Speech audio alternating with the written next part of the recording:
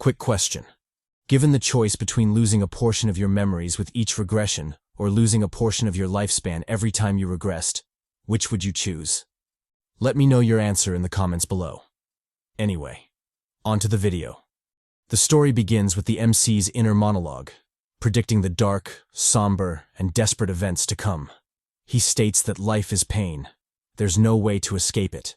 The only choice is to accept this fate and struggle to survive somehow.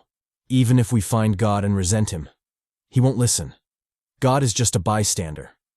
No matter what your life looks like, he won't be interested. You're the only one who can change your fate.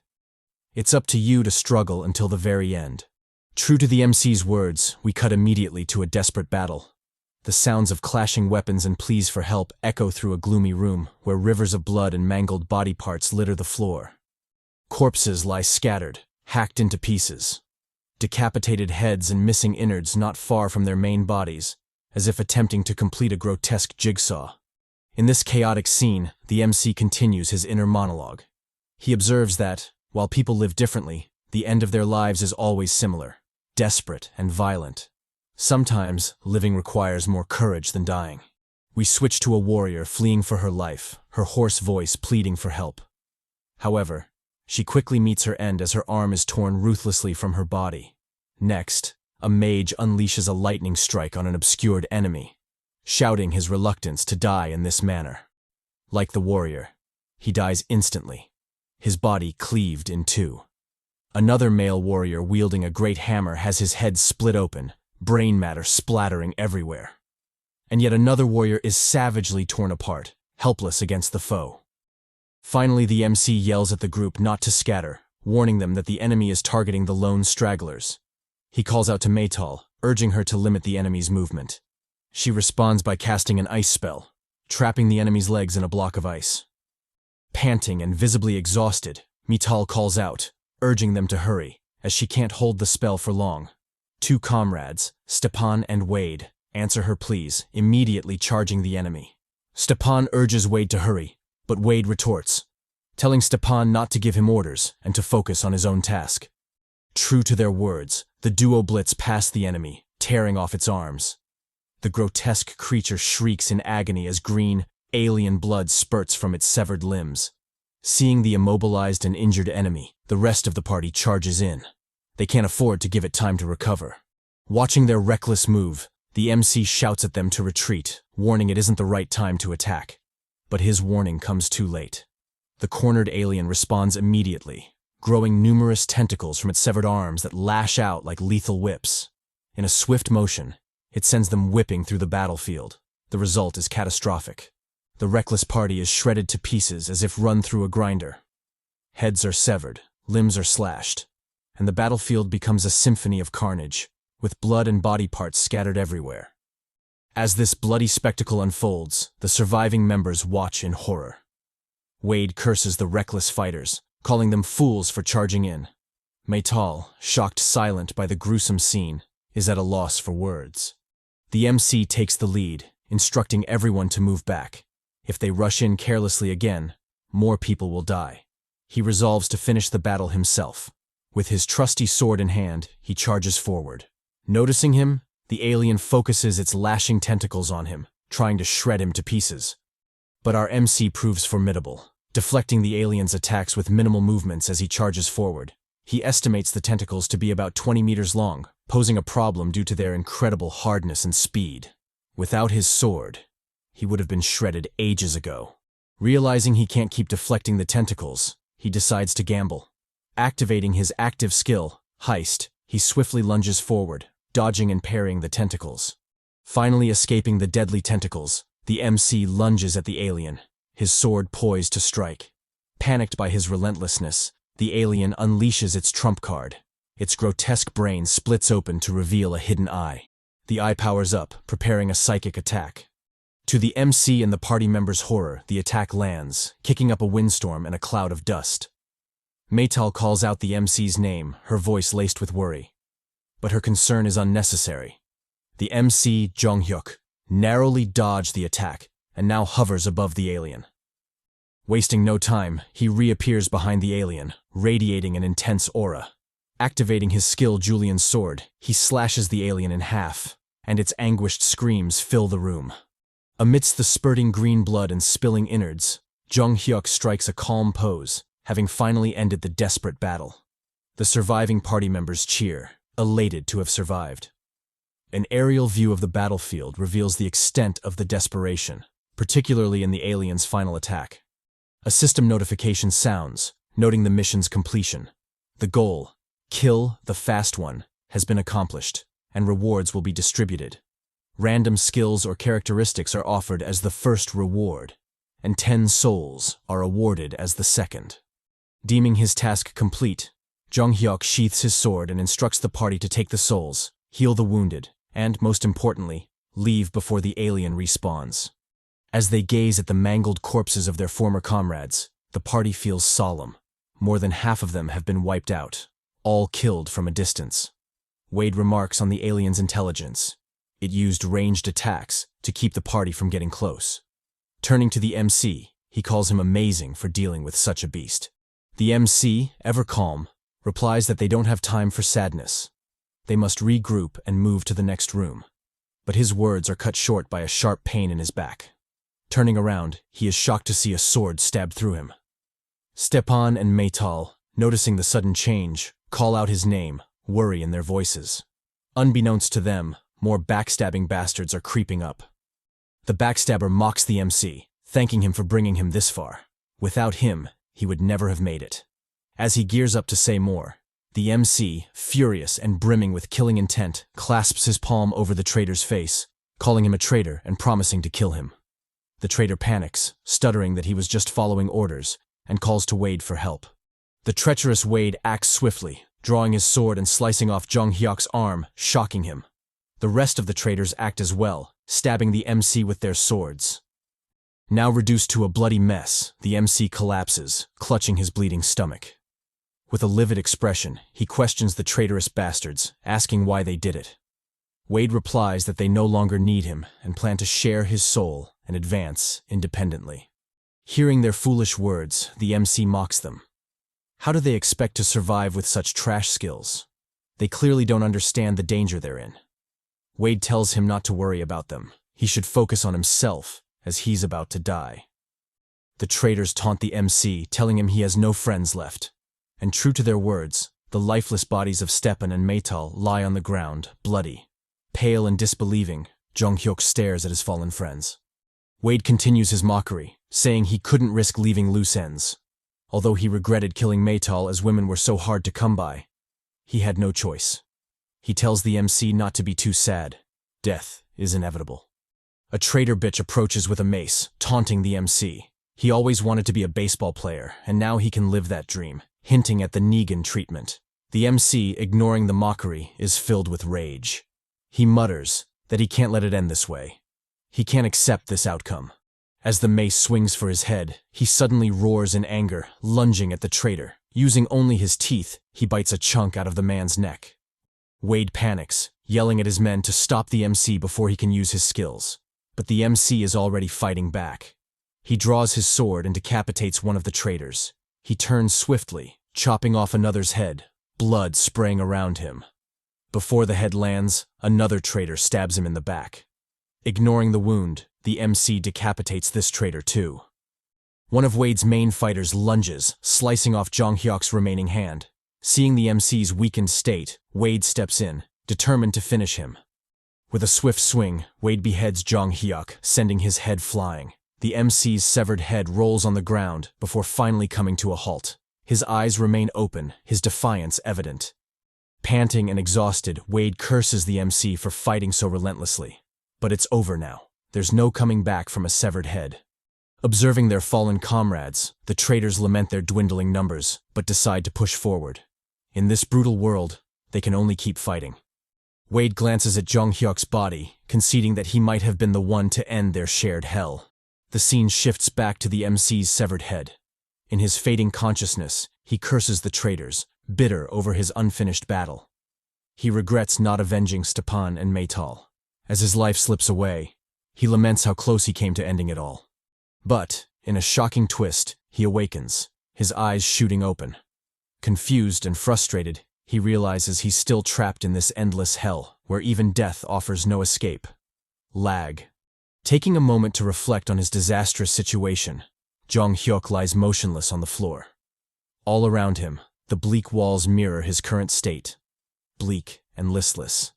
Everything is the same, even the cursed word, lag, written ominously in blood on the wall.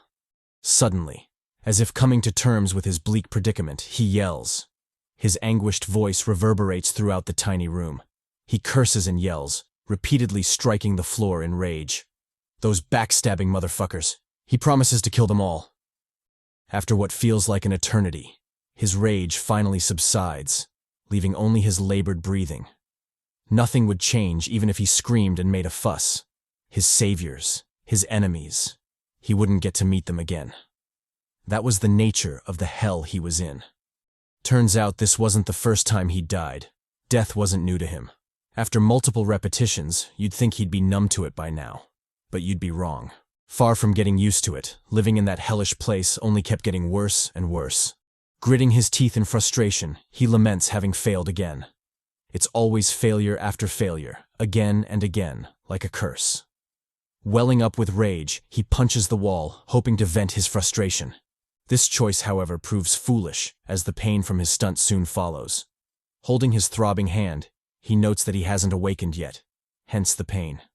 Gazing around the gloomy and cursed first floor, a space covered in dark blue light, he laments that he hasn't been here in a while.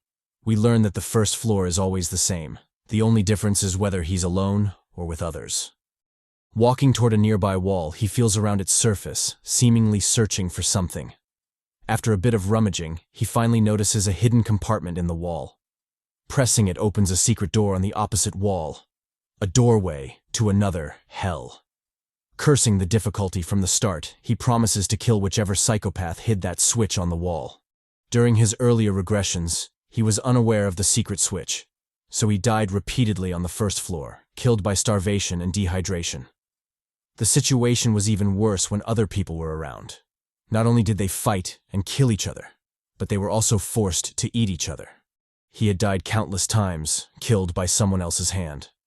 Before the awakening, he was nothing more than an ordinary Korean man. As such, his failure to secure an exit led to countless deaths in that room, and upon each death, he would be revived again and again, only to die all over again. Staring somberly at the cursed name Lag, Jeong Hyeok comments on loathing it. He doesn't know what it means or stands for, but just like the word lag, he feels like his life is lagging. However, all that is not important. What actually matters is surviving and hopefully getting the hell out of there. He's grown tired of the repeated deaths and doesn't want to do it anymore. Resolving himself, he walks into the light, ready to face his bleak future head-on. What greets him beyond the white radiance is a wide white room, all but empty except for the red structure in the middle. The red structure turns out to be a bizarre combination of cubes, humming ominously in the quiet room. The MC takes a moment to reaffirm his resolve, breathing deeply to calm his nerves. Without further hesitation, he swiftly places his palm on the metallic interface standing before the cube. As the mysterious structure boots up, a system panel appears, identifying him as player Jeong Hyeok. After confirming his identity, it immediately begins the awakening process. With the awakening, intense pain follows, causing our boy to groan in agony. The pain, however, swiftly passes, disappearing as quickly as it arrived. As the system announces the completion of the awakening, he receives multiple messages informing him of the subsequent random allocation of skills. And true to the notifications, he immediately receives the active skills Light and Flame, as well as the passive skills Pant and Bare-Handed Combat. With the task done, the system informs him of the final goal. He is to reach the lowest basement level.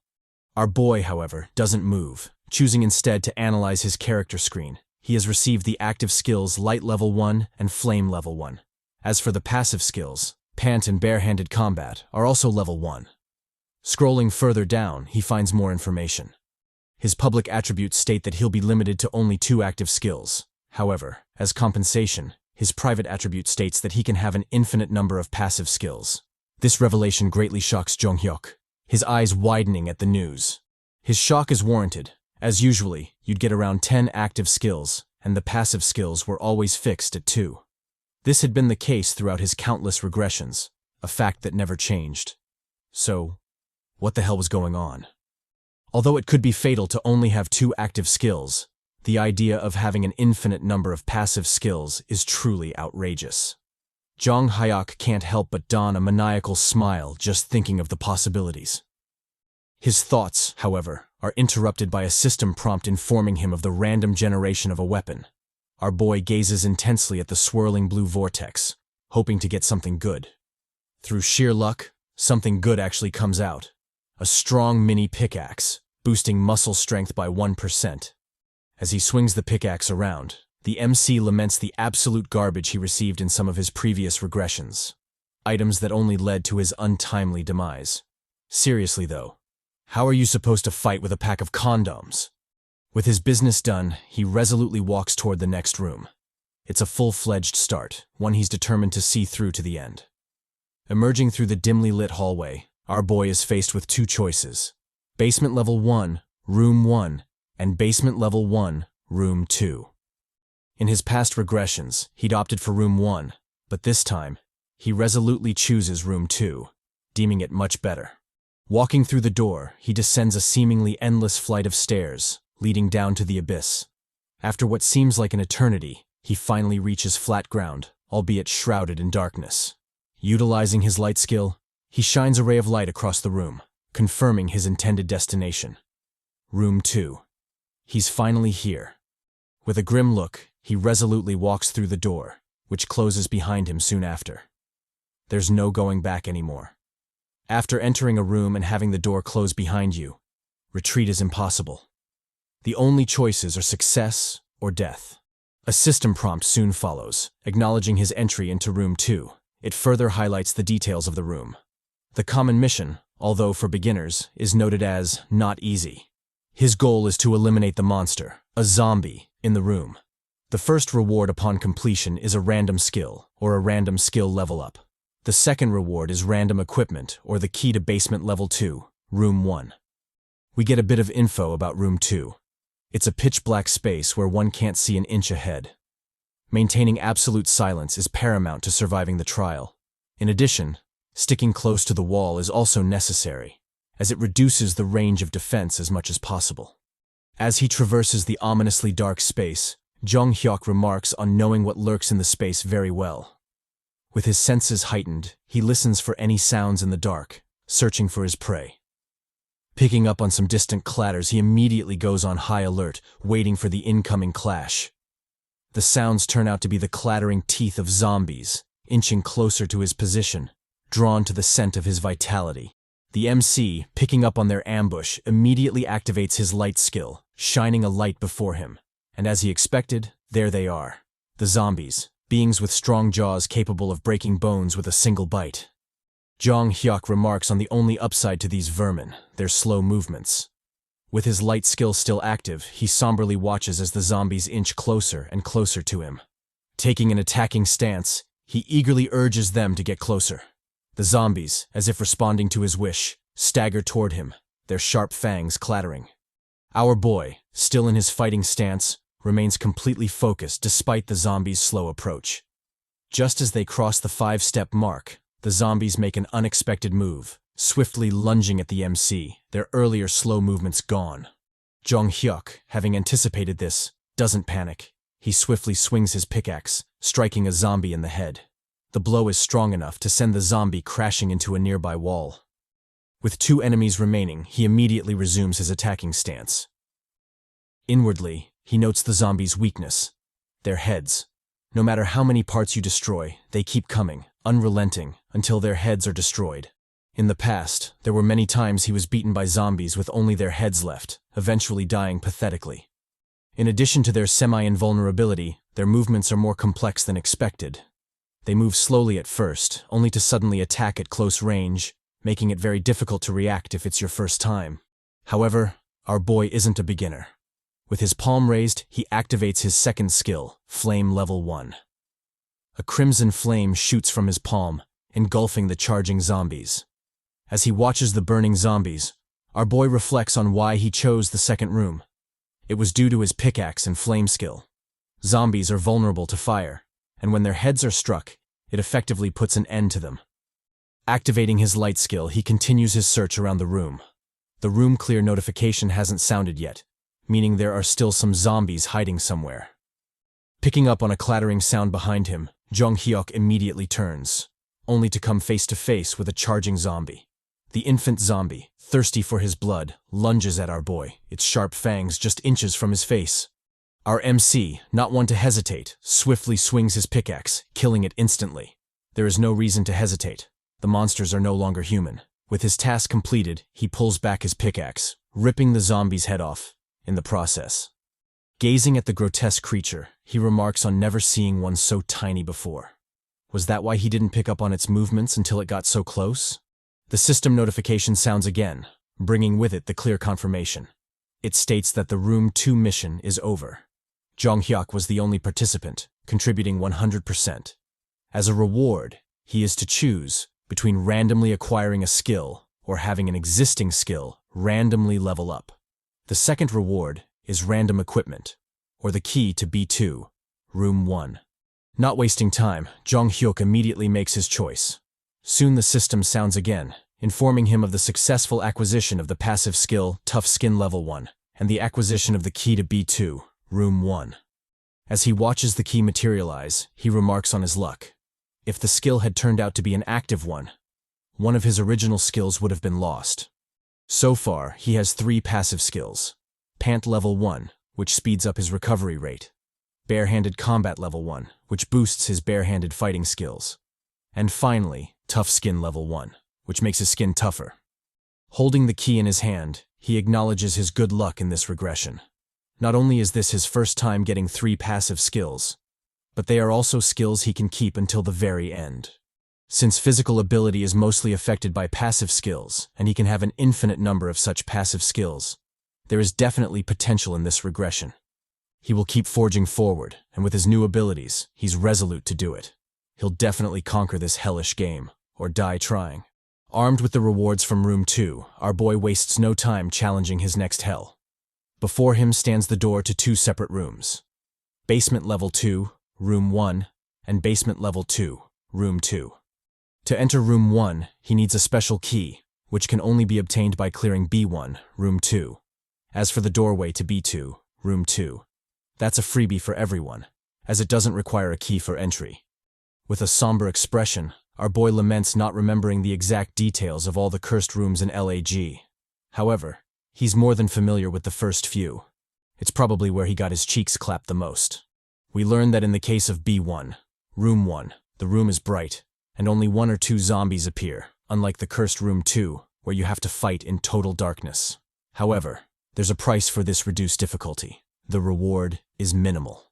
Room 2 is obviously more difficult, but as a reward, you get the special key to access B2, Room 1.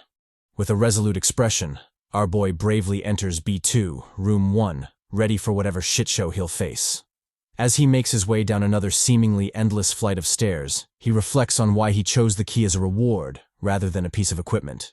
He's confident he can succeed in the mission for B2, Room 1. Another juicy incentive is that the reward is pretty good. Turning the knob for the room in question, our boy is met with another system notification. Player Lee Jeong Hyeok, the Chad has entered Room 1. The public mission for the room is to kill the bug behind the wall. The goal is to kill monsters from B2, Room 1, Space 1. As for the rewards, the first reward is speed boots, and the second is a random level up of one of his skills. Gazing at the loathsome notification, our boy laments the absurd difficulty. It's just 1 floor down, yet the challenge is already ridiculous, and they didn't even specify which monster he's to catch. As a point of reference, we get a better understanding of the structure of L.A.G. In this case, B2 means the second basement floor. The one in the middle refers to the exact room on that floor. And finally, the one at the end specifies which space in that room. For my fellow Chads, this basically means that inside a basement floor, there's 1 or more rooms. And inside those rooms, there are 1 or more spaces. Our boy reflects that so far, things are pretty good. Not to mention he already knows everything about the first few rooms. What bothers him, however, is the scene playing out before him. A man sits against the wall, seemingly asleep. This new addition to the party is player Kim Tae-min. His public attribute is breathing underwater, and his highest skill level is 2. Gazing at the sleeping dude, our boy can't help but wonder what the fuck is up with him. Even in such a situation, the dude is sleeping? Is he teasing death or something? As if sensing his gaze, Tae-min startles awake. Upon noticing the strange man staring at him, he almost shits his pants in fright. We also get an interesting new detail about the system of L.A.G. Everyone in the cursed game has access to certain information about the other participants. They can freely view the name, public attributes, and highest skill level of other players. For our boy, it shows his name, his public attribute. He can only have up to 2 active skills, and his highest skill level, which is currently 1. As expected, Tae-min is a bit taken aback. It's mostly due to the sudden arrival of the MC, but I'd like to believe it's because our boy has that alpha dog in him, rendering Tae-min speechless. All in all, there's a tense silence in the room as the two analyze each other. Our boy notices the hammer Tae-min is holding. From his memories, he identifies it as an item that boosts strength. The hammer is now covered in blood, hinting that it has been used recently. Finally breaking the ice, our boy questions Tae-min, asking him what the hell he's doing. The man, a fumbling mess, barely manages a reply through his constant stammering. Fed up with the nonsense, our boy tells Tae-min to speak properly. Tae-min finally pulls himself together and explains that he fell asleep while waiting for someone to arrive. Taking a moment to analyze the strange fellow, our boy notes it's unlikely that Tae-min passed B1, room 1, since he'd need the special key from room 2 to access this room. His scrawny appearance also doesn't suggest he defeated zombies in room 2. However, if that's the case, he shouldn't be here since he wouldn't have a key. All in all, the dude is hella suspicious. Our boy wonders if there was a third party who went into room 1, space 1 first, or maybe came down from B1, room 2. Drawing our boy from his thoughts, Tae-min replies that he was waiting for him. Jeong Hyeok, a bit puzzled, asks what he means. Tae-min explains that he had been partnered with someone upstairs. They had managed to survive the mission, but ultimately, the zombies got his partner. He tried to help, but he was helpless in the situation. Our boy, already piecing things together, replies that Tae-min must have survived somehow, and here he is. Tae-min confirms this, saying he came down in a hurry. I'm calling it now. This dude is hella suspicious. Just look at that teabag-like face. Tae-min goes on to explain that upon his arrival on B2, he didn't have the guts to go in alone, so he's been waiting for someone to venture in together. The MC, having picked up on something, replies simply, I see.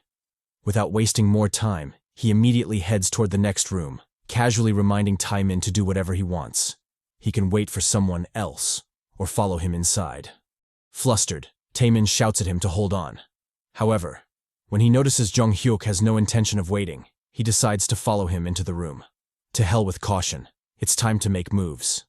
The system notification soon sounds, stating that players Jeong Hyeok and Tae-min have both entered B2, room 1, space 1. Having entered the new room, the boys are taken aback. Rather, Tae-min is taken aback. Our boy remains as nonchalant as ever. Having lived through multiple regressions, there are few things that surprise him. However, he understands how seeing such a sight for the first time could leave someone flustered. And true to his thoughts, the sight is indeed surprising. There's a forest inside the room. As for the sky above, it's hard to determine whether it's real or fake, but all he knows is that there's no ceiling. Grass grows on the floor and trees rise. No matter how you look at it, it's literally a forest. Though mesmerizing, our boy doesn't plan to stand around and ogle like a fool. Moves have to be made. He immediately starts walking toward the forest, an action that greatly shocks Tae-min. Flustered, Tae-min calls out, urging him to hold up. Does he not find the situation suspicious? They had been trapped inside a building, and now they're inside a forest. The whole thing doesn't seem right at all. After listening to his rant, our boy casually replies, sure, it's suspicious, but what does he expect him to do about it? Even if he asked, he doesn't know where they are or why they're here. The situation is already happening, and it's a waste of time to sit around with useless questions. The only move left is to forge ahead and hopefully secure the best chance of survival. Tae-min, unsatisfied with the MC's reaction, urges him to talk more about the situation. Our boy, however, shuts him down. Sitting around talking won't yield answers. life isn't that easy. The goal is clear. They must reach the lowest basement floor. The only thing they need to focus on to maybe get out of this hell. With that, he forges forward. If Taemin needs someone to sympathize with, he can look elsewhere. But Jeong Hyeok isn't that person. Besides, he never asked Taemin to follow him. Taken aback, Taemin watches somberly as the MC puts distance between them. From the look on his face, it's clear this teabag-looking motherfucker is up to no good. Snapping out of his suspicious thoughts, Taemin catches up to the MC and apologizes, admitting he was thinking of useless things during their dire predicament. Jeong Hyeok waves off his apology, telling him that if he has time to talk, he should also pay attention to the forest ahead. They don't know when or where the monster will appear. We cut to the boys making their way through the gloomy, foggy forest. Though massive, it's eerily empty and quiet, adding an extra layer of dread to the already dodgy situation. After what seems like an eternity of treading in silence, Jeong Hyeok finally stops, his gaze fixed on an obscured entity in a nearby tree. Taemin, picking up on his strange behavior, asks what's wrong. Our boy, however, doesn't answer, his focus on the creature only he sees. He wondered how many of the vermin were secretly hidden in the forest. Not getting the answer he expected, Taemin traced Jeong Hyeok's line of sight, trying to figure out what had the Chad all hot and bothered. The answer, however, wasn't one he wanted to know about. Camouflaged on the tree was a monstrous wooden spider, its characteristic being that its whole body was as hard as wood, and currently, its highest skill level was 1. As expected, Taemin freaked out, scared shitless by the strange abomination. Our Chad, however, was as cool as ever, telling him to be quiet. The monster, noticing the two new prey, immediately sprang into action. Without any wasted movements, it lunged at the boys, its massive body casting an eerie shadow on the terrified faces of the duo. With a mighty thud, it landed before the boys, the force of the collision kicking up a dust storm. The boys had no choice but to clumsily leap backward, barely dodging the attack. After all the dust settled, we finally got a clear view of the monstrous spider, and it was a nightmare. With a body as huge as a truck and an almost impenetrable carapace, the fiend was anyone's worst nightmare come true. Damn, I'm developing arachnophobia just looking at it. Our boy, however, was built differently. Despite the monstrosity before him, his attention was drawn to Taemin instead. He noted that Taemin's movements were better than he expected. Even if someone awakens an ability, it varies widely, depending on the person who uses it. As such, the strange fellow was a real enigma. He was scrawny, yet appeared capable. Something just didn't add up about him. The spider, however, wasn't going to sit around and wait for him to figure out his suspicions. Identifying him as its target, it immediately charged at our boy. Jeong Hyeok thought back to some of his earlier regressions when he had unfortunately gone up against the spider and, unsurprisingly, lost pathetically. When caught in the spider's leg, the human body easily breaks in two. However, no matter how powerful the attack was, it only mattered if he got hit by it. As such, our boy bravely faced the spider, unfazed by its menacing charge. Crunched into his fighting stance, he waited for the behemoth to make its move.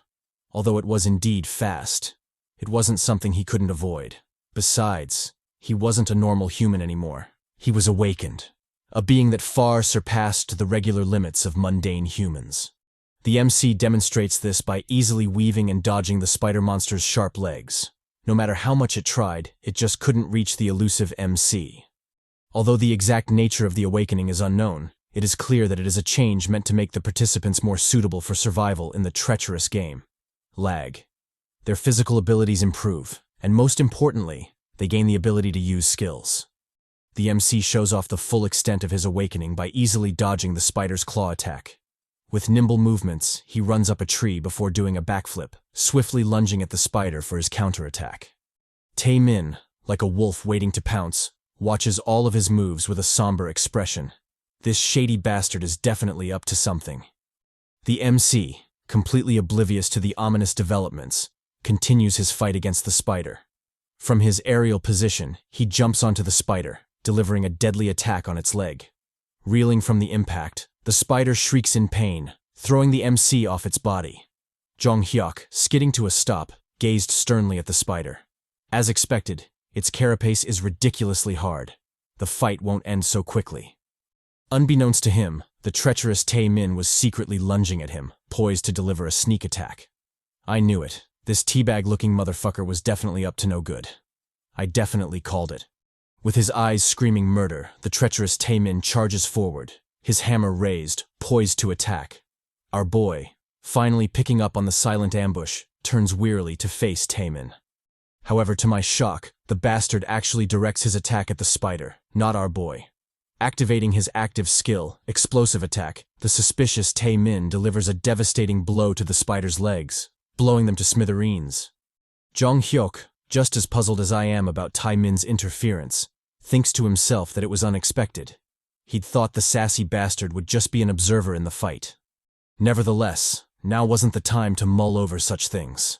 Capitalizing on the opening created by Tae-min, our boy charges in again, craving some spider cheeks to clap. He performs a leap attack, landing a solid hit on the monster's leg, followed by a backward dodge, barely avoiding the spider's counterattack. Skidding to a stop, Jeong Hyeok faces the spider head-on, no fear visible in his Chad face. Analyzing his foe, he notices a crack in its almost indestructible carapace. Finally, a chance for a lethal attack has opened up. Wasting no time, Jeong Hyeok stealthily creeps up on the spider and, in a single swift strike, obliterates its leg. The bastard Tae-min also joins the fray, delivering numerous explosive attacks on the beast. The monster, left reeling from the attacks, shrieks pathetically, its once majestic carapace now reduced to a mangled burning mess. Taking advantage of the beast's immobility, the MC charges back in, planning to finally put an end to the vermin. Leaping onto the spider's carapace, our boy charges up a devastating attack, his muscles tensed in preparation for the ensuing carnage. And he doesn't disappoint. He unleashes a barrage of attacks on the spider, his movements so swift and agile that afterimages are left in his wake. The endless blows continue. The once devastated battlefield is now reduced to a symphony of thrashing and shrieking sounds. Finally, the beast succumbs to the MC's relentless attacks, collapsing loudly and breathing its last. With his enemy felled, the MC calmly rises, his trusty pickaxe squarely tucked away. The bastard Tae-min also survived the battle, although barely, judging by his labored breath. Jeong Hyeok analyzes the strange fellow, noting his lack of passive skills that offer physical reinforcements. However, he seems to be capable of continuously using his active skills, even if it's detrimental to his stamina. In addition, the sassy bastard absolutely sucks at combat. But he does make up for it with a high-level skill, probably even higher in level than Jeong Hyeok's. All in all, the bastard is one to be wary of, especially since the previous naive and timid face he portrayed strangely disappeared when he was fighting, and his real nature was revealed. The fact that the bastard can use that much power on the second floor means he'll probably be strong in the future. The MC is determined to secure his help, even if he has to be a bit forceful about it. But all that aside, the real reason he's keeping the sus bastard around, despite knowing how dangerous he could be, is because he's confident in his ability to kill him anytime he wants, should he deem it necessary. We cut to the boys walking in the forest, and as expected, Tae-min is yapping non-stop. He questions the MC about their destination, but our boy just ignores him. Not getting a reply, he calls out to Jeong Hyeok again. The MC, frustrated by his constant yapping, asks him what he expects them to do. Should they stay there? He lets him know that the battle caused quite a commotion. Other predators must have heard it, and are currently heading in that direction. If he still wishes to stay, he's welcome to try. Tae-min expresses his understanding, but he still wants to know their intended destination. Our boy, finally fed up with his constant questions and yapping, tells him to be quiet if he wishes to follow him. Tae-min quickly agrees, his meek demeanor returning. This sudden change doesn't go unnoticed by the MC. He's seen through the mask Tae-min is wearing. In L.A.G, everyone acts to deceive each other. It's a constant game of deception. Jeong Hyeok's thoughts are interrupted by a sudden ruckus from behind him. Gazing at the new guests, he laments that it's too late to make a safe getaway. The worst possible scenario has indeed happened. They've been flocked by a clutter of spiders. If you thought the lone beast was dreadful, try imagining a whole group of them, all thirsty for your blood. Tae-min, scared shitless, asks what they should do. Our boy responds to the idiotic question, they should run like hell. And true to his words, the boys haul some cheeks, with a clutter of spiders hot on their trail. The pursuit continues through the middle of the woods, then the path to the left, followed by the path to the right. The spiders just weren't letting up, and the boys had no option but to run like their lives depended on it, because they did. Finally, our boy notices that things can't continue like that. They will soon be swarmed, and he needs to do something before that happens. With a plan in mind, he immediately makes his way to a clearing beyond the forest. Tae-min, the noisy bastard, is quick to complain, shouting that the MC has led them to a dead end. Shouldn't they be looking for a door to the next floor, or maybe another way to get to the third basement floor? Jeong Hyeok, enraged, grabs the motherfucker by the face. With a chilling look, he tells him to shut his stinking mouth. Tae-min, dreading his doom, immediately apologizes. With a gentler tone, he voices his argument, noting that the spiders will soon catch up and they're trapped in a dead end. The MC ignores him. He's busy trying to calm his fury. He had almost killed the bastard out of anger. Looks like keeping the treacherous jerk alive will be harder than our boy thought. We cut to some general info about room B211. Although it seems like a vast forest, it's actually not infinite. Our boy intends to use that feature, along with the fact that the spiders will come hunting for them, to launch his counterattack. Activating his flame skill, he sets fire to a tree. He also instructs Tae-min to do the same using his explosive attack. The goal is to set fire to the whole forest. Obviously, the noisy bastard complains, but the MC tells him to shut up and do as he's told. Tae-min, still scared of our boy, decides to keep his head down and follow orders. With his trusty hammer, he strikes the trees, setting them ablaze. The embers from his attack spread wide, setting the nearby trees on fire. In just a couple of minutes, the fire blooms into a huge inferno, unstoppable in its spread. Tae-min asks why they did that. If the fire spreads, they'll be in danger too. Jeong Hyeok doesn't answer, seemingly waiting for him to figure things out on his own. Any further attempts by Tae-min to get clarification from him are met with a quick jab to the face, serves him right. Soon, however, the plan becomes obvious.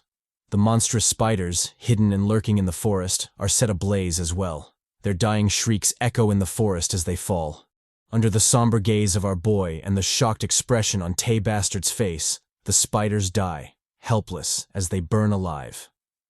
A system notification soon sounds. The mission is complete. The goal of killing the wooden spider is achieved, and the rewards will be given to player Lee Jeong Hyeok. He contributed 94%, while Tae Bastard contributed 6%. As such, Jeong Hyeok will be rewarded with speed boots as his first reward, and a random skill level up as his second reward. The MC explains that each mission has a minimum condition for receiving compensation.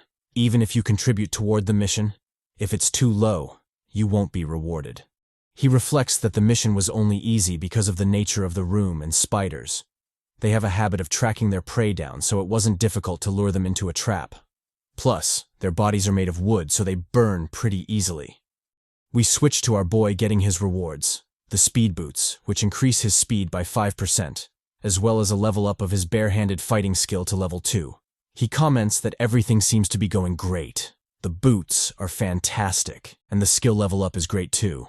The only problem he can point out is his horrible crime against fashion. Turning his attention to the stalking Tae-min, he asks him why he's staring so much. The latter asks if everything is over now. Jeong Hyeok calmly replies that if the system notification indicates it's over, then it's over. He has to quickly adapt if he wants to survive. Walking away from the bastard, he dives into his future plans. There are certain things he needs to acquire before moving forward. We don't know exactly what they are, but he's a regressor, so I'm sure he has something cooking. Behind him, the suspicious Tae-min is giving him the treacherous look again. I might have been wrong the last time, but my gut is telling me this bastard is up to something. Guess we'll just have to wait and see. We cut to the raging inferno finally dying down, leaving only its embers stubbornly clinging to life in the otherwise eerie, smoky forest. The boys, now free to move around, walk through the burnt battlefield, seemingly searching for something. Jeong Hyeok, taking a moment from his search, gazes suspiciously at Tae-min, his inner thoughts too cryptic to decipher. Maybe, like me, he's already caught a whiff of Tae Bastard's treacherous smell. Anyway, he decides to put that aside for now and continue on with his search. As he searches thoroughly through the battlefield, we learn more about the lore of the cursed game, L.A.G. Apparently, clearing missions isn't the only way to get rewarded in the death game. You can also get rewards for killing monsters, one of which is a soul. True to the lore, our boy finally finds what he's been looking for. a strange, luminous orb floating gently above a charred spider corpse. This is the soul. In L.A.G, souls essentially act as skill points. By collecting them, players can raise the level of their skills. Of course, depending on the skill type and level, several souls might be needed to level up. We get a glimpse of this when a system notification pops up, informing the MC that he needs 2 souls to level up his bare-handed fighting skill to level 3. Since souls serve as a kind of skill point, they can be collected and stored in the body, only to be used when the player decides to do so. Players can also take them out of the body and use them for transactions. All in all, souls are very vital for survival in L.A.G, serving as both a means to get stronger and as currency. Done with the lore dump, Jeong Hyeok looks around the battlefield, searching for any souls he might have missed.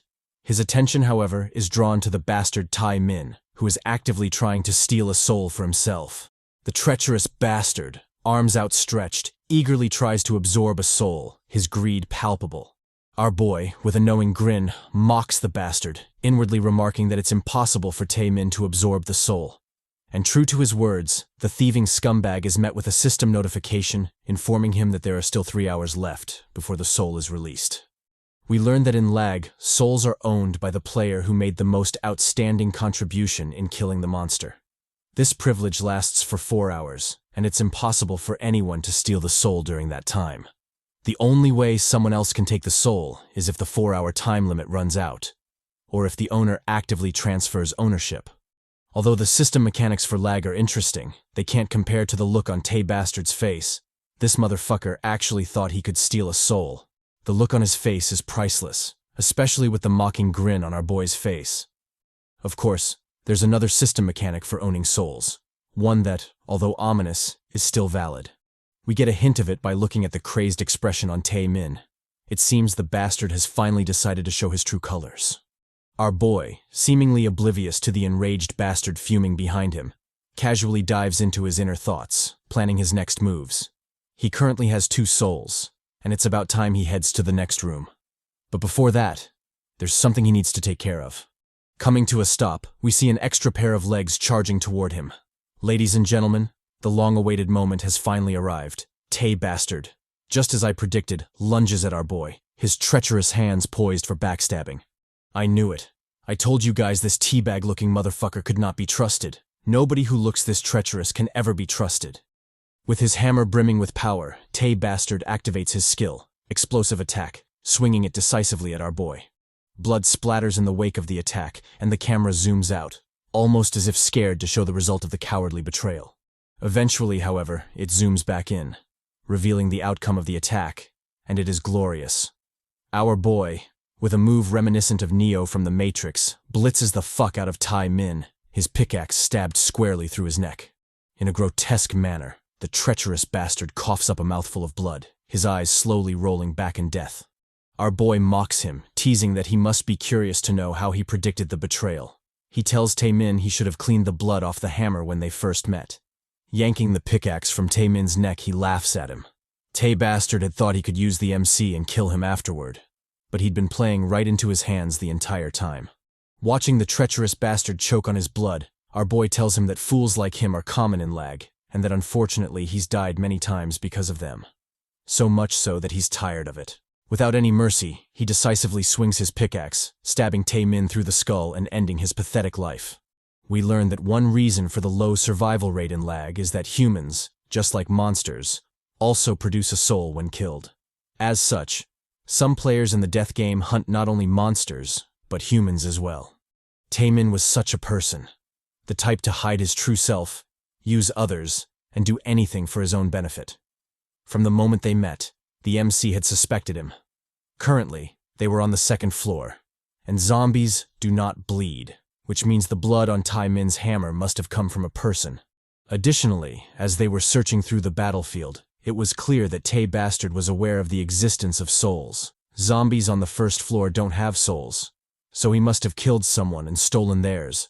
Like the coward he was, he probably aimed for his partner's head after killing the zombies. But all in all, the bastard is dead now, even being used after his death. Thanks to him, our boy now has 3 souls to his name. Speaking of being used, it's funny how Tae-min died on all 4s like a dog. Dude will be crossing to the afterlife, ready for backshots. What a fitting end for the bastard. Jeong Hyeok reflects on how he was able to outsmart Tae-min. He was already familiar with such situations. Through his countless regressions, he's dealt with people like that many times, often dying pathetically because of them. He's tired of that kind of death, so he's determined to focus solely on his survival. To make it out of L.A.G alive, he's prepared to do whatever it takes. The death game is a place where not only the strong survive, but where the survivors are also strong, and he's determined to be one of them. We cut to him equipping Tae-min's hammer. The hammer turns out to be a relic that boosts strength by 1.2%. Although his fashion sense is terrible, and he looks like an engineer, his current loadout is pretty decent. In some of his previous regressions, he made it to the 6th basement floor with nothing but a crowbar, so he's doing pretty well right now. However, getting more equipment quickly is essential. In addition, he also needs to level up his skills. With his current gear and skills, it'll be a hustle to fight monsters. But he can't rush it. In the cursed game, impatience leads to mistakes, and mistakes only lead to a pathetic death. He has to tackle every situation with a calm mind. Saying so, he places his hand on the door leading to the next room. The door to basement level 2, room 1, space 2 slides open with a gentle swoosh. Behind it lies a long corridor leading into darkness. Our boy, not one to hesitate, resolutely walks through the door, which immediately shuts behind him. The system notification soon sounds, announcing that player Lee Jeong Hyeok has entered B212. Our boy ignores the notification and calmly proceeds forward. At the end of the long corridor lies another room, with doors on all its sides. We learn that B212 is a lobby or restroom of sorts, a place where players can rest and reorganize. One door leads to basement level 2, room 1, space 3, likely another trial room. Another door leads to a shower, just in case you want to be fresh before you die. The final door leads to L.A.G, whatever that is. Our boy, clearly having more information than I do, decides to visit the third room first. Pushing open the door, he enters the L.A.G room. Behind it lies a mysterious, spooky phantom, a vendor of L.A.G. Jeong Hyeok notes that although he's used to seeing them, they somehow always make him feel uneasy.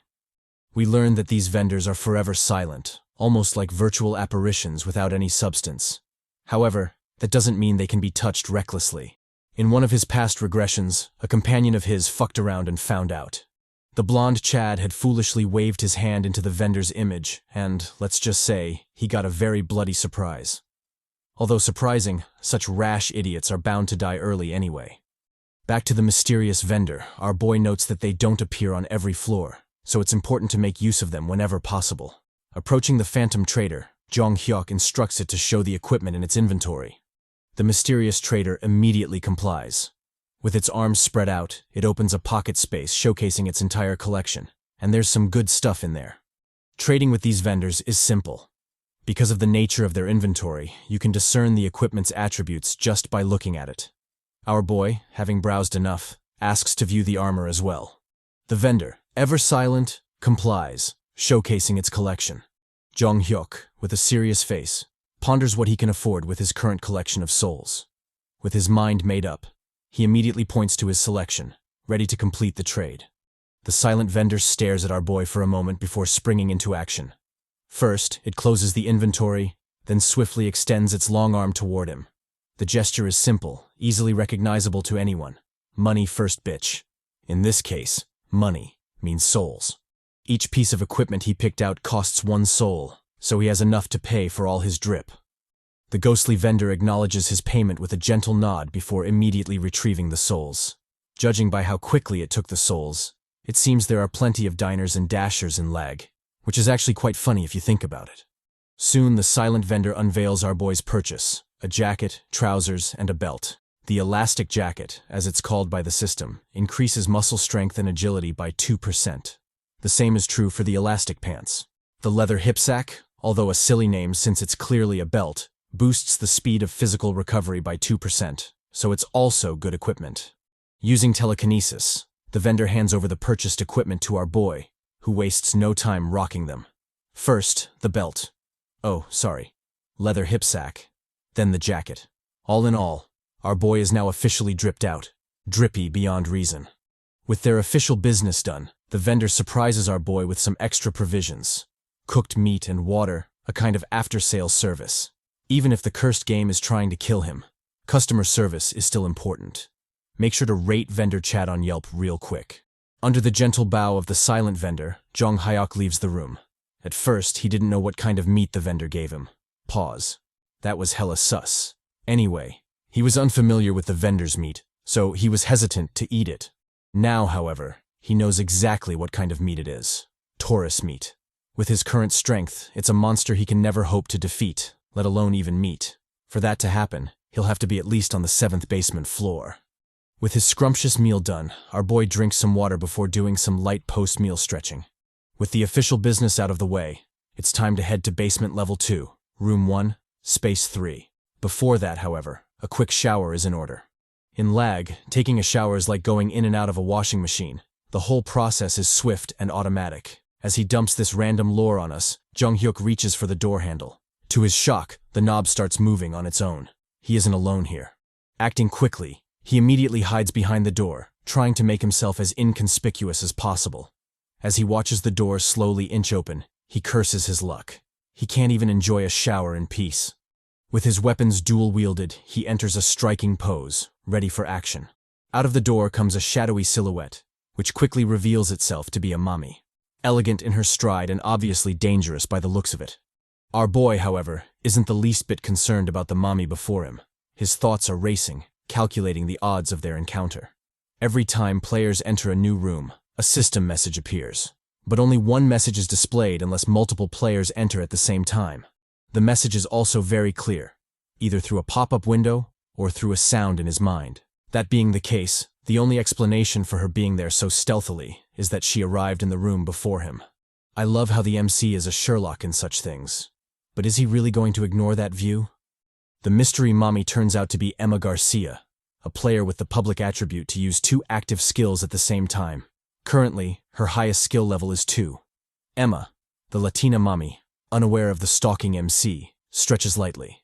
She had been worried about the shower mechanics because they didn't produce water, but the bath turned out more refreshing than she thought. Left uncertain about her future path, she ponders what to do. Her thoughts, however, are interrupted by a cold metal placed against her neck, greatly shocking her. With a cold tone, Jeong Hyeok instructs her to stay still. If she moves, she'll die. He issues further instructions, telling her to raise her hands high where he can see them. Any foolish attempts to make noise or resist will be met with a swift and brutal bash to the head or a hole through the neck. Emma, a bit flustered by how fast things are progressing, tells him to hold up. They can always talk it out. Jeong Hyeok, however, doesn't relent. He instructs her to take out her equipment and souls. She is to slowly kneel and put everything she has on the ground. Garcia, scared shitless, immediately complies, placing her dagger and pouch on the floor. Although he's aware she has none left, Jeong Hyeok still asks her to take out her souls as well. Garcia replies that she has no souls. Surely he should know that as well. Her words hold true. In L.A.G, it's impossible to know the exact number of souls a player holds, but it is possible to determine if they have souls on them or not. Gazing warily around the room, our boy inquires if there are others around, probably her companions. Emma immediately replies that she's alone. The MC, however, isn't convinced. He tells her to stop with the lies. If she already knows that he can check if someone has a soul or not, then she should know he already sensed something. There's someone else with her. Garcia, despite the tense atmosphere, shows a smile, probably thinking about the best way to explain herself. Jeong Hyeok, noticing the odd reaction, asks if she thinks this is a laughing matter. Is the situation funny to her? Emma immediately denies this. Thinking quickly, our boy concludes that the only place left to check would be the shower room she just came out of. With Emma as a hostage, he instructs her to open the shower door. When they enter the room, however, it's completely empty. Jeong Hyeok, a bit puzzled, tells Emma to speak the truth. What the hell is really going on here? Emma nervously replies that the person she was with had already left, gone to the next room, room B222. She further clarifies that after they finished their mission in room B221, 2 doors appeared. The stranger went to room B222, while she came to room B212. This news greatly shocks Jeong Hyeok. The system of L.A.G had changed. Normally, if he'd gone through room B211 and she went through room B221, they shouldn't have met. The only way to meet would be if they both went to the next basement floor. But now it's different. She went from room B221 and came directly to room B212. For you Chads who are a little confused, it basically means that although they were on the same floor, they were in two different rooms. In the normal setting of L.A.G, they shouldn't have met unless they both went down to the next floor. But now, she left her room and joined him in his room, which should have been impossible according to his multiple regressions. With his pickaxe held threateningly against her scalp, Jeong Hyeok asks if she's sure. Latina Mommy immediately confirms, saying she's double sure. Although the change is bizarre, our boy remarks that it's a good one for him. Normally, you're forced to choose a single room on each floor, but now that is no longer the case. So long as he remembers which rooms have the juicy rewards, he can freely choose any room on any floor. Diving back to business, he asks Emma why she didn't go with her companion. Scared and visibly shaking, Latina Mommy answers that the dude was a serious pervert. She didn't want to travel with him. As soon as he chose a room, she immediately escaped to the opposite one. Our boy, with a serious face, decides to think hard about his choice. Should he kill her or not? Currently, the only benefit to killing her would be to get a single soul, which is not really worth it. Latina Mommy, apart from being busty, has a pretty decent understanding of the survival game. Meeting such a person is very rare on the second basement floor. Another juicy incentive is that she can use 2 active skills, which is pretty OP. Our boy, lost in his murderous thoughts, is interrupted by Garcia, who's grown uneasy from the sudden silence. She directly asks if he plans to kill her, expressing her reluctance to fight him. She goes further to plead her case, saying that she has no intention to harm anyone, and, if that still isn't enough for him to keep her alive, he should know she's also smart, athletic, cute, and, of course, sexy. She has sexiness galore. I know it might sound like I made that up, but she actually said that. Our boy, tired of her embarrassing ramblings, tells her to shut up. With a calm voice, he tells her to travel together with him. Although he might sound cool on the outside, inwardly, our boy is thinking that if he is to end her, he should do it later, as it will be more profitable. Damn, it's sad. But currently, Emma Mommy is just a sheep being fattened by our boy to be slaughtered later. The Latina Mommy, unaware of her bleak future, asks Jeong Hyeok if she could turn around. Our boy agrees to this, reminding her to pick up the equipment she'd discarded. Emma Mommy, like a true simp, blushes at the sight of Jeong Hyeok. She had thought he was a middle-aged man from the sound of his voice, but it turns out he's a dripped-out, handsome Chad instead. Everything about him screams poppy, except for his eyes. He has the eyes of a lousy person. Jeong Hyeok, a bit taken aback by the compliment sandwich, asks if she can afford to say that. He had her hostage not too long ago, after all. Emma casually replies that she's a positive person. All that is in the past. Besides, he already decided to travel together with her, so he shouldn't change his mind. Jeong Hyeok, in a roundabout apology, explains that his behavior was necessary. It was a means to protect himself. In this treacherous game, it's better to kill than be killed. Emma, picking up on his long and concealed apology, expresses her relief. She officially doesn't think of him as a bad person, nor as a thirsty pervert. Hearing such straightforward and somewhat naive thinking, our boy reflects that she probably hasn't been forced to kill someone, or maybe hasn't seen someone die before her eyes. She might know the fear of death, but she still isn't realistic about it yet. In that cursed game, they are forced to be close to death. The only difference is the form of the death, whether it's theirs or someone else's. Turning to our boy, Emma Mommy inquires about what their next move will be. Jeong Hyeok replies that they will be challenging the next room, basement level 2, room 1, space 3. Emma asks if there will be monsters in there, and our boy swiftly confirms it. Garcia Mommy, surprisingly resolute, immediately heads for the door, urging Jeong Hyeok to follow. Her false confidence, however, immediately crumbles, and she's left frozen before the door. Turning to our boy, she begs him to go first. She's a vulnerable woman after all. Our boy, however, isn't a simp. As a proud member of the Virginity is Cool Club, he tells her to go in first. Besides, he's a serious gentleman and believes in ladies first. Manners make a man. Garcia mocks him, telling him that he must have learned it wrong. He should probably go learn it again. Saying so, she opens the door. Behind it is a dark and eerie corridor. Our boy, remembering his manners, immediately pushes her inside. A lady should always go first, even if it's into a dark and ominous room. We cut to our Chad and Mommy traversing the dark and ominous corridor. The eerie atmosphere is further emphasized by the silence in the room, their subtle footsteps being the only sound echoing. The soul-saving grace in the otherwise dreadful situation is that Garcia Mommy turns out to be more busty than we initially thought. Just look at that figure. I mean, if you're going to die anyway, you might as well do it in the company of someone busty. No offense to our flat queens. I'd nibble on you any day of the week. Our boy, oblivious to the dynamite Garcia is parking, casually dives into his thoughts, desperately trying to recall the challenge of the next room from his multiple regressions. Garcia calls out to him, interrupting his thoughts.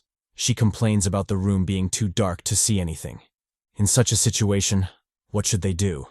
Our boy, always a man of manners, ruthlessly pushes her into the room. What's there to be confused about? Just enter the damned room.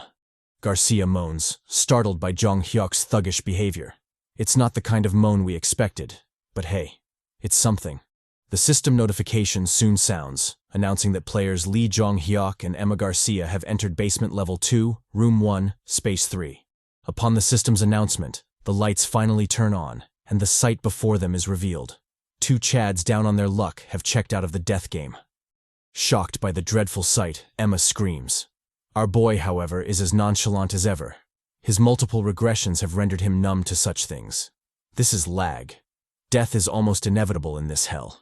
The camera zooms out, and we finally get a glimpse of the entire room.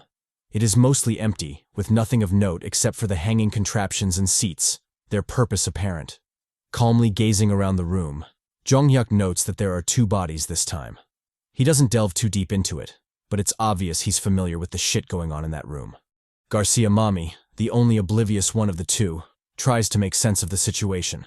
They're in a room with hanging bodies, and on the wall are multiple screens, their content obscured for now.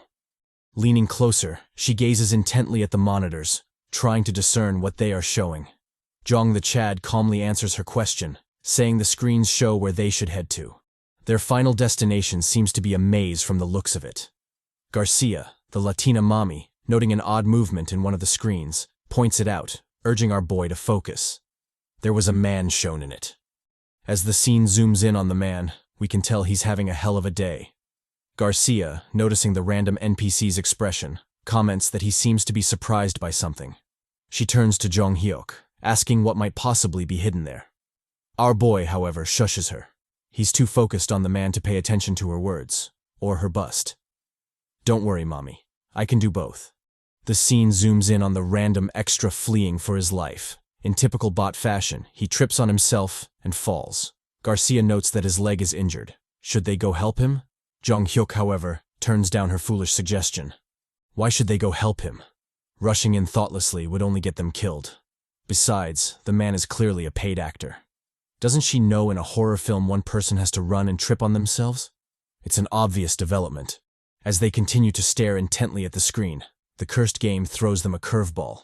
On the screen, a majestic yet deadly predator emerges, calmly stalking its prey. This behemoth is the masked lion, a being capable of eating anything well. Really? Anything? Ahem. Get your dirty minds out of the gutter. Currently, its highest skill level is 5. As the literal cameras for the death game zoom in on the dreadful creature, our busty mommy, Garcia, startles in surprise. What the fuck kind of creature is that? Jeong Hyeok, the experienced regressor, isn't faring too great either. With a panicked expression and butt cheeks clenched, he wonders why a masked lion would be on the second basement floor. Lag had changed, and as it turned out, it hadn't changed only for the better. He cursed himself for being too complacent in his common sense. Of course the death game wouldn't be kind to him. It had changed as a whole, for better or worse. The random NPC, who turns out to be a genuine person and not a paid actor, was currently shitting himself. The lion had him in its sights. Like a spoiled child playing with a toy, it mauled him ruthlessly, his blood painting the ground crimson. Even as he screamed desperately, the giant behemoth was unrelenting, determined to swallow him whole. It even bit his crown jewels for good measure. Damn, just what did he do to make the lion that mad?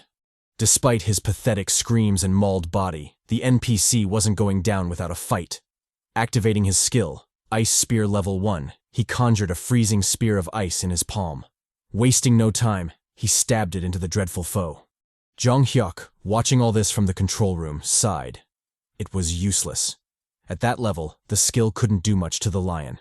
And true to his thoughts, the freezing spear just bounced off the lion's hide, doing 0 damage. Eventually, however, the NPC decided on a more strategic approach. He stabbed the lion through the only soft spot available, the eye. The lion, left reeling from the attack, wailed in agony. Contrary to the bot's expectations, it didn't release him. Instead, it doubled down on the damage, digging deep into his flesh. And I'm not kidding this time, his balls. In a brutal show of rage, the lion feasted on the NPC, completely ignoring his death throes. The man helplessly coughed up a mouthful of blood, his death seemingly inevitable. Under a bloody shower, the random dude finally succumbed to his fatal injuries, moving on to the afterlife squeaky clean. GG to our boy. Back at the control center, Jeong Hyeok and Emma Mommy watched the scene unfold in shock and horror. Despite the corpses chilling in the background, the duo were glued to the screen, unable to take their eyes from it. Our boy, vexed by his horrible luck, cursed. Throughout his countless regressions, there had been a monster in the maze, but never a masked lion. The situation was proving impossible. A complicated maze, an unkillable mob, there just wasn't a way through it. Fighting the lion was suicidal with zero chances of winning. The best, and maybe only solution, would be to somehow get to the next floor without meeting it. But that was easier said than done. And with his luck, it would be a miracle if it happened. Calming himself down, he steadied his resolve. He wasn't going to give up, not just yet. This regression was a great opportunity, one he couldn't afford to miss. With a firm will, he resolved to survive. He'd survive no matter what. Latina Mommy, with her own MC power-up moment, thoughtfully analyzed the situation. Our boy noted that although she was scared shitless, she didn't turn her eyes from the screen.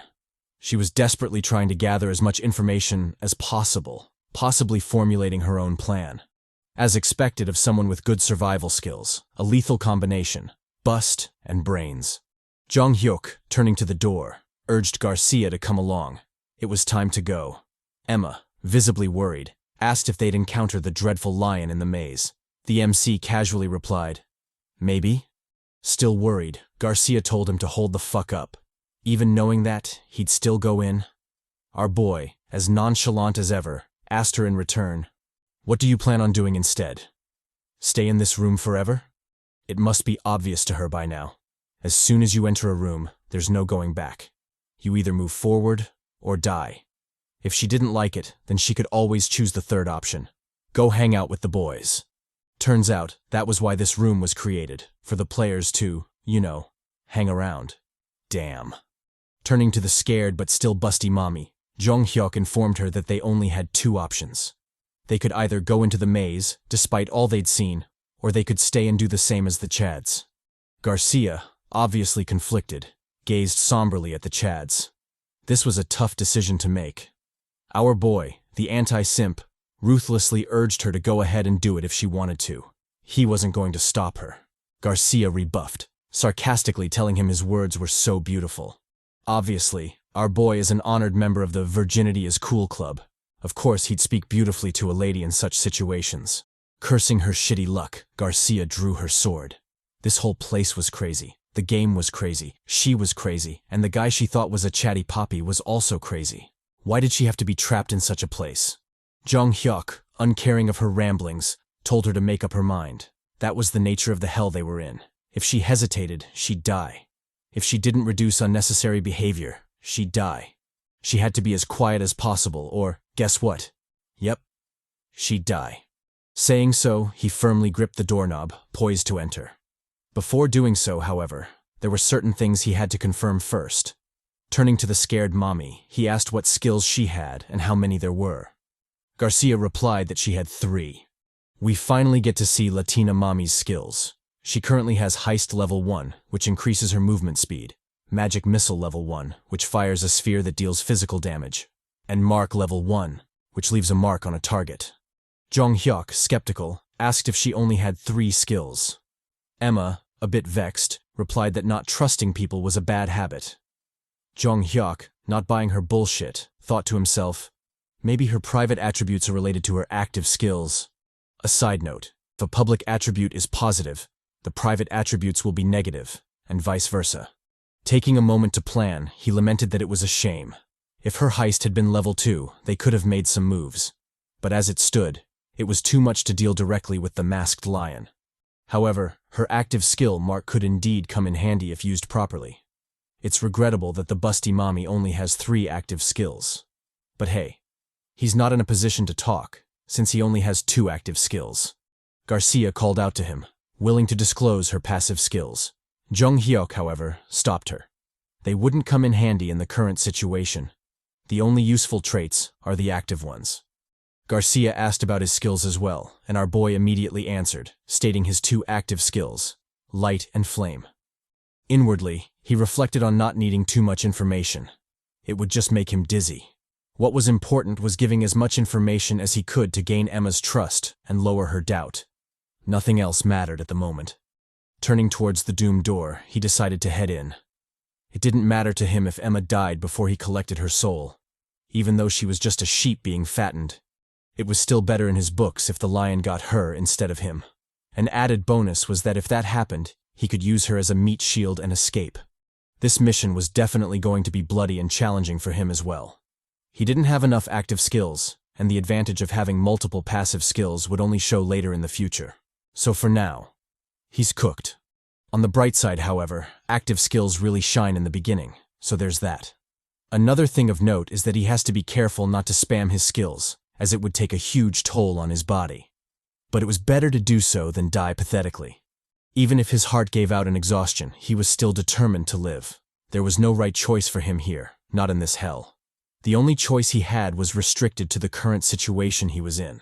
It was up to him to find an answer in the chaos. The death game was changing. It was no longer the place he knew. It had morphed into a hell that was hard to predict.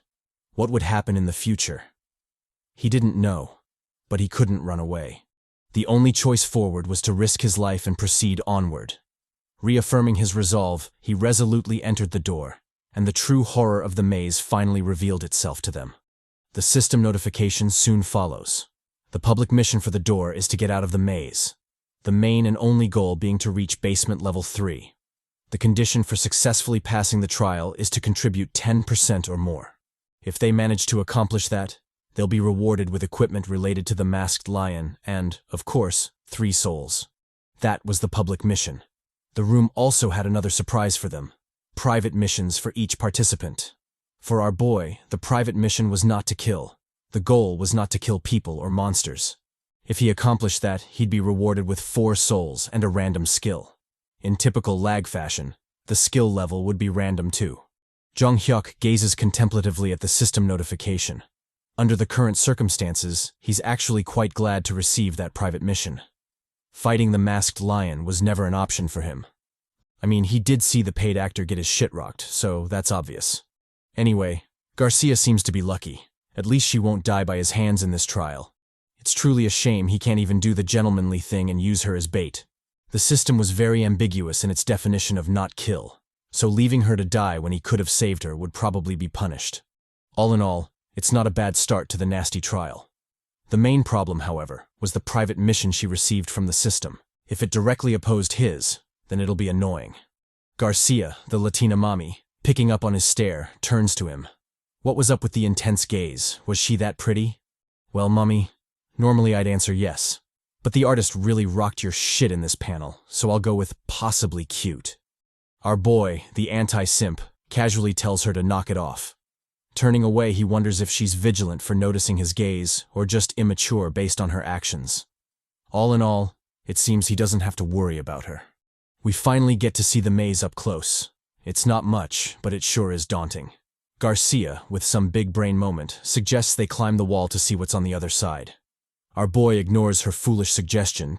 Emma, not giving up on her big brain moment, points out the electric current-like thing flowing atop the wall. Should they go check it out? Really, bitch? We cut to them standing before the maze door. Like most things in the game, they are given a choice, albeit both equally daunting. The MC laments on the maze changing every time he regresses. As such, his past knowledge is practically useless here. He's feeling a tension he hasn't felt in a long time. There's the obvious instinct and resolve to survive. But mixed in is the anxiety that this might actually be his last regression. The two emotions are blended, constantly plaguing his mind and dulling his senses. Our boy, however, chooses to put all that aside for now. It's not like anything will change if he stresses about it. Besides, there have been many times when he wished his death would be permanent in the cursed game, so dying isn't really a problem. Latina mommy pulls him from his thoughts, asking which path they should choose. Jeong Hyeok, like a true man of culture, uses the best and arguably only method to decide. Hawk 2, spit on that thing. Guided by the sloppy, he confidently points left. Emma, startled by the odd behavior, shouts at him, asking what he's doing.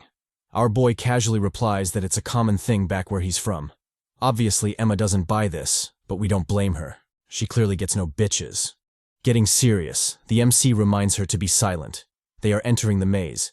It'll be dangerous if she continues yelling like that. We cut to them inside the maze. The death trap is exactly as you'd expect. Long, dark corridors flooded with unnerving silence. In a sick twist, there are actually numerous braziers lined up against the walls. However, as expected from the twisted game, all of them are unlit, silently mocking them. Jeong Hyeok reflects that, currently, they lack the means to deal with the masked lion. As such, meeting the fiend in that straight corridor would be their doom. However, even if they had the means, the straight corridor would severely limit their countermeasures. Currently, the only noteworthy equipment in his possession is the speed boots he's wearing. If he gets a heist effect, he might be able to rival the masked lion in speed. Emma, however, would be cooked. There's just no way to stop her from being eaten. Their best bet is to hope they never run into the masked lion. Thinking so, they finally arrive at their first fork in the road. Jeong Hyeok deploys his divine technique, peeping Tom no jutsu. With perfect precision, he cranes his neck, analyzing the road ahead. From his stellar form, it's obvious our boy is an experienced Tom.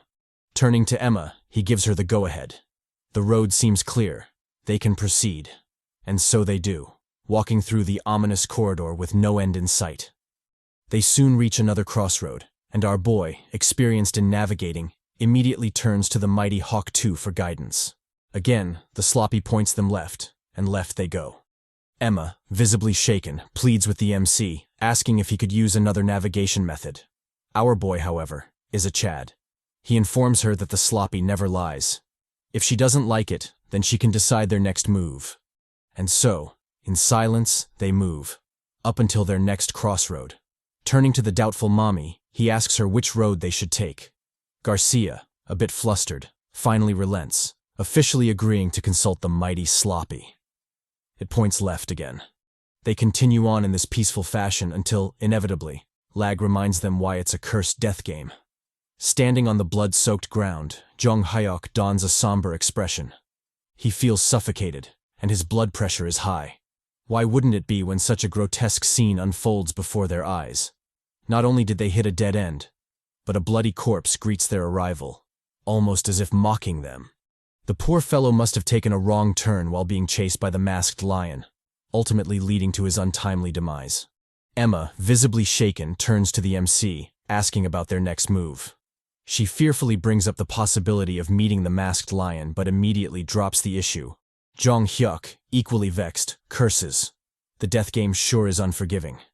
Emma, playing the role of supportive baddie in the apocalypse, encourages the MC. They should probably try the other forked road. Jeong Hyeok, noting how cool Emma seems to be, finally calms down. He chastises himself for being too nervous about the multiple variables at play. He needs to remain calm.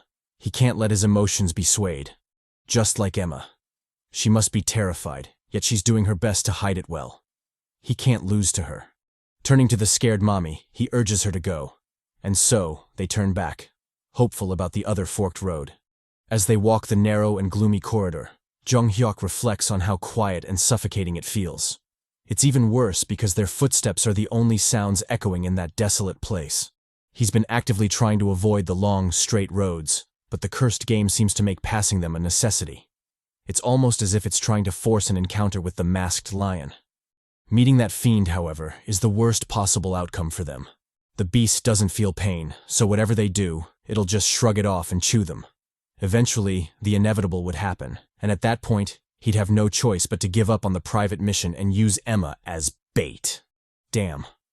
I thought Emma had graduated from being a fattened sheep to a certified apocalypse baddie, but it seems I was wrong. We cut to them arriving at a new crossroad. Emma, as nervous as ever, asks for guidance. Maybe the mighty sloppy has some wise choices for them. Our boy, however, tells her to decide. He's not particularly confident in his choice this time, especially the middle road. It gives him a bad feeling. Garcia nervously turns down the offer, opting to let the MC decide. Our boy, a bit puzzled, wonders why she keeps leaving such life-threatening decisions to him. Well, it doesn't take a genius to figure it out. She just wants someone to blame when shit hits the fan. It might be a death game, but mommies will forever remain mommies. He understands her, though. In such a situation, it's human nature to want someone to rely on. And right now, he's that someone. That being the case, he remains resolute. He won't drop his guard. You can never be sure what someone is thinking or what they're hiding inside. He should know better than anyone else, referring to the time he was sent ahead. Done with his inner monologue, the MC continues on his journey. By his side, Garcia is holding her own. It might be a death game, but both are determined to survive somehow. Who knows? Maybe things might actually go well for them. Or so they thought. Their naive hopes are immediately crushed by grim reality. Coming to a stop, a feeling of pure terror grips the duo, their faces slick with sweat and anguish. Who can blame them, though? Before them stands the dreadful behemoth, the creature capable of fucking up their day. The masked lion, as if sensing their presence, turns in their direction, its maw still bloody from its last victim. Surprisingly, there's nothing there. The MC and Garcia have vanished. When we zoom closer, however, we see they're hiding in a corner. A perfect blind spot for the beast. And when we zoom even closer, we see that our boy is secretly copping a feel. Damn. Even in this mess, he's still representing the squad. Truly, not all heroes wear capes. Jeong Hyeok, visibly nervous, tracks the lion, hoping it won't come their way. But his luck is absolute trash. The behemoth's footsteps grow louder, signaling its imminent arrival. Cursing his rotten luck, he desperately scans his surroundings, trying to figure out a way forward. The path back is too far. It's impossible to make the trip unnoticed. Worse, their footsteps would lead the lion straight to them. As it stands, they're cooked. But he can't give up. He can't stop thinking. Even if the odds are slim, he has to try something. Finally, a grim idea dawns on him. The thought is almost laughable, but it's all he has right now. Turning to Garcia, he asks how much she weighs. Garcia stammers that she weighs 55 kilograms.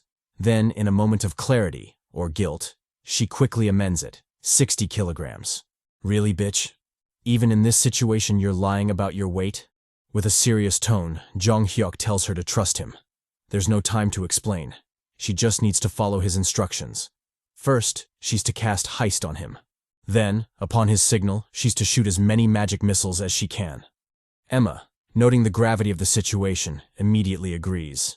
She casts the Heist skill on Jeong Hyeok, and he immediately notices how light his body feels. Next, it's time to enact their desperate gamble. With their backs facing each other, they ready their attacks.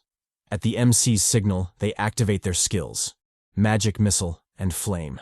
Two contrasting abilities swiftly manifest. One majestic, the other subtle. Yet both are equally deadly. The masked lion, still calmly traversing the narrow corridor, is distracted by the sudden magical projectiles zooming past it. The missiles, unbothered by the savage behemoth, stay true to their intended target. The wall. Our boy, holding Emma close, instructs her to focus. They'll use the explosions to mask their movements. Upon impact, they're to immediately jump. Garcia blushes at their body's closeness, but she doesn't let her horniness distract her. She's resolute. She will survive. What follows is an intense game of wits and luck, a desperate gamble that will determine their fates. As the magic missile nears the wall and the masked lion lunges toward them, Jeong Hyeok clears his mind. His sole focus is the impending explosion. So what if he's holding a hot Latina mommy? So what if she's clearly hot and bothered, drunk on his CHADY scent? None of that matters right now. What matters is perfect timing. When the missile lands and the glorious explosion erupts, he's ready to act. With no wasted movement, he scales the wall effortlessly, running up like it's flat ground. Using his trusty pickaxe, he strikes the wall, creating a solid foothold for their hopeful escape. All in record time, too, as the lion catches up, thirsty for blood. But instead of a tasty duo, it's met with a wall of flame, far from the busty Latina mommy it was expecting. Jeong Hyeok takes this moment to explain his big-brain plan. He used the wall of fire for two reasons. First, to keep the lion's gaze down. He didn't want it looking up and noticing them hanging on the wall. Second, the masked lion hates fire. As such, it would be reluctant to approach the flames and, by extension, their hiding spot. The beast is designed to seek and track prey. However, if it doesn't find any, it will eventually leave and continue hunting elsewhere. Our boy nervously tracks the creature, praying his desperate gamble will pay off. So far, so good. The lion hesitates. But then, in that dire moment, the cursed game throws them another curveball. Zooming in on the behemoth, Jeong Hyeok notices something that sends a chill down his spine. If you ignore the majestic chad mane and the dreadful bloody maw, there's one detail that stands out. The beast is perfectly intact. No scars. No scars on its eyes. The same scars the paid actor inflicted before dying a pathetic death. The meaning is clear. There are more lions in the maze. Despite how dire the realization was, it wasn't the end of their horrible luck. Like the Chad Murphy said, anything that can go wrong will go wrong. And true to Lord Murphy, the trusted pickaxe, the only buffer between them and the lion's jaws, finally failed them. With subtle cracking sounds, the pickaxe shook, inches away from completely giving way. Cursing his luck, Jeong Hyeok panicked, wondering why the pickaxe would fail at such a time. Did he lack muscle strength? Or had the Latina mommy really lied about her weight? Well, not that it mattered, because even if he forced himself to endure the strain, the wall wasn't going to last long either. Just when he thought things couldn't possibly get worse, they actually did. A piece of rubble from the wall gave way and stealthily fell. And worse still, he was helpless to stop it. Damn. Dude really used up all his luck to have a Latina mommy cling so tightly to him. Before the rubble could reach the ground and seal their pitiful fates, Jeong Hyeok improvised. Using his boots, he expertly intercepted it, skillfully balancing it on the tip of his shoe. This, however, didn't last long, as the stubborn bastard slid off and continued its fall. Watching the cursed rubble, and with no more cards to play, Jeong Hyeok cursed. Damn it. Was it that much of a sin to hold a Latina mommy? Why was he plagued with such horrible luck? In that desperate moment, Emma finally came in clutch. In a show of pure athleticism, she wrapped her legs around our boy and caught the rubble with her free hand. Turning to Jeong Hyeok, she whispered to him, urging him to hold on a bit longer. If he thought his luck was shitty before, just wait till he has to pay for this. The collective curse of all jealous virgins will hit him like a truck. And true to my words, his luck plummeted. The pickaxe was finally giving way. It couldn't hold much longer. Jeong Hyeok noted the dire situation. He knew he couldn't wait any longer. He had to move, and he had to do so now. Whether he liked it or not, they had to fight. Turning to Emma, he signaled her to get ready. Garcia, quick on the uptake, nodded in understanding. Planting his feet firmly against the wall, the MC prepared to leap off, his face showing grim determination. His actions, however, were swiftly thwarted by a strange sound from the maze. Putting a pin on his plan, he listened attentively. He soon identified it as the sound of human footsteps, someone probably being chased by a lion. The poor fellow must have run into the lion they saw in the control room. But that didn't matter to him, because due to the chaos, the masked lion was lured away from them. Thinking quickly, he immediately turned to Emma, instructing her to use her mark skill. The Latina mommy reacted instantly. With the same nimble movements, she clung to our boy, and while still upside down, she activated her skill. Mark. A red projectile shot from her finger, targeting the masked lion.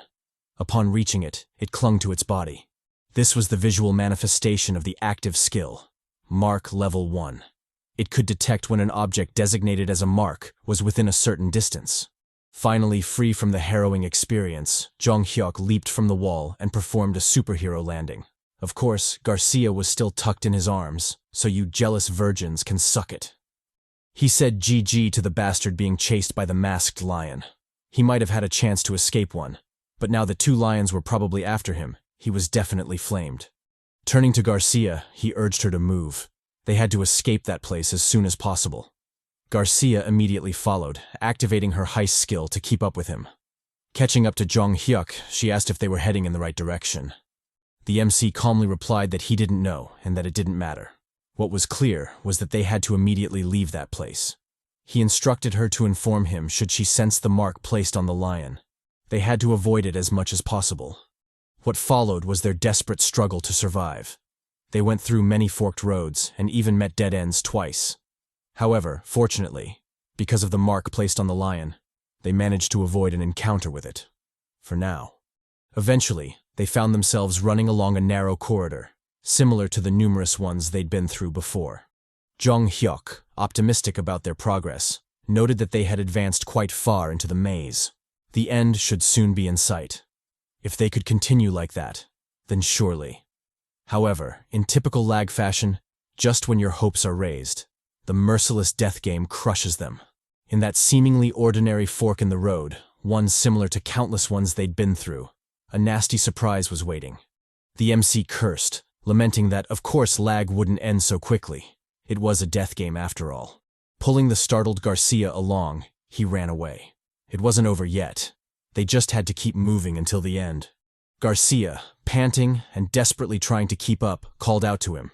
Jeong Hyeok, however, didn't have time for her at the moment. He chastised her, telling her that if the info wasn't important, she could hold off and tell him later. Emma was resolute. Whatever she had to say had to be said now. That's when she dropped a bombshell. She could sense the marked lion nearby. This info hit our boy like a ton of bricks. Before he could process the info, however, more bad news came. In front of them was another masked lion, chasing its own prey. Jeong Hyeok was taken aback by how fucked the situation suddenly got. 0 to 100, real quick. Despite all the chaos, he still felt something was off. The masked lion chasing the bastards before them didn't have a mark on it, and the one chasing them also didn't have a mark on it. Then where the fuck was the marked lion? The bastards, oblivious to how cooked they were, shouted at our boy, asking for help. The MC ignored them, opting to analyze the situation instead. If his guess was right, then the most likely location of the marked lion would be the next fork in the road. Turning to Garcia, he explained the situation to her. He informed her that they'd most likely run into a lion at the next turn. As expected, the Latina mommy was shocked, but our Chad ignored that. He told her they would bait the lions from the front first. After that, she was to follow his steps as much as possible. Saying so, they finally made the turn, and as expected, the marked lion was there waiting. One of the bastards, unaware of the third beast, found himself in the loving embrace of its toothy mouth, his anguished screams soon sounding. Jeong Hyeok, unbothered by the sight, focused on Garcia. She said she was athletic, right? Well, it was time to prove it. Grabbing her by the arm, he used all his strength to throw her forward, straight towards the lion. Garcia didn't disappoint. In a show of excellent athleticism, she easily parkoured across the lion's body, gently landing in a dodge roll. Turning to the MC, Emma worriedly called out to him. Our boy, showing why he's the MC, parkoured the fuck out of those maze walls, sliding past the lions with ease. He shouted back at Emma, telling her not to stop. The door was finally within sight. And true to his words, the door to the third basement level was just a few meters away. The trio, the MC, Latina mommy, and a random surviving bot, ran for the door like their lives depended on it, because they did. As they got closer, he could finally see it, the cursed iron door that looked solid. The door to hope and possibly despair in that fucking place. The door to escape the current hell they were going through. And the door to head to the next hell they had to face. With a resolute twist, the MC finally opened the door, crashing into the room with a thud. Although they had made it through, it wasn't over. The random extra wasn't as lucky as them. The bastard had his shirt gripped tightly by the masked lion. If things continued like that, he'd be toast. With despair on his face, he looked at the duo for help. Jeong Hyeok, acting quickly, immediately seized Emma's dagger. With an ominous look, he approached the random bot. Although it seemed like he was going to cut him down, he instead slashed his shirt, freeing the lucky guy. Finally, the bastard crashed into the room, safe from the bloody maw of the dreadful tiger. As he walked towards the door, Jeong Hyeok explained that the mobs of the game could never enter through the door. As such, they were no threat. With a screw-you face, he told the lion to fuck off, loudly slamming the door shut. The system notification sounded, announcing that players Lee Jeong Hyeok, Emma Garcia, and finally Dylan O'Brien had entered basement level 3. Upon the system's announcement, the room fell into an unnerving silence. Dylan, gassed out and visibly traumatized by the harrowing experience, collapsed to the floor, panting heavily. Our boy, despite all the shit they'd just gone through, didn't lower his guard. From the looks of it, his paranoia was slowly rubbing off on our innocent mommy. Dylan, oblivious to the tension, turned to them, thanking them for their help. Without them, he would have fallen into the loving embrace of the masked lion, so he sincerely meant it. We get a bit of personal information on the new Chad. His full name is Dylan O'Brien. His public attribute is that any movement-based skill he has gets a buff of 1 level. Currently, his highest skill level is 3. Jeong Hyeok, ignoring Dylan's gratitude, focused more on his character profile. He noted that Dylan had been able to outrun the lion by utilizing his public attribute. He probably used the buff to survive. The curse system sounded again, notifying them of the previous mission's status. It stated that the mission to reach basement level 3 was complete. The rewards would be given to all 3 surviving participants. As for the individual contributions, Dylan surprisingly contributed more than our boy. He had 58%, Jeong Hyeok had 31%, and finally, Garcia Mami had 11%.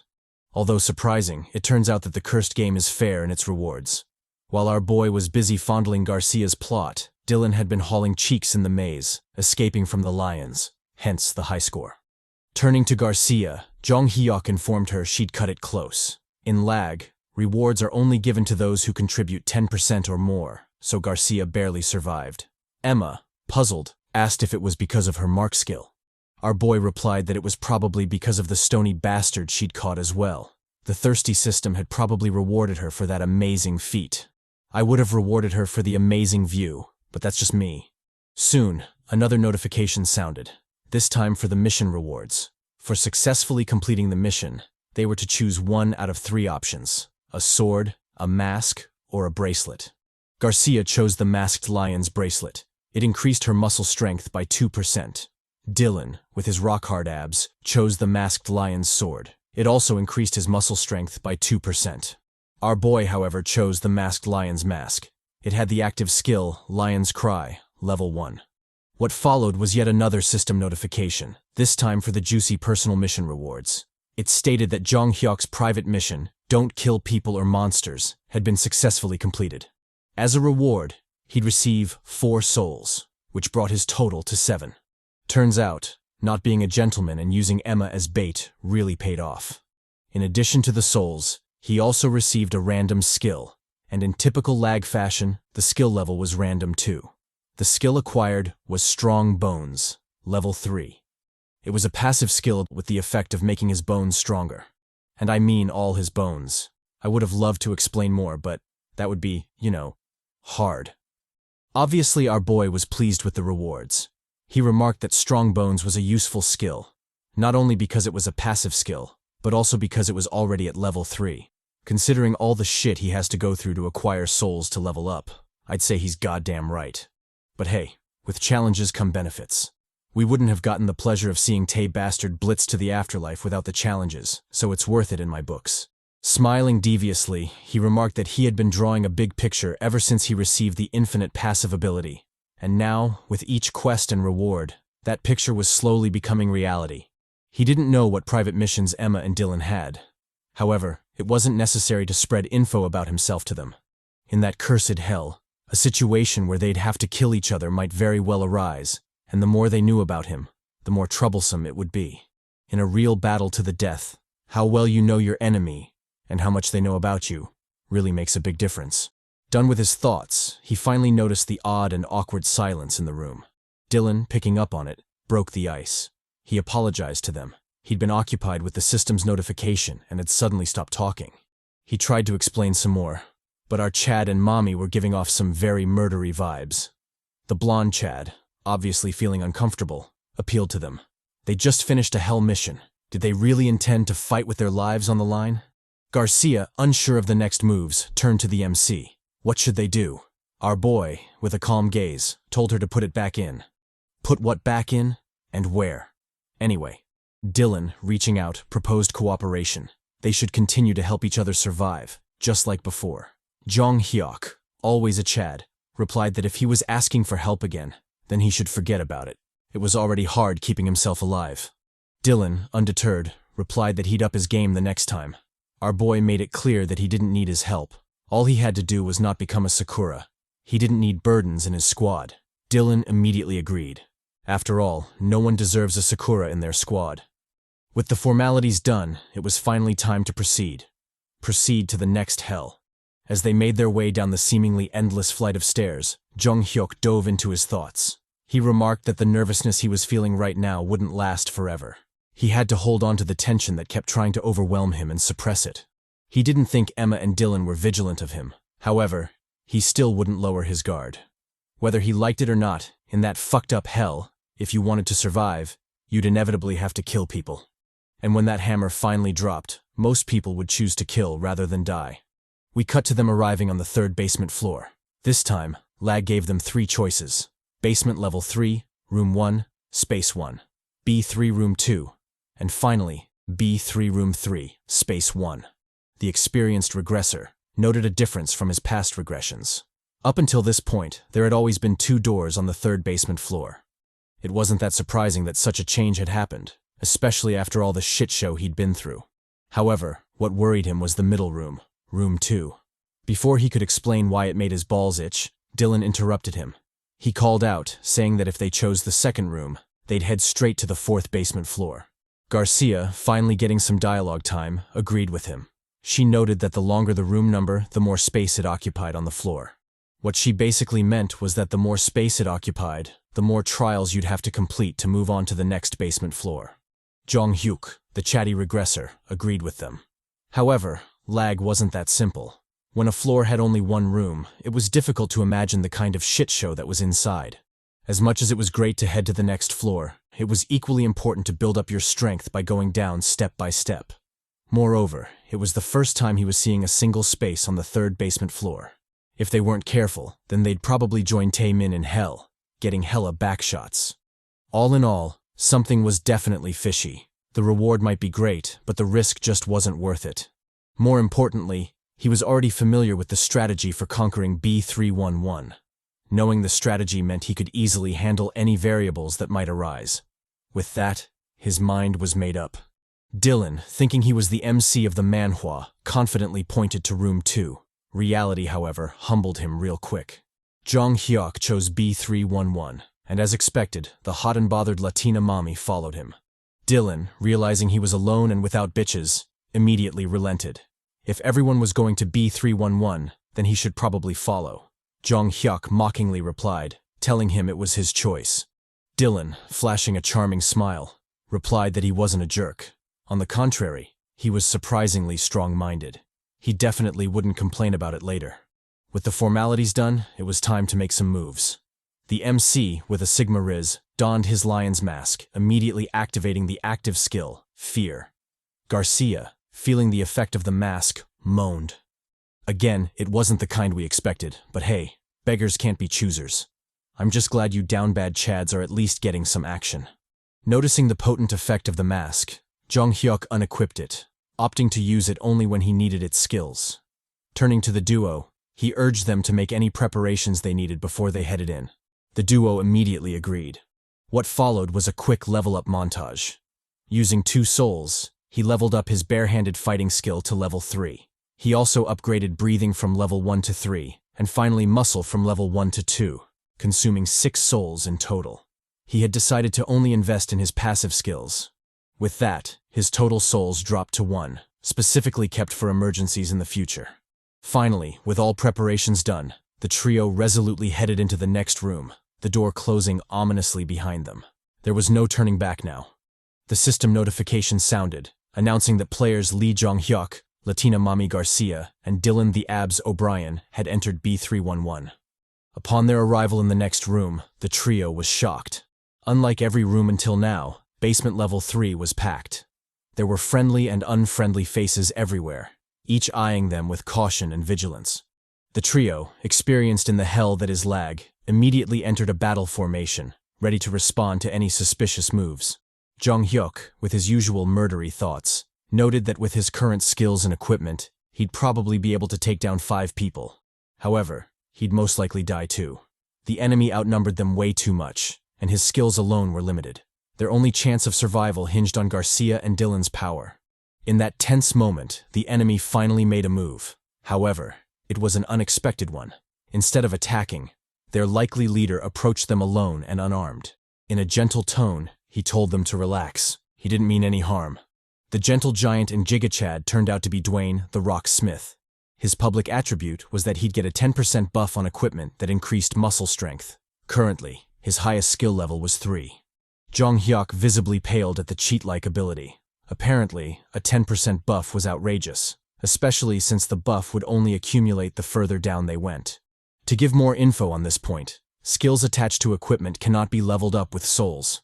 In addition, their power varies depending on the wielder's physical ability. In Dwayne's case, he'd have a buff of 10% on every piece of equipment that increases muscle strength, and that buff stacks. So you can imagine how broken the attribute is. Dwayne, with a gentle voice, called out, telling them they didn't need to be so vigilant. He nor his group had any intentions of fighting them. Of course, he understood the need to be wary in the cursed game. However, as things stood, they would definitely have a better chance of survival if they joined forces. Jeong Hyeok analyzed the situation. At that distance, there was plenty of time for the bastards at the back to prepare a surprise attack. Fighting wasn't a good decision. With that thought in mind, he calmly walked forward, ignoring Emma and Dylan's shouts for him to stop. Stepping before the gentle giant, our boy calmly eyed him. He noted his extreme size and height. Only a giant poppy like that would be capable of leading the group behind him. Shaking Dwayne's hand, he expressed his intentions to cooperate, and the latter agreed to it. Names weren't necessary as the system revealed everything anyway. We learned that the group had run into each other on the 3rd basement floor. Of course, they didn't fully trust each other, but survival made cooperation inevitable. Dylan eyed the group suspiciously. He asked if they could trust them. Our boy, like a true Sigma, let him know he didn't trust them either. He had only fondled Garcia a bit. That wasn't enough to guarantee trust. At the very least, Lord Hawk 2 had to be involved for trust to develop. He informed them they didn't have to fight, not only because they lacked the numbers advantage, but also because it'd be better to move together for now. Emma resolutely expressed her stance, saying she believed in our boy. Jeong Hyeok, like a true member of the Virginity is Cool club, ruthlessly shut her down, telling her not to trust anyone. She'd rather get used to death instead. Emma, however, simped harder, saying he wasn't just anyone. The MC ignored her. He didn't have time to deal with her horniness. We cut to Dwayne giving the group a pep talk, encouraging them to work together. Jeong Hyeok noted that he seemed to be the optimistic type. He further gave us some lore about the death game. Apparently it wasn't a place where missions could be solved just by throwing numbers at them. The cursed game was ruthless. Whatever you did, it'd just counter and fuck you back. However, that didn't mean numbers were useless. In some cases, they could come in handy. An example of this was the next room, B311.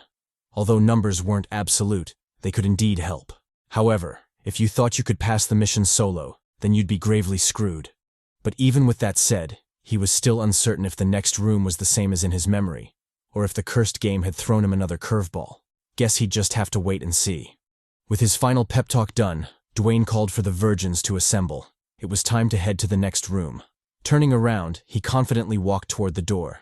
To his surprise, however, no one followed. First of all, there was no way these bastards were virgins. Just look at this emo chick, she clearly gets bitches. And most importantly, they all had the same expression on their face as if to say, fuck that. This was L.A.G, the cursed death game. It wasn't a joke. Did he really think they'd follow just because he wanted them to? Even the bustiest Latina mommy wouldn't be enough for them to move. Jeong Hyeok, gazing from the sidelines, mocked the fool.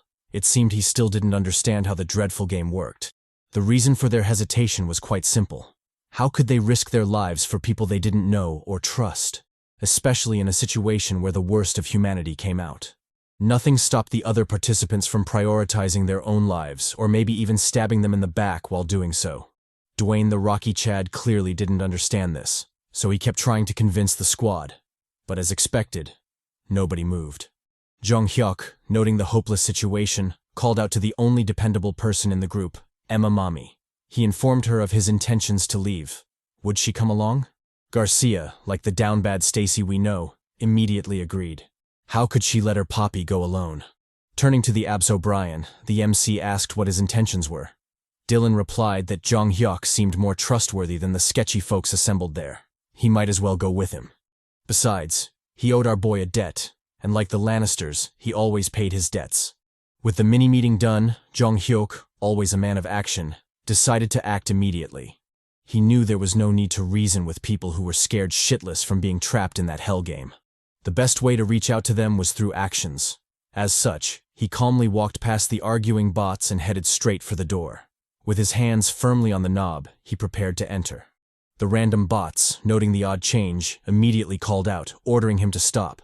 Who the hell did he think he was to just casually enter without discussing it with them? First of all, the nerve of these motherfuckers. And second of all, he's the freaking protagonist, and he's got all the bitches. If he can't enter the room, then who the hell can? As expected, our boy ignored their useless shouts. He simply called out to his squad, telling Mommy and Abs O'Brien to hurry up. Addressing the gentle giant, he asked if he would be coming along. Upon Dwayne's hesitation, our boy, always a man of manners, told him to hurry the hell up and decide. He didn't have time to beg giant chads like himself. If he was a mommy, then maybe. But there's no way he's begging a chad. He chastised him, saying that if the squad wasn't united, it'd be better to just go solo. Didn't he know that much? All in all, he didn't need people who weren't ready. They'd just be a bunch of Sakuras. Dwayne grew silent at the harsh truth, seemingly thinking about Jeong Hyeok's words. The MC, noticing his persistent hesitation, immediately turned to leave. He could stay if he didn't want to. The gentle giant, finally coming to a decision, shouted at Jeong Hyeok to wait. He'd join him. As expected, the rest of the bots were shocked. They never expected Dwayne to leave them behind. Especially this emo chick. Her expression was divine. Sure, she got bitches, but what's the use of bitches if you're in a death game? Doing a full 180, they all shouted at our boy, begging to join him. Jeong Hyeok gazed at the bots with scorn. He remarked that their reaction was expected. When other people start to move, they'd obviously be forced to move as well, since nobody wants to be left alone. Flashing his yandere vibe, he informed the people that he wouldn't be moving with all of them. Their huge numbers might cause a complication later on. As expected, the bots visibly shook, desperately scrambling to be taken along. It wasn't surprising though, as in the cursed game, most of the participants were just your average normies dragged into the hell game. Behind the betrayal and backstabbing, they were just your average folks trying to survive. Of course, there were exceptions to this, and one example was the Chad Dwayne. This hunk of a unit was definitely built different, and the MC really wanted him in his squad. All in all, it wasn't up to him to decide. It was all up to Dwayne. He hoped the Chad wouldn't be swayed by the useless words of others, as such people tend to die quickly in lag. Turning around, he resolutely pushed the door open. If Dwayne wanted to stop the bots from following, he could. Hell, he could even let them all in. He could do whatever he wanted, just don't disturb him. With that, he immediately entered the next room, and as expected, all the bots followed. The system notification soon sounded, announcing that player Lee Jeong Hyeok had entered room B311. The same notification sounded for every participant that entered the room. But who has time to acknowledge such bots? So let's skip it. The next room, like all the rooms before, was gloomy and dreadful. Although it was mostly empty except for the red crystal in the middle. For all those familiar with the cursed game, looks can truly be deceiving. Before the participants was a clear line painted on the floor, probably marking the start of the trial. I don't want to jump to conclusions, but if this trial is like the red light, green light game from Squid Game, then these motherfuckers are cooked. The system notification sounded again, explaining the details of the trial. The objective was simple: survive and escape B311. If they did so, they would be rewarded with 2 souls and a random level 2 passive skill. Jeong Hyeok, salivating at the possible reward, noted that if the skill turned out to be useful, he'd be golden. His thoughts, however, were interrupted by the bots' useless chatter. It seemed they didn't have a juicy narrator like myself to inform them of the room's contents, so they were just calling shit out. They noted the line on the ground, the ominous crystal in the middle of the room, and finally the doors at the back of the room. Jeong Hyeok, smiling to himself, remarked that fortunately the room stayed the same as in his memories. He already knew everything about the room, including the dreadful guy that would show up. The system sounded again, announcing the start of the game. It was a snowball fight. Upon the sound of the start signal, they could begin moving. A random bot, in typical bot fashion, ignored the system's announcement and stepped forward. The fool, noticing everyone's shocked faces, shot them a puzzled look as if he didn't know what he did wrong. Really, bitch? You really don't know? The system noted his false start and, as punishment, Rent was released. It then issued a second notification, reminding the poor bastard to wash his neck for death. Jeong Hyeok, calmly observing the situation, remarked that there were always such fools in the game. Dwayne chimed in, shocked by the guy's obvious foolishness. Wasn't it common sense not to cross a line when it was so obviously painted on the ground? The MC noted that because of the bastard, the dreadful guy would come out early. Well, he was always going to come out, so it wasn't a big deal. Turning to the squad, he warned them not to take their eyes off the red crystal. No matter what happened, they had to remember this. The other bots, holding their own meeting, noted how close the doors were. If they just had to leave before something came, then they should have enough time, right? Deciding to act on that foolishness, they immediately made a run for it, desperately aiming for the door. In a shocking twist, Dylan joined them, apologizing for leaving early. What the hell, man? What happened to the Lannisters and always keeping their promises? Garcia, noting the obvious betrayal, cursed Dylan. The MC, however, was chill about it. He calmly reminded the group not to move. The start signal hadn't sounded yet. In typical lag fashion, just when you thought you'd gotten away with something, the hell game comes knocking. The red crystal, as if in response to the numerous violations of game rules, started shaking. With a crimson aura radiating, the red crystal cracked, kicking up a windstorm. This change obviously attracted the participants' attention, but it was already too late. With a final hum, the crystal shattered, sending its pieces flying everywhere. Like shrapnel from a dirty bomb, the pieces zeroed in on the participants, blitzing the shit out of them. In a symphony of carnage, the ominous red pieces landed, leaving the bots desperately scrambling to survive. The Chad trio wasn't safe from the fallout either. Some of the crystals flew their way, forcing Garcia to duck for cover. However, even this wasn't enough, as one red bastard targeted her gorgeous face, poised to wreck it. In that desperate moment, Jeong Hyeok came in clutch, shattering the crystal with his bare hands. Not gonna lie, that was hella cool. I'm sure Garcia mommy is moist right now. The MC, oblivious to my down bad thoughts, noted that because of his passive skills, hard skin and strong bones, his hands didn't get hurt. The blow felt more like a tickle to him. Emma, thankful for the save, called out to him. Our boy, however, cut her off. Now wasn't the time for that. She should focus on the situation. No matter what, she shouldn't look away. As the dust finally settled, we got a glimpse of the devastating aftermath of the carnage. Corpses lay mangled and bloody on the ground. Some bastards, ignoring the grotesque scene, hurriedly scrambled to collect the souls of the fallen. Dwayne, enraged by the vile actions, moved forward to act. The MC, however, stopped him. That was the true nature of L.A.G. Whether he liked it or not, the cursed game would always remain the same. Besides, he didn't need to act personally, as the idiot was bound to die anyway. And true to his words, a ghostly silhouette manifested in the settling dust cloud. With yellow eyes straight from a horror film, the ghostly abomination howled, unleashing its harrowing aura upon the participants. I would love to explain exactly what it is, but honestly, what the fuck is this?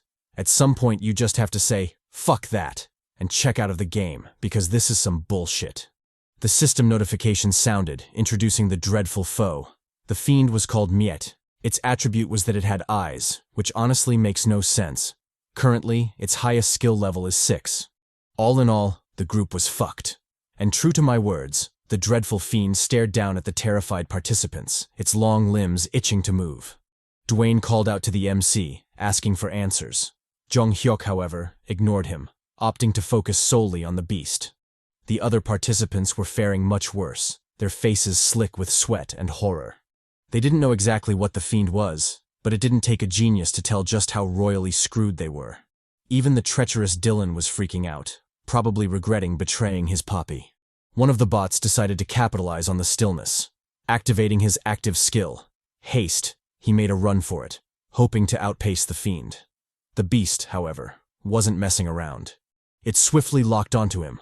Crouching down, it immediately launched into the air, kicking up a windstorm. Rising high into the sky, the fiend bore its ghastly claws, lunging straight for the fleeing fool. In a horrifying show of power, it clawed the bastard in two, painting the ground with his entrails and blood. With its prey slain, the beast stomped on his corpse as if challenging the participants to do something about it. In a husky voice, it sealed their fates. One prey down. One bot, as if blind to the obvious situation, lunged at the beast. Kicking off the walls, he swung his pickaxe at the fiend. The abomination easily caught it, finding no challenge in his pitiful resistance. In grotesque retaliation, the fiend grabbed his head, crushing it like a ripe tomato. Despite the gross and sticky brain matter soaking its claws, the beast remained passive, unmoved by the brutality of its actions. The other participants, noting the brutal change, made a run for it. Their only salvation was to hopefully reach the door. But even that was easier said than done. The fiend, done with its second prey, dove back into the hunt, its thirst for blood unquenched. With ridiculous speed, it lunged at the first bastard in its way. The poor fool, helpless and desperate, swung his sword, hoping to high heaven his attack would land. Reality, however, proved to be brutal as the fiend bitch-slapped the sword out of his hand, tearing through the hard steel like it was paper. In a harrowing move, it tore the man's head from his neck, leaving a fountain of crimson blood in its wake. However, even that wasn't enough to satiate its lust for carnage, and so it dove back into the hunt, pursuing the fleeing participants. As the beast clawed and yanked out a participant's entrails, we learn more about the cursed game. The fiend was the penalty for breaking the game rules. If it caught you, then it would attack, no questions asked. Sure, it might seem a bit unfair, and some fools might want to argue, but this was L.A.G. That's just how fucked up the death game was. In most cases, a single moment of carelessness, or maybe just a random dumb decision, could spell your demise. Dwayne, watching the massacre from the sidelines, proposed to help the poor fools. Jeong Hyeok, however, immediately shut down his foolish thoughts. Was he blind? Didn't he see the fiend clearly clapping cheeks on the death floor? If he was that desperate to die, he could go right ahead. Besides, the mission wasn't one that could be solved by simply fighting your way through, nor was the fiend something they were capable of fighting with normal means. All in all, his meaning was clear. Wash your own neck for death. Don't wash ours. In that desperate situation, the only arguably positive thing was that a lone figure had miraculously survived the massacre, and that CHADY figure was Dylan, the treacherous O'Brien. Relying on his active skill, jump, he put a considerable distance between himself and the fiend, his escape imminent. The MC, calmly watching from the sidelines, noted that it was probably the jump skill that allowed the treacherous bastard to survive his encounter with the masked lions. One thing was for sure, though. Despite how OP it seemed, it had a significant drawback on stamina, so it couldn't be spammed. Back on the death floor, Dylan had made considerable progress in his escape. The doors to freedom were so close that he could already smell them. Garcia, also watching, commented on Dylan's successful escape. Our boy, however, thought otherwise. He confidently replied that the bastard was dead. Just like Tae Min, all treacherous bastards had the same inevitable end: death by backshots. Dylan, oblivious to his fate, loudly celebrated. He had made it. With his arms stretched, he reached for the door, ready to escape that death floor. The cursed fiend, however, threw him a curveball. In a Luffy-like move, it gomu no-meat off the walls, swiftly catching up. With a loud thud, it landed right beside the fleeing Dylan, the latter left cursing his luck. Jeong Hyeok somberly watched all of this from the sidelines. Turning to the squad, he instructed them on the rules. Only when the fiend showed its back to them should they close their eyes. Otherwise, they should always keep them open. No matter what, they shouldn't dare close them. Saying so, we finally see the fate of the fleeing traitor. With sputtered blood and a dropping head, the treacherous bastard meets his end. Death by decapitation. The system, as if celebrating the death of the bastard, announced the official start of the game. From that moment, the staring contest game would commence. Jeong Hyeok, always a man of action, moved immediately. He reminded the squad about the rules. In addition, they shouldn't scream or go for the souls or items dropped by the fallen. They shouldn't do anything unnecessary. They should simply and calmly make their way to the door. Turning to Emma, he specifically emphasized his instructions. The Latina mommy, a bit vexed for being singled out, argued that she'd understood the rules. Jeong Hyeok, like the Chad he is, told her to cut the bullshit. She had a tendency of moaning for the slightest reason. She should definitely cut that out. Hell no. Do your thing, baby girl. Let that voice sing. With the basics out of the way, the squad moved. Dwayne, a bit tense, questioned the MC, asking what would happen if they broke the rules. Jeong Hyeok calmly replied that if they did so, the fiend would attack, and their fates would probably be the same as the earlier fools. They were to move forward bearing that in mind. So long as they followed the rules, they'd be fine. For now. We cut to the fiend absolutely violating Dylan's corpse. I know I hate the treacherous bastard, but goddamn. The abomination stomped on his corpse, ripping and shredding his flesh into pieces. Jeong Hyeok, unmoved by the grotesque situation before him, continued his walk. The fiend wasn't looking their way, so it was the best time to reach the door. The other surviving participants, desperate and without any other options, followed the trio, their faces slick with sweat. And so, in that fashion, the group slowly made their way to the door, the tension in the room evident. The fiend, as if sensing their move, turned to them, its harrowing eyes staring down at them. The squad, feeling the pressure from the gaze, immediately stopped, helpless against the beast's whims. Watching the abomination walk toward them, they panicked, their voices laced with worry. The MC, however, calmed them down. He informed them that the fiend would bait them into a staring contest. No matter what, they shouldn't close their eyes or make a sound. If they abided by those rules, the beast wouldn't attack them. And obviously, they shouldn't do anything to aggravate it. But that was obvious. Actually, scratch that. It isn't that obvious after all. There are some dumb motherfuckers in this manhwa. With that, the fiend pounced on its first victims, challenging them to a staring contest. The duo, stunned by dread, looked helplessly at the fiend, cursing their horrible luck. The MC, unbothered by their outcome, urged his group to move. It was a great opportunity, one they couldn't afford to miss. He urged them to move quickly. However, they were to pay attention, not to run. Back to the unlucky participants. The duo was currently shitting themselves, their bodies drenched in sweat. In typical bot fashion, one participant held onto the other, begging to be saved. The man, equally worried about his fate, told the bitch to let go. Did she plan to get them both killed? The fiend, however, wasn't concerned about all that. In its typical brutal fashion, it grabbed the woman's head, her end obvious. Despite the desperate screams and pleas for help, the squad didn't look back. They calmly made their way to the door. Even as the beast chased down the man and ripped him to pieces, the squad didn't stop. Their steps continued. They moved on through the screams, through the anguished moans, and finally through the eerie silence.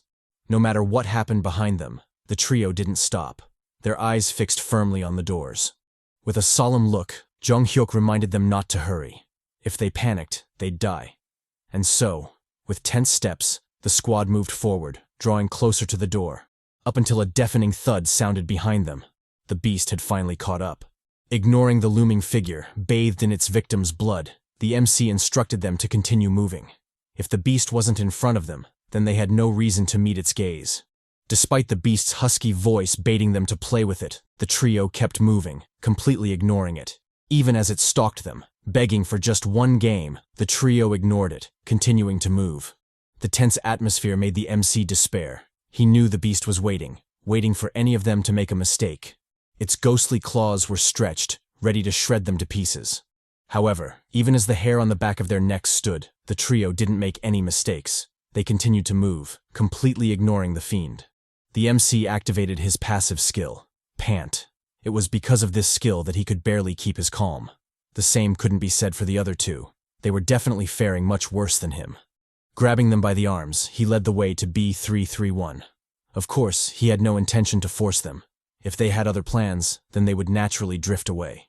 But as it stood, that didn't seem to be the case. With bated breath, they slowly made their way to the chosen door. Just 20 more steps, and they'd be done. Just a little bit more, and they'd finally say goodbye to that cursed room. However, in typical lag fashion, just when everything seemed to be working, the death game sent them a curveball. The fiend, as if laughing at their useless attempts, ricocheted off the ceiling, landing before them. In its grating voice, it begged them to play. As expected, the squad panicked, their faces slick with terror. Garcia, probably feeling the worst of it, shook like a leaf, her usual brave facade crumbling. With darting eyes, the fiend stared at the trio, searching for the best partner for its death game. Eventually, it settled on one. Garcia. Damn. With a silent scream, the fiend announced its pick, immediately beginning its game. Despite the horror she was feeling, Garcia held her own, maintaining eye contact with the fiend. She did great, up until she didn't, and a silent moan escaped her lips. Please no, not our mommy. Garcia, with tears in her eyes, turned to Jeong Hyeok. She didn't need to say much. The desperate look on her face was evident. She had broken the one rule he'd warned her about, and now the only person she could rely on was him. Jeong Hyeok, however, didn't move. As bitter as it was, he knew it was all over. It had been over from the moment she made a sound. Nothing could be done about it. And so, when the fiend blitzed Garcia, he stood by, motionless. Even when the demon crushed her head and Garcia desperately begged to be saved, Jeong Hyeok still did nothing. What could he do? He was powerless in the face of the fiend. The best he could do was hold her hand, accompanying her on her journey to the afterlife. A feeling of deep sorrow and resentment overwhelmed him, trying to push him to act, but he knew he couldn't. The bastard fiend still had its eye on him, baiting him to react. If he did, he'd surely die as well. In the past, there had been many times he couldn't control his emotions, and ended up running headfirst into impossible foes. And, as expected, he met his demise in every one of those situations. So, as the bastard fiend viciously brutalized Garcia, ripping her body into literal pieces, Jeong Hyeok stood silent, watching it all unfold like an uninvolved spectator. The fiend, done with its massacre, eyed the duo as if waiting for retaliation. The Chads, however, didn't move, maintaining their passive stance. Not getting the reaction it expected, the fiend threw Garcia's severed head toward them, baiting them to make a move. As expected, the Chad's brave facade cracked, threatening to collapse. In that desperate moment, a new voice sounded, drawing their attention. One of the NPCs had miraculously survived the massacre and was begging to be saved. The fiend, noticing the new plaything, immediately leapt into action, leaving the Chads behind. Where the fuck was this bot when Garcia was being violated? Stupid bot. Can't even do his job right. Back to our slain mommy. Garcia's severed head lay on the ground, her eyes wide open. From the tears in her eyes, it was obvious she still had some lingering regrets. Jeong Hyeok, always a practical man, collected Garcia's soul. Under any other circumstances, he wouldn't have. But Garcia's soul manifested from her head. This was clearly a sign. She'd wanted to give him head one last time.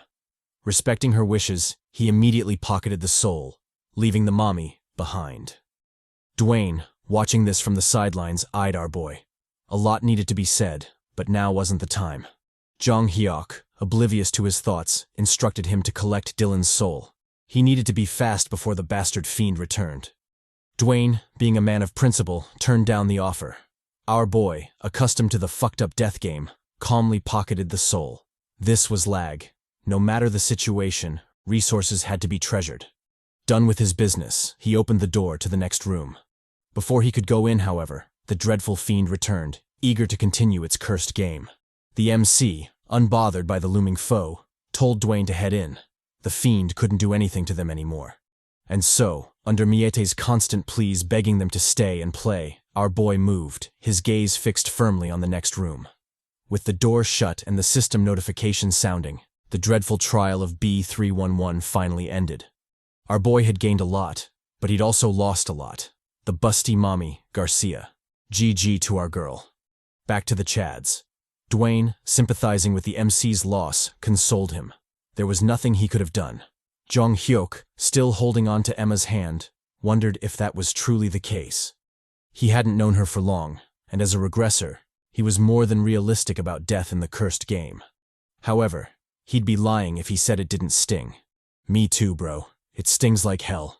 The system notification, unbothered by our mourning, sounded, announcing the mission's status. It stated that the mission was cleared, and players Lee Jeong Hyeok and Dwayne Smith would receive rewards. Dwayne, always a gentle giant, cursed himself. It was unfortunate, but he couldn't stop himself from anticipating the rewards. The MC told him not to worry about it. That was the nature of the death game. Survival always came first. Speaking of rewards, for the first clear reward, the system gave 2 souls. If he added that to the 4 souls he'd collected from Emma and Dylan, plus the one he had saved, his total was back to 7. Not wasting time, he immediately upgraded his passive skills. Tough skin, strong bones, and bare-handed combat to levels 3, 4, and 4, respectively. The second clear reward was a random level 2 passive skill. The system gave him swordsmanship level 2. With the skill, his knowledge of swordsmanship would increase. Jeong Hyeok was delighted by the skill. He remarked that there was no such thing as a useless skill, only a useless person. That being said, it still felt better to get skills that would be immediately useful, like the swordsmanship skill. With the rewards out of the way, the system immediately issued the next mission. The objective was simple. They had to survive and exit the next room, B331. As for the clear conditions, the first was to reduce the number of any living organism by at least 1. The second was to do the same, but to a group of creatures. If they succeeded, they'd be rewarded with 6 souls. Dwayne, a bit vexed by the announcement, complained about not getting time to rest. The MC, more accustomed to how things worked, remarked that lag never stops. The death game starts the moment you open your eyes, and ends the moment death takes you, not a second before. Dwayne, a bit confused, questioned the MC about the clear condition. What did the system mean by any living organism? Jeong Hyeok nonchalantly answered. What did he think? Finally realizing the gravity of the situation, Dwayne exclaimed in shock. The MC, however, ignored him. He had more important things to do. Turning around, he conducted a makeshift funeral for Garcia. With a solemn smile, he noted that she was a good person. If they had continued their journey together, she might have been someone he could have trusted. But alas, they were separated too quickly. He didn't know when the bond between them had deepened, but because of it, he was starting to waver. The feeling of loss was one he'd felt countless times, but it never got easier, no matter how much he experienced it. The only consolation he felt was that Garcia would be resting peacefully and wouldn't have to suffer anymore in the cursed game. Offering a gentle prayer, he wished the Latina mommy eternal, peaceful rest. With that, he turned away, forever severing their fates. Dwayne, noticing his solemn mood, asked if he was okay. He had just lost a companion after all. Jeong Hyeok told him not to worry about it. What was done, was done. Even still, Dwayne found it regrettable. Having to collect a soul in such a situation must have felt like trash. Our boy, as calm as ever, brushed it off. He was used to it by now. Switching topics, Dwayne brought up what was really on his mind. The MC, however, stopped him. He didn't need to say anything. Besides, he had a pretty good idea of what he wanted to say. He didn't need to explain himself or convince him. They just needed to do what they thought was right. If at any point they disagreed, then they could simply part ways. Dwayne, agreeing with his reasoning, offered a handshake. The first one was a greeting, but this time, he was offering it as a sign of trust. Jeong Hyeok, always a Chad, asked the giant if he expected him to trust him because of a handshake. Dwayne replied that the whole basis of a handshake was to prove to each other that you weren't holding a weapon, so it was definitely a sign of trust. Well, I doubt Lord Hawk II, the god of trust, can get involved in this situation, so he'll have to take his word for it. Jeong Hyeok agreed to the sentiment. However, from now on, they shouldn't shake hands. Who knows where Dwayne's hands have been after all. With their business done, the Chads prepared to head out. The gentle giant, showing a more tsundere side, told the MC to hold up. He expressed his reluctance to fight Jeong even if they were the last 2 people left standing. Our boy, always a Chad, immediately turned down his confession. First of all, he was still grieving his best eater, and secondly, words were pointless in that cursed hell. However, he'd gotten the message. So long as Dwayne didn't backstab him, he had no intentions of killing him, especially over some souls. He was pretty sure there wasn't anyone on basement level 3 who'd sucked as many souls as him, so he was pretty much invincible. The only thing he needed to watch out for was special traits or skills that were beyond his expectations. Despite the possible betrayal, he still brought Dwayne along, mostly because he was confident he could kill him anytime he wanted. However, just because he could, doesn't mean he should. Finding someone to trust in L.A.G is very difficult, so he'd like to hold on to Dwayne for now. That being said, it's still too early to judge whether Dwayne is trustworthy or not. After living countless lives, he could still count the number of people he thought he could trust, and some of them even ended up betraying him. So, there's no need to be hasty in his judgment. Matter of fact, now that he thought about it, trust didn't really matter. If someone became a companion, it was only because their goals aligned. He didn't need to trust them to work together. And so, it was better not to trust anyone ever again. Damn. I know bro's grieving, but goddamn. Garcia's death must have really hit him hard. Dwayne, puzzled by the MC, asked why he'd zoned out. Wasn't he going to the next room? Jeong Hyeok replied that he was organizing his thoughts. He was on that loner, emo grind.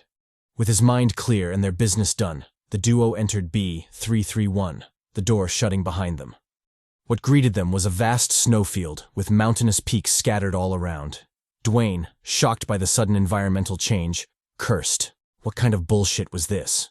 Turning to the MC, he asked what they should do. The MC calmly replied that they should obviously take care of the cold first. If Garcia were still around, they could have borrowed some heat. But alas, Latina Mommy was now in heaven, so that wasn't an option. Locking in, Jeong Hyeok noted that if the clear conditions were the same as his past regressions, then either he or Dwayne would be leaving the room. They couldn't both make it out alive. Right now, however, something needed to be done about the cold. With that in mind, he activated his skill, Light. Apparently, the skill could also be worn over the whole body and not just emitted from the hands. I'm calling bullshit on that. I know plot armor when I see it. Dwayne, delighted by the walking heater, thanked Jeong Hyeok. Moving around should definitely be easier now. Our boy, puzzled by his exaggerated behavior, asked if he didn't have a skill that could produce heat. The gentle giant replied that he didn't. As a matter of fact, he hadn't even considered such a situation before the death game thrust them into it. Jeong Hyeok remarked, that's always the case with L.A.G. Surviving in the game required one to always expect the unexpected. Anyway, they should move. Staying in the same place would definitely be dangerous. As the two Chads made their way through the snowy fields, our boy dove into his thoughts. From what he recalled about the room, there wasn't a need to search for a road. So long as you had a skill that could keep you warm, you'd inevitably clear the space. What was surprising, however, was the mission. To his knowledge, the only trial of the room should have been enduring the cold and snow. There shouldn't be any other living creatures in the room apart from them. So, in essence, the trial was asking them to kill each other.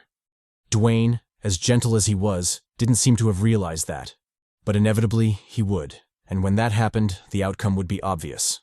Of course, there was the option of waiting for someone else to enter. But that decision held many variables. And with variables came danger. He knew what he had to do. However, before he made that move, he needed to make sure there wasn't anyone else to kill. We cut to the duo still on the snowfields. This time, however, Lady Luck seemed to have smiled on them. In an excited tone, Dwayne pointed out a cave in the distance. It seemed they could finally escape the bitter cold. Wasting no time, the duo headed over. As they neared the entrance, Jeong Hyeok, with his usual paranoia, donned his lion's mask, his weapons at the ready. Puzzled, Dwayne asked what he was doing. The MC replied that he was getting ready, just in case they got jumped. Dwayne, too cold to bother with his nonsense, immediately rushed for the cave. The MC, however, stopped him. Did he have a death wish or something? With how stiff his body was, he'd definitely die if he was attacked in that state. Besides, it might be faint, but he could definitely hear some noise from the cave. Caution was necessary. With that in mind, the duo slowly made their way to the cave. Staying outside in the freezing cold wasn't an option, after all. As they walked, Jeong remarked that apart from the mission, the cave was also new. Throughout his countless regressions, he'd never seen it before. As such, he had no idea what could be waiting for them inside. But if there were living beings in the room, they'd definitely be in there. Feeling the walls, he noted that they weren't steady. In fact, with his current strength, he could probably break them apart with just his fist. He's talking big for someone who couldn't even save our mommy. Stupid asshole. Noticing the freezing Chad, he encouraged him to hold on a bit longer. Dwayne, ever the Chad, told him not to worry. Something like that couldn't faze him. Besides, compared to the outside, the cave felt more like a sauna. Okay, what's going on here? Why do I sense a BL tag popping up? Jeong Hyeok, with his normal murdery thoughts, remarked that Dwayne was a good guy. However, that didn't change the circumstances. If he couldn't find something to kill, he'd have no option but to delete Dwayne. It was the only way to advance to the next level. And so, with murder on his mind and an oblivious companion, the duo continued, their struggle for survival unending. We cut to them arriving at the cave's edge. Dwayne, all fired up, told the MC to leave the rest to him. He'd handle whatever came their way. Jeong Hyeok, trusting the brute to do brute things, let the giant lead. The cave turned out to be mostly empty, except for a tree in the middle. Dwayne, focused on the tree, failed to notice the suspicious movements of our boy behind him. Turns out this asshole had only let Dwayne lead, because it'd give him a better chance at ambushing him. If he were to kill the giant, now was the best chance. A well-aimed attack at the back of his head or neck was all it would take. If he did that, he'd immediately satisfy the clear condition for the room. Thinking of the clear condition, Jeong Hyeok's eyes widened in realization. The condition stated to kill any living being, not just people. If that was the case, then maybe the tree could also count. His hopes, however, were immediately crushed by some dire news from Dwayne. The tree was already dead, nothing but charcoal. Jeong Hyeok, cursing his luck, sighed. Of course, it wouldn't be that easy. When has the death game ever been kind to him? Noticing his solemn expression, Dwayne asked what was wrong. Our boy, however, brushed him off. It wasn't like he'd appreciate the thought even if he shared. Activating his skill, he set the tree on fire. Turning to the Chad, he told him to rest up. They'd explore the rest of the cave later. Dwayne immediately agreed. He'd been waiting for those magical words. We cut to the Chads resting by the campfire. Our Chad, always in his emo vibe, lamented his fate. It seemed until the day he left that cursed hell, or maybe died for real, he'd always be burdened by his choices. To kill or to save. Those were the only two moves the death game left him. Speaking of killing, he turned to Dwayne, asking why he didn't say anything about his flame skill. Surely he must have realized that skill could have come in handy in the snowfield. Dwayne, always a gentle soul, came up with a bunch of reasons as to why he didn't use it. Everything from stamina conservation to the flame being too tiny to keep both of them warm. All in all, it didn't matter to him. Whatever his reasons, he wouldn't have faulted him even if he froze to death. Hearing his words, the MC struggled with his choice even more. The more awesome Dwayne was, the harder it became to kill him. But what choice did he have? Dwayne, oblivious to his chaotic thoughts, thanked him. Because of him, he'd survived the previous room. Although he couldn't pay him back yet, he'd be sure to at least not be a burden. As for the flame skill, he should forget about it. He was already glad he could use him as a walking heater. Jeong Hyeok calmly listened to the giant Chad. He remarked that, surprisingly, Dwayne's thoughts were deeper than he'd expected. In fact, he might have already considered the possibility that they might need to kill each other. It's just that he was keeping quiet about it. Cursing, he wondered who'd said muscleheads were dumb. If he found that bastard, he'd surely feed him a two-piece combo. With a grave look, he wondered if he should have killed Dwayne earlier. Maybe that would have prevented variables from happening. Soon, however, his face dropped. Even if it's for survival, he really hated himself for having such thoughts. The cursed game had really twisted his personality, to the point where he couldn't bear to think about the person he'd become. Getting up, he instructed Dwayne to follow. They still had a mission to complete, and moves still needed to be made. Dwayne, however, didn't move, his gaze fixed on something behind the MC. Picking up on it, Jeong Hyeok immediately turned around, his killer demeanor back. Behind them was a new group of survivors. The man was Anton Reed, whose public attribute was a buff to a skill by 1 level. Currently, his highest skill level was 5. Beside the man was a samurai, or maybe a ninja mommy. I can't tell. My brain short-circuited the second I saw her rocking bod. The mommy's name was Bree Hudson. Her public skill was a debuff to agility every time she ate meat, which honestly is a bummer, but hey, she doesn't have to eat. What about them hands? Jeong Hyeok, oblivious to my down-bad thoughts, studied the duo.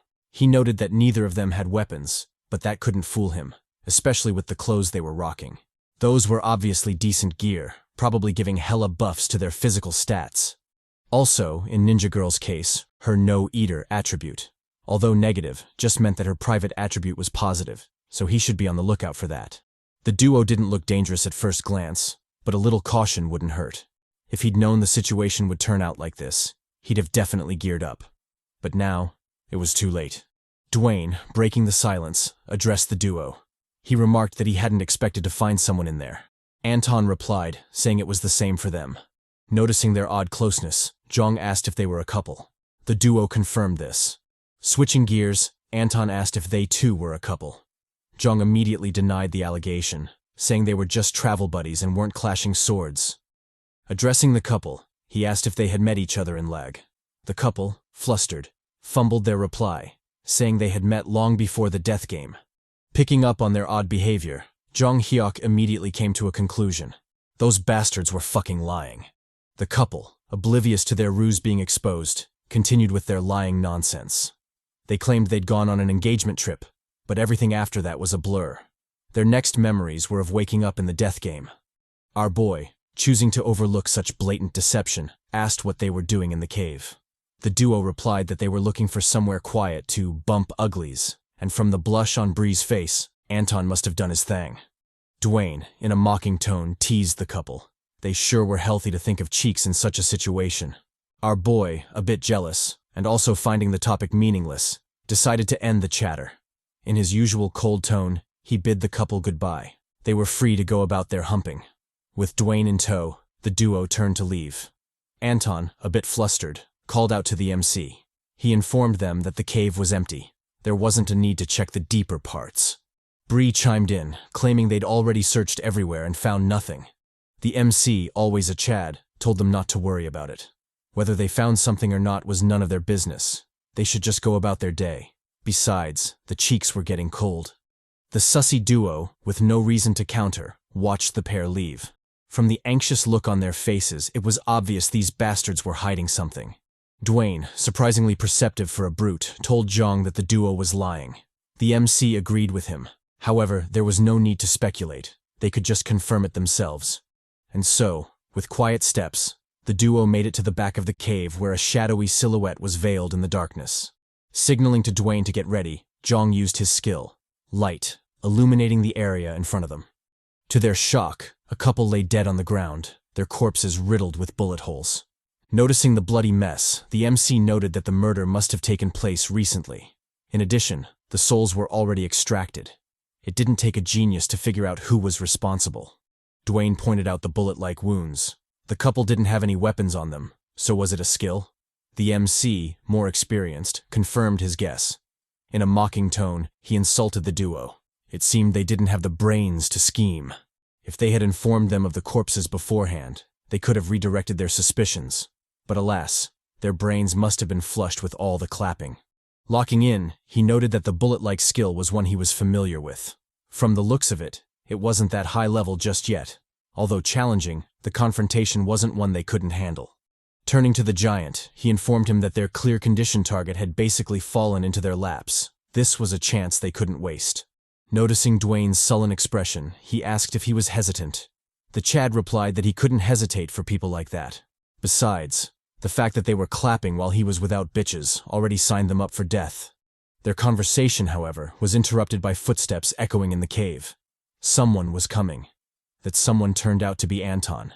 The sketchy bastard, clearly up to no good, activated his formless sword.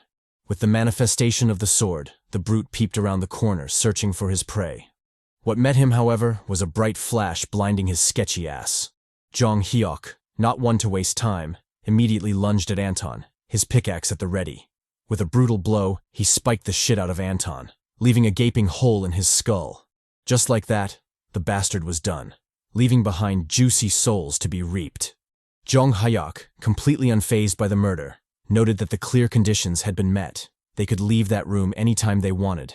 However, there was still a bug that needed to be squashed. Turning to Dwayne, he warned him not to stick his head out unless he wanted a bloody surprise from Bree. He informed him that, if his guess was correct, Bree must be the mastermind behind everything. The couple had been killed by a bullet skill, yet Anton had a sword skill, so it was clearly her doing. In fact, the little wench must be out there somewhere, aiming her treacherous fingers at them. And true to his words, the ninja mommy Bree was dual-wielding them hands, ready to poke our boys. I don't know about them, but getting clapped with that outfit on isn't the worst death. All in all, Bree was the real threat to look out for, especially since she didn't seem to care about her companion's death. Turning to Dwayne, he asked what skill he had. Noticing the Chad's hesitation, the MC told him not to share if he wasn't willing. Dwayne clarified the misunderstanding. It wasn't that he didn't want to share. It's just that his skills were complete trash in the situation. Jeong Hyeok, always a believer in there being no useless skills, decided to plan with what they had available. Bree's skill, although deadly, wasn't at a level where it could penetrate the body. The key to surviving this ordeal was to avoid getting hit in critical areas. Addressing the giant, he informed him that he had a plan and his help was crucial. We cut to a while after the plan had been shared. Dwayne, mulling it over, noted that it might just be possible. If it's a matter of physical strength, he should definitely be able to do it. He was staking his life, so Jeong better not miss. Our boy, brimming with confidence, told him not to worry. Who would miss such a mommy? We switched to Bree, the scheming mommy. The nasty wench, a bit frustrated, cursed Anton. She had brought him along thinking he'd be useful, but the bastard turned out to be trash. It was just shitty luck that she had to deal with the new duo. The plan had always been to kill the couple and move on, but that was already up in smoke. Well, not that it mattered. If they dared stick their heads out, she'd definitely give them a nasty surprise. As she was still in her villain yappery, a surprising development occurred before her. Anton's corpse was suddenly dragged, disappearing behind the walls. Before she could piece together what the hell was going on, The Chads charged at her, using Anton's corpse as a literal meat shield. Bree, shocked by the odd development, froze. Soon, however, she locked in, unleashing a barrage of air bullets at the charging foes. Dwayne, undeterred by the relentless attack, continued his charge, his war cry booming. Bree, not backing down, doubled the barrage, calling for the fools to die. With well-aimed shots, she blew off Anton's hand, leaving a nasty graze on Dwayne's arm as well. Dwayne didn't stop. He continued his charge toward the deadly wench. Finally, Bree ran out of bullets, forcing her to reload. Dwayne, noticing the change, called out to the MC. Jeong Hyeok, not one to disappoint, spawned behind Dwayne, his bloodlust brimming. Bree, noticing the MC, realized he must have known about her skill. But it didn't matter. In 2 seconds, the reload would be done, and she'd light him the fuck up. She commended their desperate attempt, but this was where their journey ended. Jeong Hyeok, however, threw her a curveball. Forget closing the distance, he simply yeeted the pickaxe, aiming straight for the cocky wench. Bree, still brimming with confidence, laughed at his foolish attempt. She could just dodge the throw. Our boy, always one step ahead, had already accounted for that possibility. In that critical moment, he activated his trump card, Lion's Roar. The skill induced a feeling of fear in opponents, stunning them for a second. It wasn't an OP skill, and the duration wasn't long. However, a second was more than enough. It was enough to stun the cocky bitch, leaving her vulnerable to the pickaxe. And so, in a bloody twist, the ninja mommy got poked. Her bouncy plot did nothing to cushion the blow. Jeong Hyeok, carried by momentum, crashed to the ground. He kept his eyes on Bree, waiting for the scheming bitch to bite it. Bree, however, refused to die so willingly. With a spiteful gaze, she vowed to take Jeong down with her. Noticing the vengeful act, the MC cursed the poisonous wench. Couldn't she just die in peace? Where was her dignity in death? Vulnerable and out of options, he decided to tank the shot, hoping his passive skills would be enough to save his ass. In that desperate moment, Dwayne came in clutch.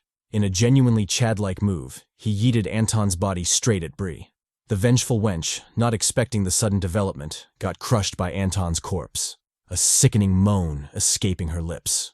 The boys, quick to react, targeted the vile woman. They needed to be ready in case she had more surprises planned. To their relief, however, Bree was done, having fainted from the blow. Our boy, always a gentleman, handed Dwayne the pickaxe. He should deal the finishing blow. Of course, the souls would be his as well. Dwayne, delighted by the honor, thanked the MC for his generosity. With a savage face, he wielded the pickaxe, ready to bless Bree with death. Soon, however, his gentle soul returned. He couldn't do it. He couldn't kill someone in cold blood. Turning to the MC, he begged for Bree to be spared. She was already out cold. She wasn't a threat to them anymore. Jeong Hyeok eyed the Chad, his thoughts cryptic. Soon, however, he snatched the pickaxe from Dwayne. If that was Dwayne's choice, he wouldn't argue with him. However, for himself, there was no way he'd let the poisonous bitch live. This was L.A.G. No good deed went unpunished in that vile hell. Saying so, he brought the pickaxe down on Bree's skull, bathing the ground in her blood. Done with the brutal yet necessary action, Jeong addressed Dwayne. It wasn't that he liked killing or that he was a bloodthirsty fiend eager to clap cheeks. His rule was very simple.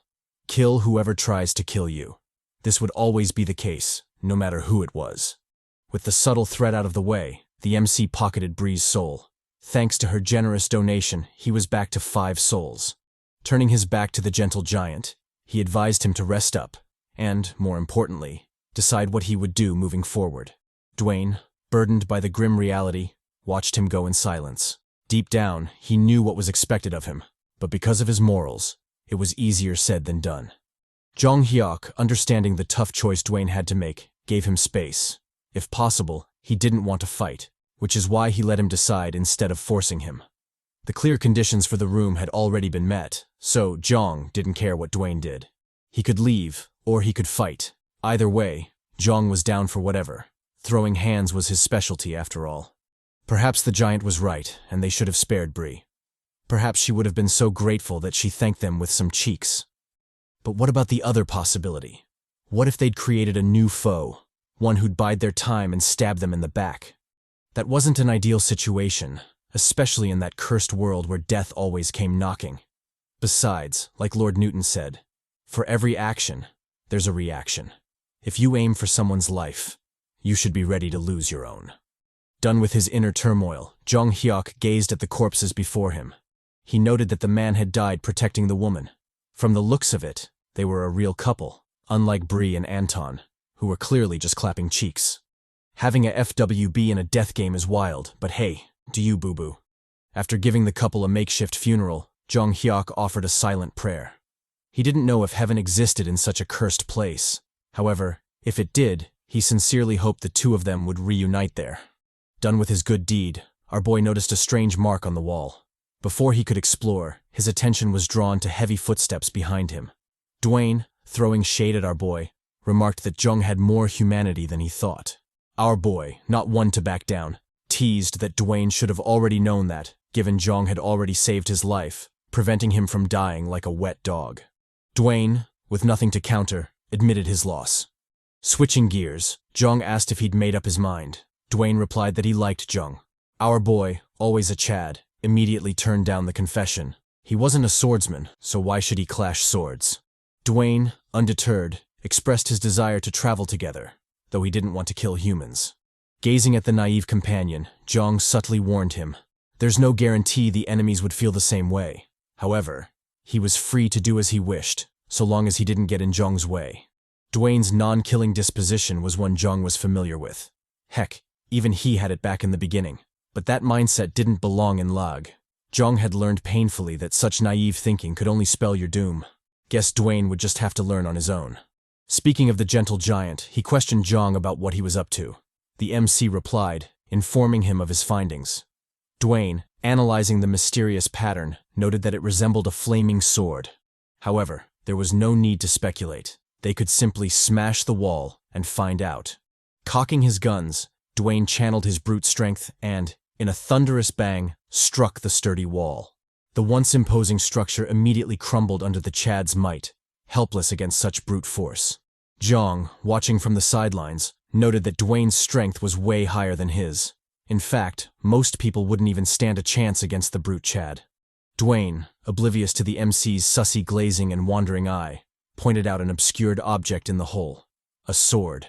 Our boy, delighted by the unexpected windfall, calmly retrieved the blade. It was the blazing blade, its unique ability being to hold heat. If equipped, it would buff agility by 2%. Swinging the sword around, Jeong remarked that, as expected, it was a great blade, not only sharp, but, if used with a skill, capable of becoming hotter. Dwayne, watching from the sidelines, expressed his confusion. How could a sword produce fire? It didn't make sense. Really, brah? I know you're a brute, but goddamn. Jeong, sharing my sentiment, looked at Dwayne like he was the biggest idiot. They'd just fought a wench who could literally shoot bullets from her fingers. So how was he surprised by that? Or was he too distracted by Bree's rocking bod to notice such obvious things? All in all, it didn't matter. Addressing the giant, Jeong asked if he could keep the sword. Dwayne readily agreed. It was Jeong who had found it, after all. Jeong, always a generous Chad, gave Dwayne his pickaxe, making it clear he was a generous poppy. Dwayne, satisfied with his new weapon, swung it around. He was sure he'd do some damage with that thing. With their business done, the duo turned to leave. The clear conditions might have been met, but this was L.A.G. Who knew what shit show the twisted game might suddenly throw their way? We cut to the Chads at the exit of the cave. Dwayne, dreading the cold, expressed his reluctance to head out. Jeong Hyeok, always a generous Chad, handed him the blazing blade. He had his light skill, so Dwayne could use the sword for now. Dwayne, not one to turn down generosity, especially from his poppy, immediately equipped the sword. And so, with their preparations done, the duo finally left the cave, braving the harsh cold. We switched to the duo still traversing the snowfield, trudging through the relentless cold. In front of them lay a grim, yet expected sight. A corpse sprawled in the snow. Analyzing the corpse's state, Dwayne remarked that he had probably died from the cold. Jeong, always cynical, pointed out the missing soul. That wasn't a simple accident. However, it had nothing to do with them. They should hurry. Staying would only endanger their lives. With those words, the two pressed forward, their determined gazes fixed on the horizon. They continued their hellish journey, pushing themselves until they finally reached the exit to the freezing abyss. The cold was brutal, but they had made it. In typical L.A.G. fashion, they were given a choice. They could either go to the next room, B332, or choose the mysterious space in between, B3 Room 2. Jeong Hyeok, a bit conflicted, paused to assess the situation. The ever-changing nature of L.A.G had been chipping away at his advantage. His once reliable knowledge of the future was becoming obsolete. In such a volatile environment, every decision carried weight. Dwayne, unbothered by his inner turmoil, told him to decide quickly. His crown jewels and future descendants were at risk of being frozen stiff. Jeong, puzzled by his sudden trust, questioned the giant. Didn't he know his decision could lead to his death? Dwayne, always the happy-go-lucky one, told him not to worry about it. He wouldn't blame him even if he died. Besides, if you leave your life in someone's hands, the least you can do is accept your fate in case shit hits the fan. Our boy, smiling at Dwayne's simplicity, didn't waste time. From now on, Dwayne should let him decide everything. If he does, he'll be swimming in bitches. With that, he confidently chose the next hell. The system notification sounded, welcoming the players Lee Jeong Hyeok and Dwayne the Chad Smith to room B32. Upon their arrival in the new room, the freezing cold finally retreated. Dwayne, obviously delighted, exclaimed that he finally felt alive again. The room was completely different from the last. The system notification, always punctual, announced the mission status. It stated that the main goal to escape B331 was a success. In addition, they had completed the side quest of decreasing the number of any living beings by 1. As such, both players would be rewarded with 6 souls each. Our boy, calmly pocketing the rewards, advised Dwayne to rest up. They'd head to the next room once fully refreshed. Dwayne readily agreed. There was no rush. The next room would probably be another hell anyway. Jeong Hyeok, taking a look at his current skills, noted that his highest skill level was 4. With his 11 souls, he could definitely raise it higher. But there was no need. He'd rather observe the situation first and respond accordingly. His biggest problem, however, was the active skills. He needed something stronger than light or flame if he were to continue on. The only consolation was that his drip and equipment were excellent. Everything from the elastic jacket to Tae-min's black hammer. He was pretty secure in that department. Not to mention the pièce de résistance, the blazing sword. Something that OP had no business being on the 3rd basement level. But now that he had it, he was sure it would be useful even beyond the 5th basement floor. With their loadout done, the duo assembled. It was time to head to the next hell. Upon entering, the duo found themselves in another strange room. Before they could analyze the room further, the system notification sounded, announcing the mission details. The public mission was the weight of life, which honestly sounded ominous as fuck. The first goal was to make a deal by any means necessary. The second goal was to get rid of something big and heavy, aka your mama. If they did that, they'd be rewarded with 10 souls, random equipment, and, lastly, a random skill exchange coin. Jeong Hyeok, the experienced regressor, noted the odd change. They were only on the 3rd basement level, yet L.A.G was already issuing 2 goals and 2 rewards. The implications were obvious. The difficulty of the room was crazy high. As troubling as that was, there was something more urgent they needed to address. Turns out they weren't alone in that room. In fact, the room was packed with dozens of shady folks just hanging around. Not to mention, at the far end of the room, a bloody drape divided the space, probably concealing horrors beyond. Dwayne, puzzled by the development, asked Jeong for clarification. The MC, however, ignored him. He was focused on something more dire. The place was completely different from his earlier regressions. Thus, his advantage was officially useless. Before he could mull it over, a figure called out to him. This rat-looking bastard was Song Wiriong. His public attribute was a buff to speed when wearing equipment that raised movement. Currently, his highest skill level was 5. Jeong Hyeok, obviously suspicious of the rat bastard, told him to speak. Whatever he had to say could be said from way over there. The sketchy Song told him not to be so mean. He understood his caution, but honestly, he was hurting his feelings. There was no need to be so wary. He just needed to drop some exposition on him real quick. According to Song, the place was a makeshift zone for people to trade, among other things. Of course, that wasn't the official purpose of the room, but it was the only way they could grow their strength and hopefully defeat the monstrosity behind the drapes. The items on sale were basically trash, but Jeong noticed some decent and maybe useful items mixed within.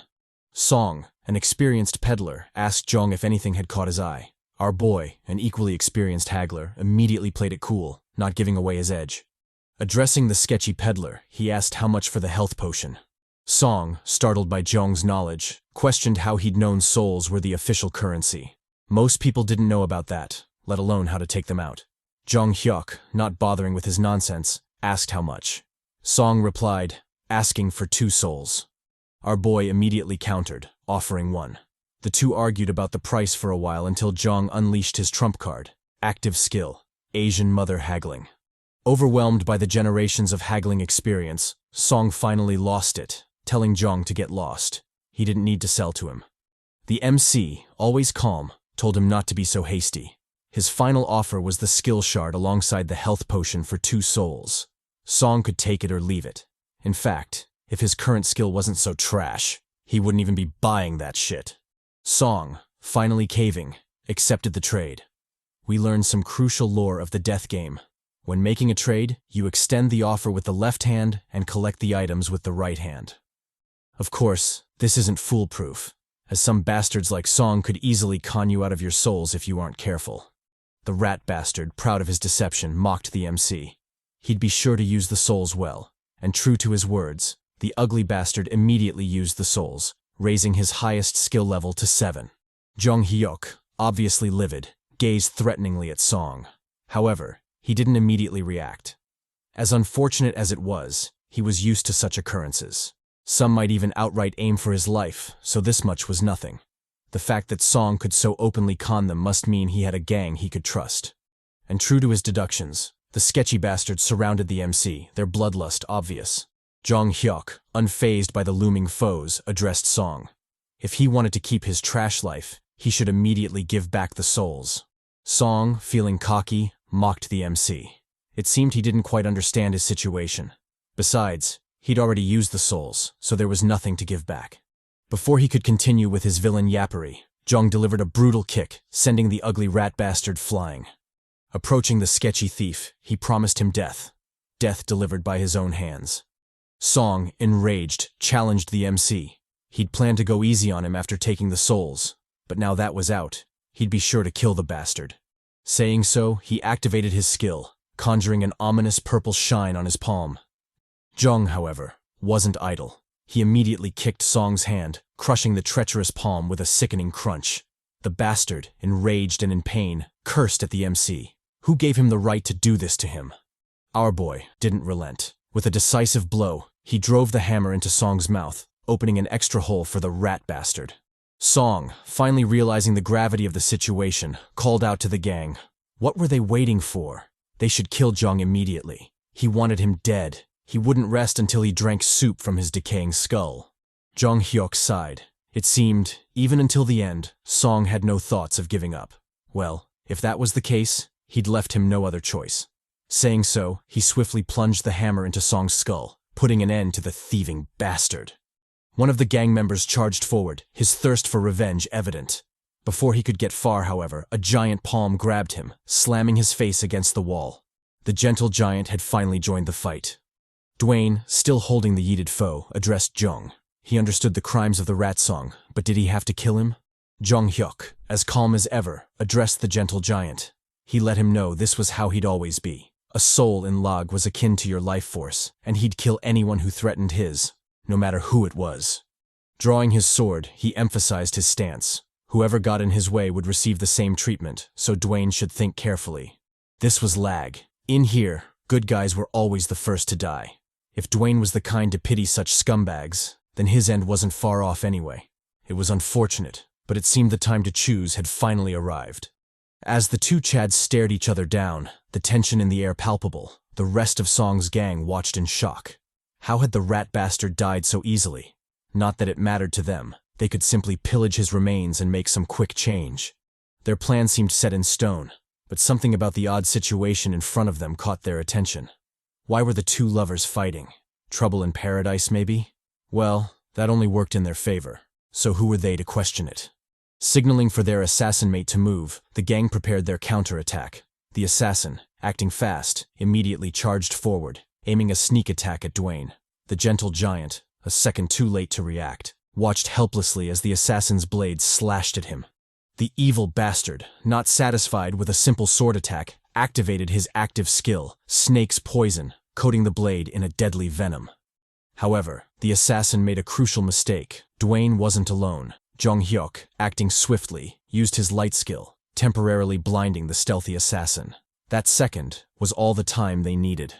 When the bastard opened his eyes, Dwayne's knuckle sandwich was waiting for him, blitzing the assassin into oblivion.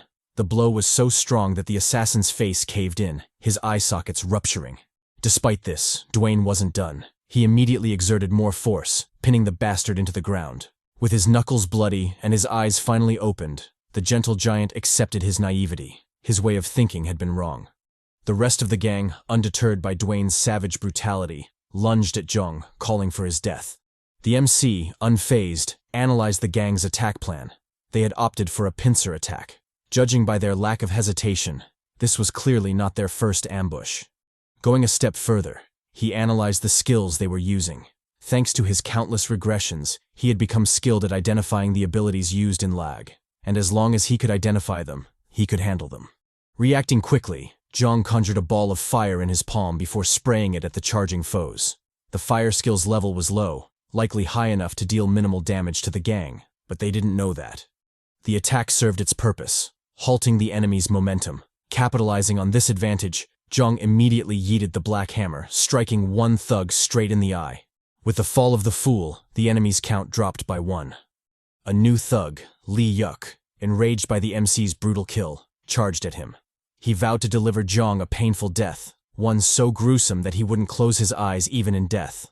Jeong Hyeok, unrattled by his yappery, calmly assumed his battle stance. Maybe if the thugs had attacked in unison, it would have been troublesome, but unfortunately for them, they had lost their composure and were charging solo like rabid dogs. Locking in, Jeong unleashed his fire skill on L.A.G. The cunning foe, more agile than Jeong had anticipated, immediately dodged the attack and resumed his charge. With a brutal slash, he aimed for Jeong's neck. The MC easily blocked the attack. Thanks to his Strongbone's passive skill, the slash was nothing more than a tickle. L.A.G, not expecting such monstrous defense, froze for a moment. Before he could gather his wits, Jeong blessed him with a hot kiss to the skull, stabbing straight through his peanut brain. With another enemy down, Jeong turned to face the remaining fools. The bastards, unrelenting, charged at the MC. Jeong, not one to waste time, launched his own attack, slashing his blazing sword at the enemies. He comboed the attack with a fire strike, savagely burning the foes' heads. Watching the screaming thugs, Jeong showed no mercy, unleashing another fire strike to burn the bastards to cinders. Done with the brutal battle, the MC casually collected the souls. Addressing Dwayne, he asked if he still harbored naive thoughts about peaceful coexistence. Like he'd said before, L.A.G was a death hell where only doom awaited the foolishly kind. Gazing sternly at him, Jeong asked Dwayne to make up his mind. His hour of hesitation was over. Dwayne took a moment to mull it over before turning his attention to the beaten thug. With a sickening stomp, he crushed the bastard's skull, putting an end to his rotten existence. The giant, finally manning the hell up, told Jeong he was right. In L.A.G, death was repaid with death, and he had no intention of avoiding it any longer. Jeong, proud of his boo, encouraged Dwayne's growth. In that hell, the death of another fueled their own strength. And true to his words, Jeong immediately utilized the loot dropped by Song, acquiring the passive skill Calm Mind from the skill shard. The skill guaranteed composure regardless of the situation. With their massacre complete, Dwayne eyed the other people in the room. Despite the huge fight, no one had intervened. Jeong explained that it was expected. Most people in L.A.G were strangers to one another. It didn't make sense to stick your nose into someone else's business. The only ones who might have intervened were Song's gang, but they were already decimated. Besides, the crowd had just witnessed them annihilate Song and his group. Most wouldn't want to fuck with them after that. As Jeong was still glazing, a clanging sound came from behind the drapes, startling everyone. Whatever it was, it clearly had everyone on edge. Dwayne noted the sound of breathing behind the drapes. Jeong Hyeok, equally puzzled, replied that he didn't know what it was either. But whatever it was, it had everyone scared shitless, so it probably wasn't anything good. A loud voice interrupted their discussion. The voice belonged to Jeong Hyeok, a Chad with flashy hair and killer drip. His public attribute allowed him to use 2 active skills simultaneously. Currently, his highest skill level was 6. The MC, always suspicious of new arrivals, invested 11 souls to level up his calm breathing. With the level raised to 6, his recovery would improve significantly. The new Chad introduced himself, telling the duo his name. Jeong, however, cut him off. He told him to get to the point. What did he want? Byung, with a dazzling smile, expressed his desire to join the Chads. Oh? Is this a love triangle I sense? Watch out, Dwayne. Someone's coming for your boo. Dwayne, like a jealous boyfriend, asked Byung if he was trustworthy. Byung replied that trust wasn't necessary. What mattered was his ability. If they wanted to survive, cooperation was inevitable. Jeong Hyeok, always in his murdery vibes, warned Byung not to think of betraying them. If he did, then no matter the situation, Jeong would drop everything and kill his ass. Byung, unfazed by the obvious yet slightly gay threat, told him not to worry. Despite how he looked, he was a pretty chill guy. Besides, he had no intention of dying just yet, so betrayal wasn't in the cards. Locking in, Byung pointed at the drapes. As much as they wanted to leave, they had a big problem. Something big and vile was waiting for them behind the bloody curtain. Dwayne, the jealous boyfriend, immediately raised his complaints. He didn't like or trust Byung, so traveling with him was out of the question. Besides, the flashy bastard was clearly after his poppy, so why would he give him the chance? Byung countered his objection, pointing out that while the duo was strong, even with his help, the task would still be nearly impossible.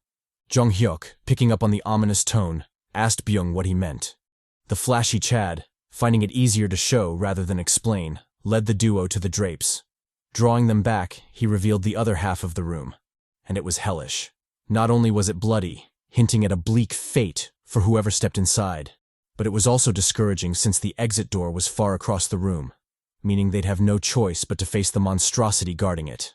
Speaking of monstrosities, a heavy, bloody foot slammed into the ground, crushing the concrete floor beneath it. This foot belonged to the megalithic man, a dreadful stone behemoth towering over the petrified players. I'd like to describe what it looks like, but again, lag is on some bullshit, so I'm struggling to find the words. Honestly, what the fuck is this? As expected, our Chads were terrified, especially since the quagmire-looking bastard was glaring daggers at them.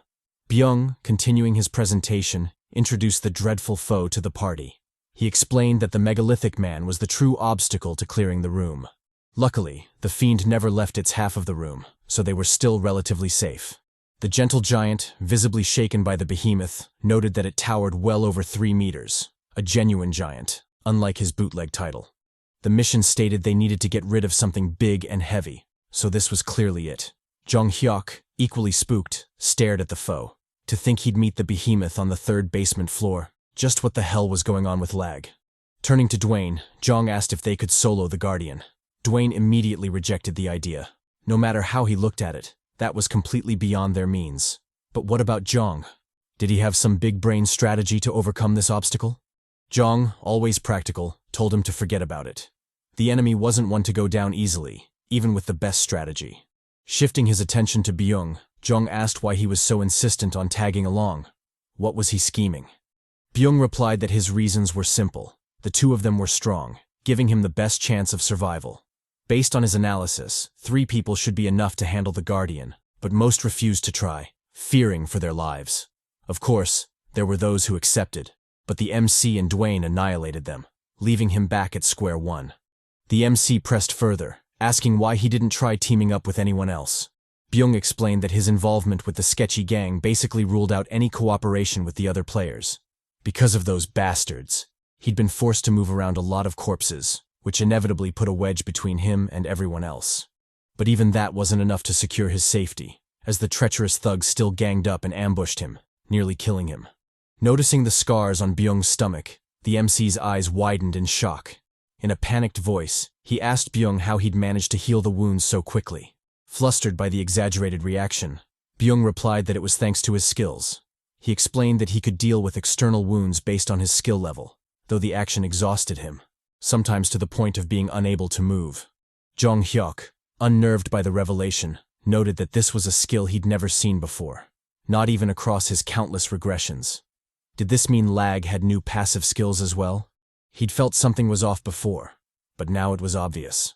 The missions, enemies, and skills in this regression were constantly changing, and the death game had been wilding ever since he woke up. This might just be a guess, or maybe a strong feeling, but this life felt like his last in Lag. Byung, oblivious to the MC's ominous realization, called out. He asked what their next move was. Would they tackle the Guardian together? Jeong Hyeok, never one to waste time, immediately agreed. Delaying wouldn't do them any good. Dwayne, the tsundere, chimed in. Although he didn't like the flashy Chad, his hands were tied in this situation. They might as well get it over with. Locking in, Jeong upgraded his strong bones to level 7. Though confident in his physical defense, a little preparation wouldn't hurt. Speaking of preparation, it was overkill to tackle the behemoth with their current skills and levels. The only solution was to gather souls and raise their levels. But even then, their battle strategy was severely limited. A full frontal assault was the only feasible tactic, though survival was doubtful. Byung, quick on the uptake, volunteered to gather everyone. Jeong, however, told him to chill. Even if they did, it still wouldn't be enough. Turning to the desolate players, the MC shouted to get their attention. He let them know their current fate was absolute trash. They were just sheep waiting to die. The only difference was when and how. That said, he was giving them two choices. They could either combine their strength and help take down the Guardian, or they could die by their hands, right then and there. The choice was theirs. Fight together as comrades, or forcefully gift their souls and lives to him. Byung, visibly shocked, told him to hold the fuck up. What did he mean, their hands? Was he including him in the smoke as well? Turning to Dwayne, he pleaded for him to talk some sense into Jeong. Dwayne, unfazed, told him to chill out. Although Jeong's methods were unconventional, they were the reason he was still alive today. Byung should sit back and trust their poppy. One of the players responded to Jeong's provocation. He warned Jeong not to throw words around so carelessly, especially when they carried such obvious threats. Sure, the trio might be strong, but even for them, handling such a large group was impossible. Besides, what was stopping them from just killing the cocky MC? This faded-looking bastard was Mark Rowan. His public attribute was a strong strong voice. Currently, his highest skill level was 6. Analyzing this Chad, who seemed to be high on mushrooms, Jeong Hyeok noted that his aura was different. From the looks of it, Mark was the true boss of the group. The reason the dearly departed Song and his gang couldn't fully control the room was probably because of him. Our boy, refusing to back down, doubled down on his threat. He let Mark know he was dead serious. The only question was whether Mark really wanted to test him. The fated Chad immediately backed off. He had no desire to fight Jeong. Besides, the MC was right. The people in that room were at their limit. A change was necessary before things spiraled into total chaos. Addressing Jeong, Mark asked what the plan was. How did he intend to kill the Guardian while keeping everyone safe? Hearing such naive words, Jeong chuckled. Mark, puzzled by the reaction, asked what was so funny. Jeong replied, telling him to cut the bullshit. What did he mean, keep everyone safe? Some were obviously going to die. It was inevitable. The only thing he was certain of was that their chances of survival were much higher if they pooled their strength and fought the Guardian as a group. In fact, Mark must have already known this. That's why they could have that conversation in the first place. With those words, the MC ended the debate. The time for talking was over. It was time to act. Before they could move, however, a loud bang erupted behind them, startling the group. The dreadful noise came from the Guardian punching the steel gate, seemingly testing its limits. Dwayne, sweating bullets, asked Byung if the Guardian usually behaved like that. Byung denied it, explaining that although it occasionally hit the bars, it was never to that degree. The rest of the bots murmured in agreement. Something was definitely off. Even a bootleg Garcia chimed in, asking nervously if they'd be okay. Don't worry, mommy. Our boy will protect you this time. But of course, this was L.A.G. Nothing ever went according to plan in this cursed world. With one mighty punch, the Guardian shattered the steel gates, obliterating the last safety net for the players. With a menacing glare, the behemoth locked eyes with the group, who could only watch in shock and horror as their safe zone was annihilated. Dwayne, cursing their shitty luck, remarked that they were all in the same boat now. Whether they wanted it or not, the other players would have to fight. Byung, also cursing, lamented that they hadn't even formulated a plan. How were they going to tackle the behemoth in such a manner? Jeong, unfazed by the unfair development, told the Chads to lock in. Any prior plans were effectively out the window. The only thing they could do was focus and respond accordingly.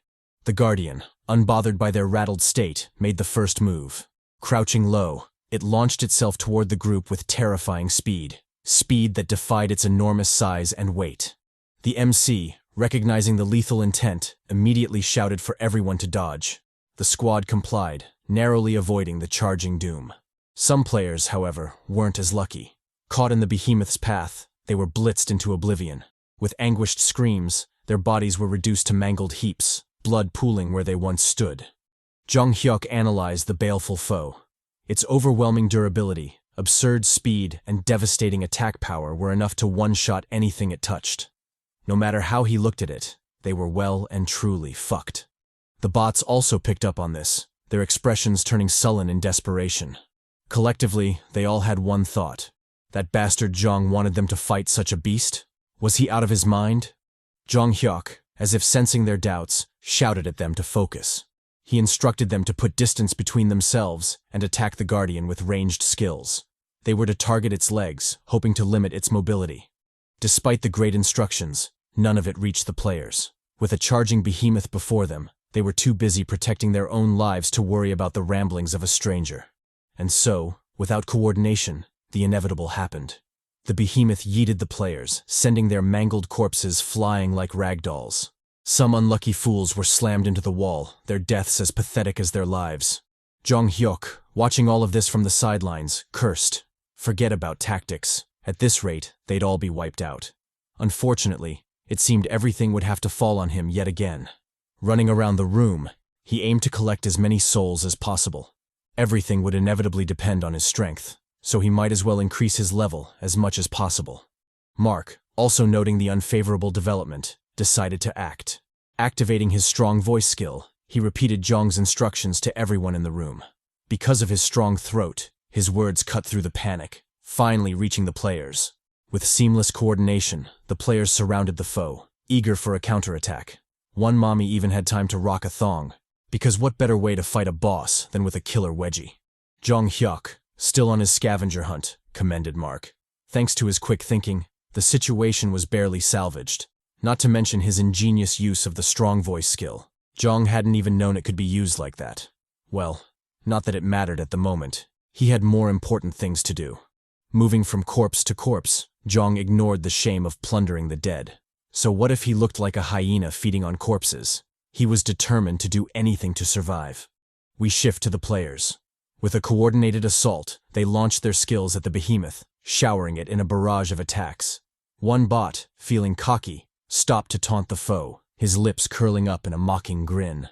This, however, proved to be a foolish mistake, as the fiend easily brushed off the flame attack, pouncing brutally on the cocky dude. With anguished screams, another foolish player fell, his death equally as foolish. Jeong Hyeok, still observing from the sidelines, marveled at the bot's stupidity. Wasn't it common knowledge that fire was weak to earth? Just what the hell was the dude thinking? Not only him, but the rest of the players were equally foolish, as their attacks wouldn't reach the Guardian anyway. The only way to attack was through melee damage, but obviously, none of them were willing to get that close. Turning to Dwayne, Jeong reminded his boo not to advance recklessly. He should first gather souls and level up his skills. When they had enough, they'd attack together. The desperate battle continued. Players dropped like flies as the behemoth rampaged through the room. In a final act of desperation, one player hurled a lightning attack at the creature, hoping to break through its defenses. But just like fire, lightning was weak to earth. The Guardian brushed it off with ease, yeeting the poor fool into oblivion. The rest of the players, capitalizing on the Guardian's distraction, froze its feet, effectively pausing its momentum. Mark, thrilled by their teamwork, signaled for everyone to attack. The players, blindly trusting their leader, charged at the behemoth with their weapons at the ready. The fiend, however, proved more cunning than they'd thought. After baiting the players to close the distance, the Guardian swiftly initiated its counterattack. With a mighty slam, the Guardian blitzed the players, sending their pathetic corpses flying. Even this wasn't enough for the fiend. It comboed the slam with a punch attack, easily reducing the players to bloody pulps. In an overwhelming show of power, the Guardian punched the shit out of the players. Wherever its fists went, lives were reaped, powerless to stop it. Jeong Hyeok, still on his scavenger hunt, stealthily made his way around the room, collecting as many souls as he could. Sure, it was grim to capitalize on the dead like that, but what choice did he have? He had to get stronger, no matter the method. As he was reaping the souls, Jeong stumbled upon a wounded Chad barely clinging to life. In a broken voice, the man begged for mercy, the pain too much to endure. Jeong Hyeok, always a merciful Chad, immediately complied. Drawing his sword, he promised to avenge the man. The unfortunate man, although weak, thanked the MC. With that, he could at least rest in peace. Jeong Hyeok, acting on his promise, immediately stabbed the fellow, ending his life. In a silent prayer, he wished the poor soul peace in the afterlife. Upon collecting the man's soul, Jeong noted that his collection was up to 19. Although not a lot, it was enough to at least put up a fight. Turning his attention to the battle, he noticed Mark charging at the Guardian. The brave leader, stealthily approaching the boss, immediately utilized his trump card, Time Bomb. This was an active skill that planted a bomb on a target. Upon activation, the bomb would detonate within 10 seconds. With the task done, Mark swiftly called for everyone to scatter before setting off the bomb. The explosion hit with a deafening boom, dealing significant damage. Excited by its success, the players urged Mark to use the skill again. The boss, although willing, wasn't able to fulfill their demands. The attack wasn't something he could spam indefinitely. This was lag. Cheat abilities weren't allowed. As the players were still hopefully staring at the fallen foe, wishing it wouldn't get back up, the MC's loud voice called out, reminding them to be careful. However, his warning came too late. The boss was already targeting Mark, its giant palm closing in on him. Before he could react, the boss grabbed him by the head, lifting him off the ground. The rest of the players, worried about their leader, shouted his name in desperation. This, however, proved futile, as the foe crushed Mark's head, bathing the ground in his blood. Jeong Hyeok, noting the bleak development, instructed Dwayne to join him in attacking. Since Mark was dead, the rest of the players were bound to collapse. Something needed to be done before that happened. True to his prediction, the behemoth charged at the players, making quick work of them. Without their leader, they were nothing but fodder, falling pathetically with every stomp or punch from the boss. In a show of grotesque savagery, the boss crushed the players into bloody pulps, tearing their bodies apart. Jeong Hyeok cursed at the expected massacre. He'd known this would happen, but he hadn't thought it would happen so quickly. Dwayne, infuriated by the slaughter, decided to make his move. Utilizing his active skill, Strength Increase, he buffed his strength by 50% before charging at the boss. With a booming war cry, he shouted at the cocky rock to eat his black axe. The axe wasn't huge, but she'd said his was the perfect size, so it was all right. Saying so, he struck the boss, chipping away at the beast's stone hide. Not relenting, the gentle giant immediately doubled his assault, showering the boss with a flurry of attacks. Swords might have been ineffective, but his pickaxe was the perfect tool to deal with a stony bastard like that. While he was still glazing himself, the boss threw him a curveball. With frightening speed, the behemoth intercepted his attack, grabbing his arm in a tight grip. Dwayne, shocked by the counterattack, cursed. It seemed he had fucked up. Under the boss's iron grip, Dwayne was forced to let go of his trusty pickaxe. The clanging sound of the pickaxe hitting the ground served as a signal for the boss to initiate its counterattack. Reeling back, the behemoth prepared a killer jab, which it unleashed on Dwayne, with frightening speed. The Chad, now defenseless, watched in horror as the lethal blow neared him. Reacting quickly, he immediately deployed his active skill, Stamp Kick, delivering a nasty kick to the behemoth's leg. The sheer power of the attack sent shockwaves through the room, driving the boss's leg into the concrete floor. Having lost its balance, the behemoth's once lethal jab landed pointlessly into the ground, narrowly missing the trapped Chad. The boss, however, wasn't going to leave empty-handed. Exerting more force, it crushed Dwayne's arm, sending stinging pain through the Chad's body. Dwayne, now with a panicked look on his face, endured the blinding pain. Inwardly, he thanked his strength skill because, without it, the behemoth would have already crushed his arm into a bloody pulp. However, even his skill had a limit, so something needed to be done, and fast. Clenching his fist, Dwayne reeled back before driving a killer hook into the boss's face. The blow left the behemoth reeling, its once majestic defense subtly crumbling. Dwayne, however, wasn't left unscathed. The behemoth wasn't called Megalithic Man for no reason. Its defense was as absurd as you'd expect. As such, even though he was the one who dealt the blow, he still suffered considerable damage to his fist. Noticing he wouldn't last long under those circumstances, Dwayne begged for help from the one person he could rely on, his Poppy and Boo, Lee Jeong Hyeok. Our boy, as if sensing the distress signal from Dwayne, crept up on the boss, his black hammer poised to strike. In a brutal slam, he struck the behemoth straight in the back, sending chips of its defense flying. The force from the blow left the behemoth dazed, forcing it onto its knees. Jeong Hyeok, not relenting, immediately activated his passive skills, strong bones, and tough skin. With the protection of the upgraded skills, he lunged at the boss, his left hook ready. Not wasting time, he swiftly sent the punch flying, driving it deep into the behemoth's body. The boss, left reeling from the punch, finally loosened its grip on Dwayne's arm, giving the Chad a chance to slip away. Jeong, noticing his boo was safe, doubled down on his attack, unleashing a flurry of strikes on the boss's back.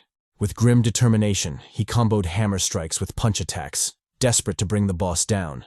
Sure, his fists were burning, and his knuckles were bleeding, but he didn't care. The only thing on his mind was to deliver one more punch to finally bring the bastard down for good. As he was still in his bloody trance, an urgent voice called out, warning him to dodge. Jeong, a little hazy from the bloodthirst, failed to understand what Byung meant. Before he could mull it over, a lethal blow aimed at his head swiftly materialized before him. Jeong Hyeok, cursing the bastard who'd done this, immediately lunged to the side, narrowly dodging the explosive attack. With chatty agility, similar to our fallen Mommy Garcia, he performed a backflip, landing gracefully on his feet. The rest of the players, noticing the boss was up for grabs, all lunged at the behemoth, their selfish desires overshadowing logic. Jeong Hyeok, watching the bots charge at the boss, immediately understood their reasoning. The fuckers wanted to fulfill the 10% contribution quota issued by the trial. They had no care for Jeong Hyeok, even if he suffered collateral damage. One player even took it a step further, launching a sneak attack on our boy. With a cheesy line from a budget Temu movie, the bot called for Jeong to die. Our boy, shocked by the obvious sneak attack, easily parried his spear attack, leaving him open for a counter. With brutal efficiency, he punched the shit out of the bastard, forcing the poor fool to swallow his own teeth and blood. The MC, not one to show mercy, immediately lunged at the fool. With a sickening crunch, he brought the hammer down on the player's skull, drowning the ground in his blood. Mocking the stupid bastard, Jeong advised him to keep his mouth shut the next time he wanted to ambush someone. Well, he was already dead, so he'd just have to shut his mouth hole in the next life. Turning his attention back to the boss, he wasn't surprised to see the behemoth absolutely annihilating the players. The best way to deal with the stony bastard was to take it down while it was dazed from a sneak attack. But because of the foolish players, that chance was out the window. And now, because of their foolishness, the fiend was hunting them down like sheep, smashing each player into bloody pulps. Dwayne, visibly nervous about the massacre, asked Jeong if they should join. The MC swiftly rejected the idea. There wasn't a need to deliver themselves so willingly to death. They should let the behemoth clap more cheeks. Hopefully, when the numbers thinned out a bit, a chance for a counterattack would open up. For now, they could just watch the show. As fucked up as it was, the sight of the behemoth yeeting the players was a fun show to watch. Taking the moment to teach his baby, Jeong expressed to Dwayne the dangers of trusting the treacherous players. Like he'd seen before, the bastards wouldn't hesitate to attack them if they thought it would be beneficial. In fact, he could bet his right nut that as soon as they took down the boss and were low on HP, the fuckers would instantly attack them. Switching topics, he asked Dwayne about his arm. The gentle giant replied that, although it stung, it wasn't broken. Satisfied with the answer, Jeong told him to prioritize gathering more souls. The foolish players weren't going to take down the boss, so that task would inevitably fall to them. Before it came to that, though, they needed to level up as much as possible. Turning to his second boo, Jeong advised Byung to do the same. Byung, always a submissive boo, immediately complied. With the bothersome tasks out of the way, our boy surveyed the room, seeking to see just how many players had survived. Shockingly, the pantsu mommy had survived. I don't know if it was the collective prayers of all the virgins, or maybe the thong had some OP buff skills. Either way, the walking fan service was still alive and kicking. Speaking of fan service, this unfortunate but busty mommy didn't make it. We didn't get to know her name, but heaven is a better place with her bust around. Our boy, also noticing the hot waifu, immediately turned in her direction. To his shock, however, he wasn't the only one attracted to the big, bouncy soul floating above her chest. Another player also had his eyes on the tempting loot. The two stared each other down in a Mexican standoff before the other player made his move. Utilizing his jump skill, he easily closed the distance to the mommy, his hands ready to grab her bouncy soul. Jeong, however, mocked the foolish Chad. He was so blinded by the loot that he failed to study his surroundings. Pointing to his right, he told the dumbass to look beside him. The bot, craning his neck, was shocked shitless to find the looming figure of the behemoth charging at him. Before he could react, the boss brutally punched off his head, sending his blood and brain matter flying. Skidding to a stop, the behemoth turned to face its next target. Jeong Hyeok. Our boy, unfazed by the menacing foe, stared back at the boss, his gaze resolute. He'd wanted to test the limits of his body, and now was the perfect chance to do so. The boss, enraged by his challenge, swiftly lunged at him, its mighty fist raised for a slam attack. Jeong Hyeok, however, didn't back down. Entering his defense stance, he challenged the bastard to come at him. In a sickening crunch, the boss's punch landed, sending ripples of force through Jeong's body. The MC, with a metallic taste in his mouth, endured the blow, resolute not to back down. Exerting more force, the boss threw the MC back, forcing him to stumble a bit before regaining his balance. Our boy, although battered, stood resolute, his firm gaze unyielding. He had been right to trust his sturdy body. From the looks of it, as long as he wasn't caught lacking, he should be able to fight the behemoth in close combat. With his decision made, Jeong immediately lunged at the behemoth. The time for a sweet counterattack was nigh. The boss, noticing his charge, entered an attacking stance, its fist cocked back to deliver a killer jab. Jeong Hyeok, unbothered by the ready foe, immediately targeted the bastard's head. He would have preferred to attack the already damaged back, but obviously, the fiend wouldn't let him. So, he opted for the next best thing, a brutal bash to the head. Utilizing the hammer, he chipped away a chunk of the boss's face, leaving a nasty scar on its ugly mug. The boss, enraged, countered with a straight jab, sending the MC reeling backward. Although he'd managed to block, the attack still hurt like hell. Jeong couldn't help but curse the bastard for its absurd speed. The boss, as if sharing the same sentiment, eyed the MC with rage, probably wondering where this sturdy motherfucker came from. In a shocking twist, it jumped backward, putting considerable distance between itself and Jeong. The MC, visibly perplexed, wondered what was up with the fiend. It wasn't in its nature to back down, so what the hell was going on? Soon, however, the reason became apparent as the behemoth swiftly turned and targeted the other players instead. Jeong Hyeok, in a self-glazing moment, noticed that the boss found him troublesome to take down.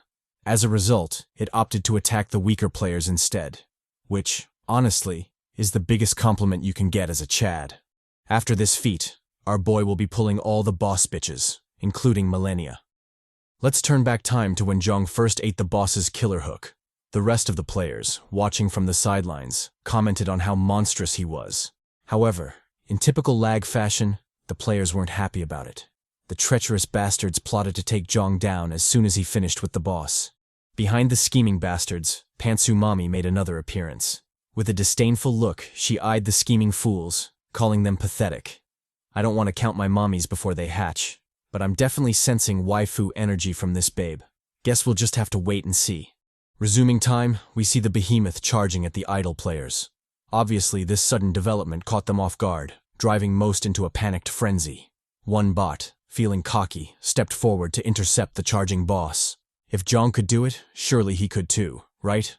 Wrong. The behemoth yeeted the fuck out of him, bashing the bastard's face like he owed him money. Done with the brainless fool, the boss turned, seeking its next prey. Its eyes landed on a helpless mommy, and it didn't hesitate to lunge at her. With killer precision, its fist tore through the air, aiming for the poor babe. At that desperate moment, a Chad in shining armor came to her rescue, bashing the shit out of the behemoth and forcing it to backpedal. This brilliant knightly Chad was none other than Dwayne, who'd sensed the damsel's distress and come running. With this, he should be able to collect some thank you cheeks after the fight. Well, assuming the babe survives. This selfless attempt, however, didn't come without consequences. With Jeong's warning, Dwayne turned to find the boss mid-swing, aiming for his chatty face. Acting quickly, Dwayne immediately activated his active skill, hammering. With a grim look, he met the behemoth in a contest of pure power. The clash of fists kicked up a fierce shockwave, sending ripples through the room. Our boy, not backing down, doubled down on the punch, pushing the behemoth backward. However, he also found himself in an awkward situation, having lost his balance. If the boss attacked at that moment, he'd be well and properly screwed. Byung, coming in clutch, swiftly lunged at the boss. With frightening agility, he somersaulted off the boss's head, leaving a nasty stab in its eye. Task done, the nimble Chad landed in a dodge roll, firmly securing his footing. Not bothering to look back, the scared Chad immediately made a run for it. He'd acted to save his new boo, but he'd be damned if he stayed to fight the giant behemoth. While hauling hella cheeks, he shouted at Dwayne to remember he was the one who saved him. If possible, he should put in a good word for him with the major poppy, Jeong Hyeok. The rest of the players, capitalizing on the momentum, launched their attacks at the behemoth, all aiming to blind the bastard. The boss, however, was more cunning than they expected. Using its arm, it easily shielded its eye, preventing the attacks from landing. With savage brutality, the boss counterattacked, charging straight for the players. Jumping up, it gained momentum before crashing down on the poor fools, reducing all of them to meat paste. Unsatisfied with its carnage, it initiated a brutal slaughter, ripping the players into literal pieces. The MC calmly watched all this from the sidelines. Sure, he could have intervened and saved them, but why should he? The bastards had aimed for his life, and he wasn't one to forget such things easily. This was L.A.G. This damn place had its rules. When fucked, you should be ready to fuck harder. After the boss's rampage, we're given some dire statistics. The total number of survivors in the room had been 40. Right now, however, that number had drastically dropped to just 7. And, of course, Pantsu Mommy made it. I'm telling you guys, my waifu senses are tingling. Garcia can finally rest in peace, because a new mommy is coming. Pantsu Mommy. With the annoying hindrances gone, the boys decided to lock in. It was time to seriously face the behemoth. Before that, however, Jeong had some cleanup to do. He asked the Chads to point out the bastards who'd attacked him before. Upon being singled out, Jeong vowed to kill them himself. There was no way he'd let such treacherous bastards live. With that out of the way, the Chads charged at the boss, their bloodlust brimming. The behemoth, sensing the ominous development, immediately lunged at its first target, soon to be Pantsu Mommy. It knew its end was near, so it opted to do as much damage as possible before falling. Jeong Hyeok, however, wasn't going to let it do as it pleased. He'd barely gotten a Garcia replacement. The hell if he'd let her die. The new mommy, not completely helpless, fought back against the behemoth, telling the rock pervert to stay away. Her name turned out to be Anji Ah, a spicy babe from the Asian continent. Her public attribute was a buff to agility when wearing metal equipment. Currently, her highest skill level was 5. With a mommy in distress, the boys swiftly lunged into action. Sure, she could somewhat hold her own by parkouring off the walls, but how long would that last? This was L.A.G. Things went from 0 to 100 real quick in this hell. Addressing the boys, Jeong immediately issued the tasks. Byung was to take the left flank and wait for the behemoth to make a big move. Of course, the MC was aware his personal damage was minimal, or rather, straight trash. But that's not what he needed him for. He was simply to shake the boss's balance. As for Dwayne, the little giant was to utilize his stamp kick to hopefully bring the fiend to its knees. Everything else would be handled by him. They're poppy, so they need not worry. Back with An, the spicy mommy, finding herself in a pickle, utilized her trump card, Ice Pick. The skill effectively froze anything it hit, and when utilized correctly, as with the behemoth, it could serve as a binding skill of sorts. Anji, finally getting some breathing room, immediately jumped back, putting distance between herself and the boss. I initially didn't want to say something about this view, but god damn. To the artist of this manhwa, I wish you and your descendants eternal joy. Byung, capitalizing on the boss's binding, swiftly closed the distance, running across the steep walls like they were flat ground. With deadly precision, he landed a nasty kick on the behemoth's head, leaving the fiend reeling. In typical Byung fashion, the flashy Chad immediately skedaddled. No way in hell he'd stay to fight that thing. The gentle giant, having expected Byung's Chadly cowardice, immediately lunged at the boss, his stamp kick ready. Utilizing the active skill, Dwayne landed a brutal kick on the behemoth's leg, tripping the giant bastard. With a busted leg and no support, the fiend wobbled on its feet. Our boy, knowing the best time to spawn the fuck up, appeared behind the boss, his attack ready. Without mercy, he unleashed a nasty axe kick on the boss's head, finally bringing the bastard to its knees. Capitalizing on the fiend's stunned state, Jeong unleashed a flurry of attacks on the boss's back, chipping away at its formidable defense. He used whatever he could to bring the bastard down. His hammer, feet, fists, anything to silence the fiend for good. Finally, after what seemed like an eternity and with a heaving chest, the weakness of the boss was exposed. Its heart. Our boy, not one to waste time, immediately unsheathed his blazing sword, his face resolute.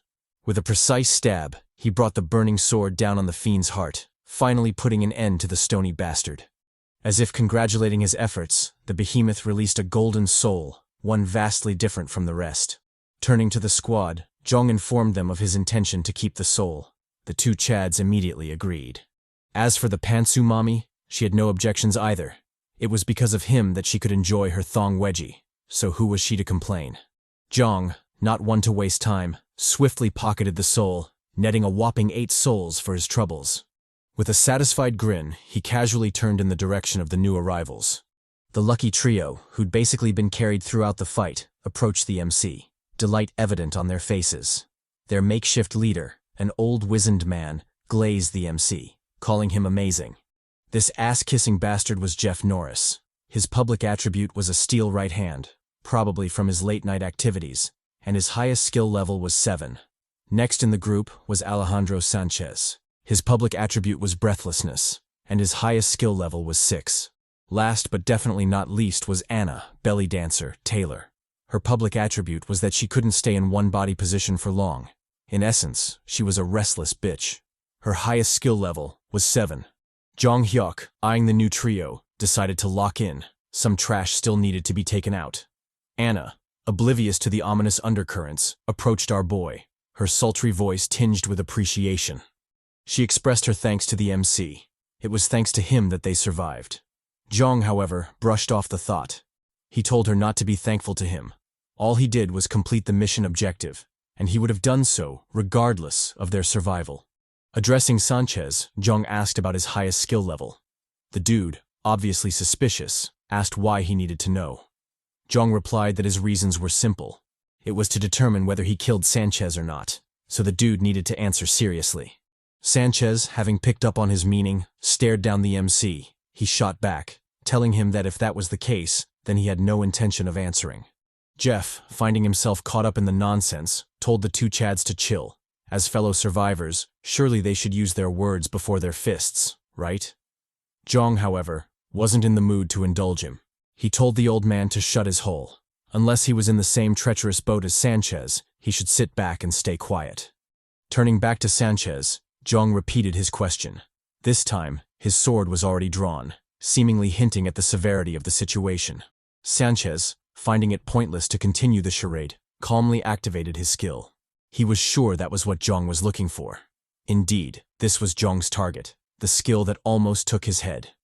With a deadly glare, Jeong asked Sanchez why he'd attacked him before. Sanchez played dumb, claiming that the chaotic situation had forced him to make a mistake. Secretly, however, he reached for his dagger, his treacherous intentions clear. Jeong, not buying his bullshit, told him to save it. He didn't need Sanchez's confession to know his intentions. They were as basic as his mama. The foolish bastard probably thought it'd be easy to finish him off and steal his souls. He'd likely wanted to eliminate the biggest threat and contributor in the room, opening up an easy clear for himself. However, Sanchez had made some very crucial mistakes in his backstabbing plans. First of all, Jeong wasn't so pathetic that he'd fall to the likes of him. Secondly, although injured, the megalithic man was still strong enough to clap all their cheeks, so they would have ended up dying anyway. Lastly, the people Sanchez was relying on to help him win the fight in case the sneak attack failed ended up dying, so now he was left alone, left to face Jeong's wrath solo. In a cold tone, almost as if spoken by King Yama himself, Jeong told Sanchez he'd be dying today. Right here. Right now, and there was nothing he could do about it. Sanchez, still feeling cocky, shot back. Sure, Jeong was great, and his threats were A+. However, there was one thing Jeong had failed to realize. The one to die would be him, not Sanchez. Saying so, Sanchez fired his Kamehameha at Jeong, the baleful attack brimming with energy. Our boy, however, easily sliced the attack in two, causing it to explode harmlessly to the sides. Sanchez, not relenting, followed up with a dagger attack, using the explosion to mask his movements. With pure savagery, he stabbed at Jeong's face, seeking to put a hole through it. Jeong, although flustered, swiftly tilted his neck back, narrowly avoiding the blade. Reacting quickly, he retaliated with a hammer bash, digging it deep into Sanchez's spine. Gazing at the shocked bastard, Jeong taunted him. If he aimed for someone's life, then he should be ready to lose his own. With those words, Jeong drove the blade through Sanchez's neck, giving him a hot kiss of death. The bastard, now choking on his own blood, dropped to his knees, powerless to stop his inevitable demise. With an unbelieving and regretful gaze, he finally toppled over, dying on his hands and knees like a common dog. With this, Jeong was 2 for 2, having gifted hell with 2 bastards ready for killer backshots. Make sure to greet Taimin in hell, you treacherous bitch. With the task out of the way, the full squad assembled, ready for their next hell. And so, with determination, the group bravely headed for the next floor, basement level 4. Upon the door shutting, the Chads found themselves in an empty room, a sort of rest room from the looks of it. Predictably, the system notification sounded, bringing with it the clear notification for the room. It stated that the public missions for room B32 had been completed.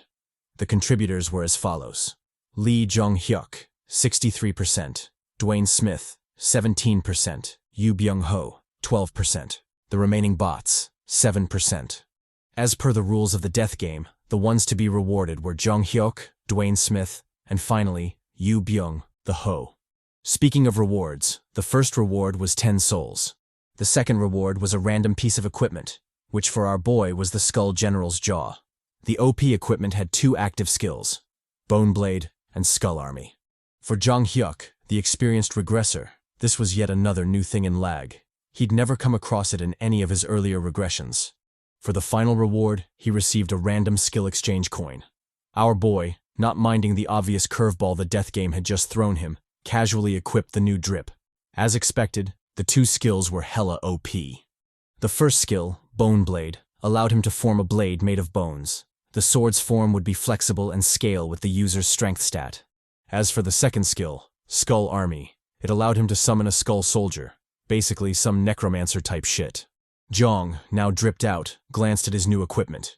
He remarked that, because of its effects, it would synergize nicely with his passive skill, Strong Bones. And he was goddamn right. A general's jaw and strong bones were a killer combo, even for the toughest of mommies. With a glint in his eyes, Jeong couldn't wait to try out the wonderful effects. Oh, Jeong, you naughty, naughty dog.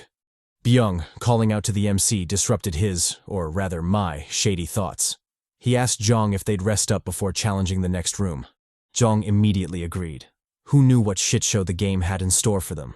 It was better to rest up and head out when everyone was at their best. With that, the game plan was set. Before moving out, however, we turned back time to when the other Chads were getting their rewards. The gentle giant, always the lucky one, received an OP shoulder guard. Like Thor in that iconic Avengers scene, he said the magic words, "I like this one. Oh, the chills. I'm fanboying so hard right now." Byung, a bit jealous, threw shade at Dwayne, calling him Muscle Hyung.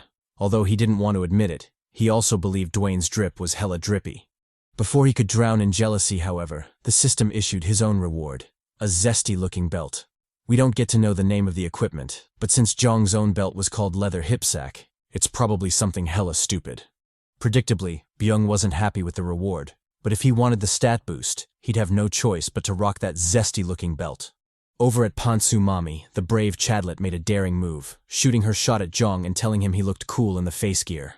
Jeong, however, shot down her thirsty remark, telling her he didn't wear it to look cool. Anji, not backing down, replied that she knew that. She was just giving a compliment. Surely he couldn't be that dense, right? With a cute pout and tsundere vibes, she advised Jeong not to be so obtuse. Otherwise, he'd be unpopular with the ladies. Of course, for her, his bad boy vibe was okay. Actually, she very much liked it. Damn. Talk about being direct. It's finally official, guys. A new mommy is upon us. Make sure to cash in on your pantsu mommy stonks. Jeong, taken aback by her straightforwardness, gazed at the retreating babe. Inwardly, he wondered if it was okay to abandon the virginity club for her. Guess he'd just have to wait and see. Locking back in, Jeong reflected on the nature of the death game. To him, L.A.G was a trap that threw everyone into chaos. Actually, now that he thought about it, L.A.G was chaos itself, and chaos forces choices. For everyone surviving in the game, this was their norm.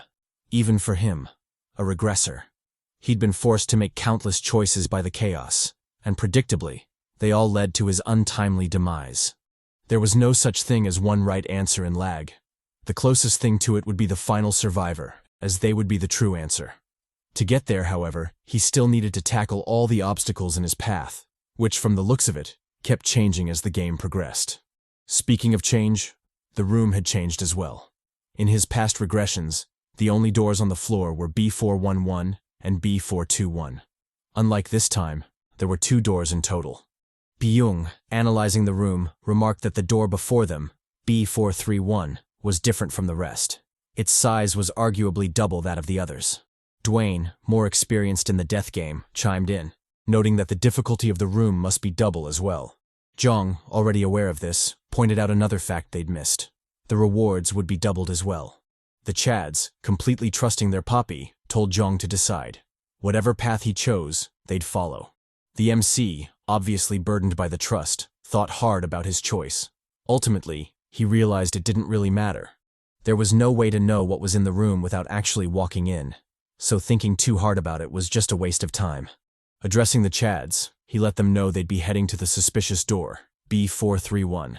As for the rest of the guys, they could make their own choices. He wasn't going to force anyone. An-ji replied, letting him know she'd follow him as well. No one wanted to move alone after all. The rest of the group equally agreed. Wherever the majority went, that's where they go. Only a lunatic would move alone in that cursed hell. With the matter settled, our boy immediately turned to leave. There was no need to waste any more time. Soon, however, his bravado crumbled, leaving him staring foolishly at the door. Dwayne, puzzled by his odd behavior, asked why he wasn't moving. Our boy, in a calm tone, replied that the door wouldn't open. Not only that, it also lacked a handle, so how the hell was he supposed to go in? Dwayne, taking the lead, told Jeong to step back. Sometimes, brawn is better than brains. If the door wouldn't open, he'd just have to force it open. With those words, the giant Chad held onto the door, giving it the best push he could manage. Despite giving it his all and shaking like a leaf, the stupid door didn't budge. It stubbornly stayed closed. An-ji and Byung, throwing shade at our boy, teased that Dwayne wasn't all that strong after all. He might have the huge guns, but apparently, having big muscles didn't mean he was strong. The blonde mommy chimed in, calling Dwayne pathetic. It was sad to see, but the buff Chad was indeed very brittle for his size. Dwayne, fired up by the disses, doubled down on the effort. Who the hell did those bastards think they were dissing? He'd be sure to prove them wrong. Thinking so, he finally put a crack in the door, forcing the stubborn bastard open. Before he could celebrate, the door shut again, rendering his efforts worthless. Dwayne, fuming in rage, activated his skill. Strength increase. If the stubborn door wouldn't open willingly, he'd just have to break the damn thing. With a determined gaze and flexed muscles, he gave the door his all. Although it resisted for a bit, the door eventually gave in, creaking open with a loud shriek. Turning to the squad, Dwayne yelled at them to hurry inside. He was already at his limit, and the stupid door wouldn't hold for long. The squad wasted no time and rushed through the opening, Jeong being the first to enter. With everyone safely inside, Dwayne finally let go, causing the door to slam shut behind them with a resounding bang. Upon their entry, a system notification sounded, announcing the mission details. The public mission was simple: snuff out the cry of the beast. The objective was to kill all the beasts present in the room. If they managed to do that while contributing at least 5% to the mission, they'd be rewarded with 15 souls. Alongside the public mission, each player received an individual private mission. For Jeong, the task was straightforward. He had to avoid killing anyone in the room. Our boy, taking a moment to mull it over, remarked that the mission suited him just fine. There was no guarantee he'd get even 20 souls if he killed everyone in the room, so the act was pointless. However, the same couldn't be said for everyone else. The room grew unnervingly silent after the private missions were issued. Nobody but the individual could see their private mission, so the tension in the air was thick. For Jeong, it didn't matter. If anyone wanted smoke, he'd make sure they got high on it. Byung, breaking the tension, commented on how dark the room was. Dwayne chimed in, grumbling that the room better be worth all the effort he put into getting them inside. Jeong, ever the chill dude, told the Chads to lock in. Who knew what kind of shit show the room might throw their way? They'd best be prepared. As if responding to Jeong's challenge, the dark room was suddenly illuminated by dazzling white light. The squad, shocked by the sudden development, immediately entered their battle stances. Jeong drew his hammer, while the others looked on gravely. With the light, the group could finally study the room. It was surprisingly glorious. Beautifully crafted statues of wolves lined the walls, all of them staring at a golden light. Speaking of golden, tiny specks of golden light flooded the room, each one dancing gracefully in the air. And then there was the centerpiece, a mysterious silhouette bathed in a beam of white light. As the light revealed more details, the silhouette turned out to be a drop-dead gorgeous babe with a figure for days. The mysterious mommy, undoubtedly the best mommy in the story so far, was begging to be saved, her arms outstretched in despair. Jeong, shocked by the obvious thirst trap and likely death trap, wondered what the hell was going on. This was the first time he'd seen such a sight. It seemed Lag had thrown him another curveball. This time, however, the ball was hella curvy, because goddamn. The rest of the squad, equally stunned, studied the room further. They noted that apart from their group, there was no one else in the room, nor were there any signs of a fight. That being the case, just who, or what, was this dazzling mommy asking help from? The thirst trap continued her pleas, begging for the squad to save her. Byung, ever the cultured man, blushed at the sight and commented on how hella sexy she was. An-ji, a bit jealous, told the pervert to focus. It didn't take a genius to figure out the woman was clearly suspicious. Jeff, losing himself to the thirst, calmly walked forward, his gaze resolute. Upon Anna's questioning, the old pervert expressed his reluctance to ignore a damsel in distress, especially when the damsel was smoking hot. As a true gentleman, there was no way he'd sit by and let such a gorgeous babe suffer. Dwayne, watching from the sidelines, asked Jeong if this was okay. No matter how you looked at it, this was clearly a trap. Jeong told him not to worry about it. The old pervert would find out soon enough, so all they had to do was watch. Inwardly, Jeong remarked that while not quite like this, he'd found himself in similar situations throughout his countless regressions. Such setups typically played out in two ways, either a trap or a reward. As for which one the horny dog would encounter, well, they just have to wait and see. Switching scenes, we find Jeff closing in on the mysterious lady. Noticing his arrival, she reached out, urging him to grab her hand. Jeff, like an idiot, obliged, firmly clasping the delicate hand. In a twist that isn't shocking at all, since everyone with a brain expected it, the situation drastically changed, causing Jeff's face to fall. With swift agility, he kicked back, putting distance between himself and the babe. The rest of the squad, reacting to the sudden change, turned to face a bizarre scene playing out in front of them. The mysterious lady was melting, akin to wax placed in fire. What was more horrifying was that she didn't seem to understand what was happening, forcing her to scream pitifully for help. Byung, not one to read the room, commented on the lady melting, calling her a sexy noonim. I know I'm thirsty, but goddamn, dude needs to lock in.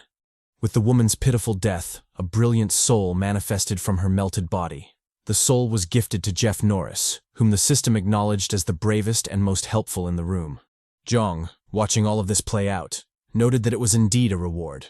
As much as he'd like to be happy for the Chad, this was Lag. Such rewards always came with consequences.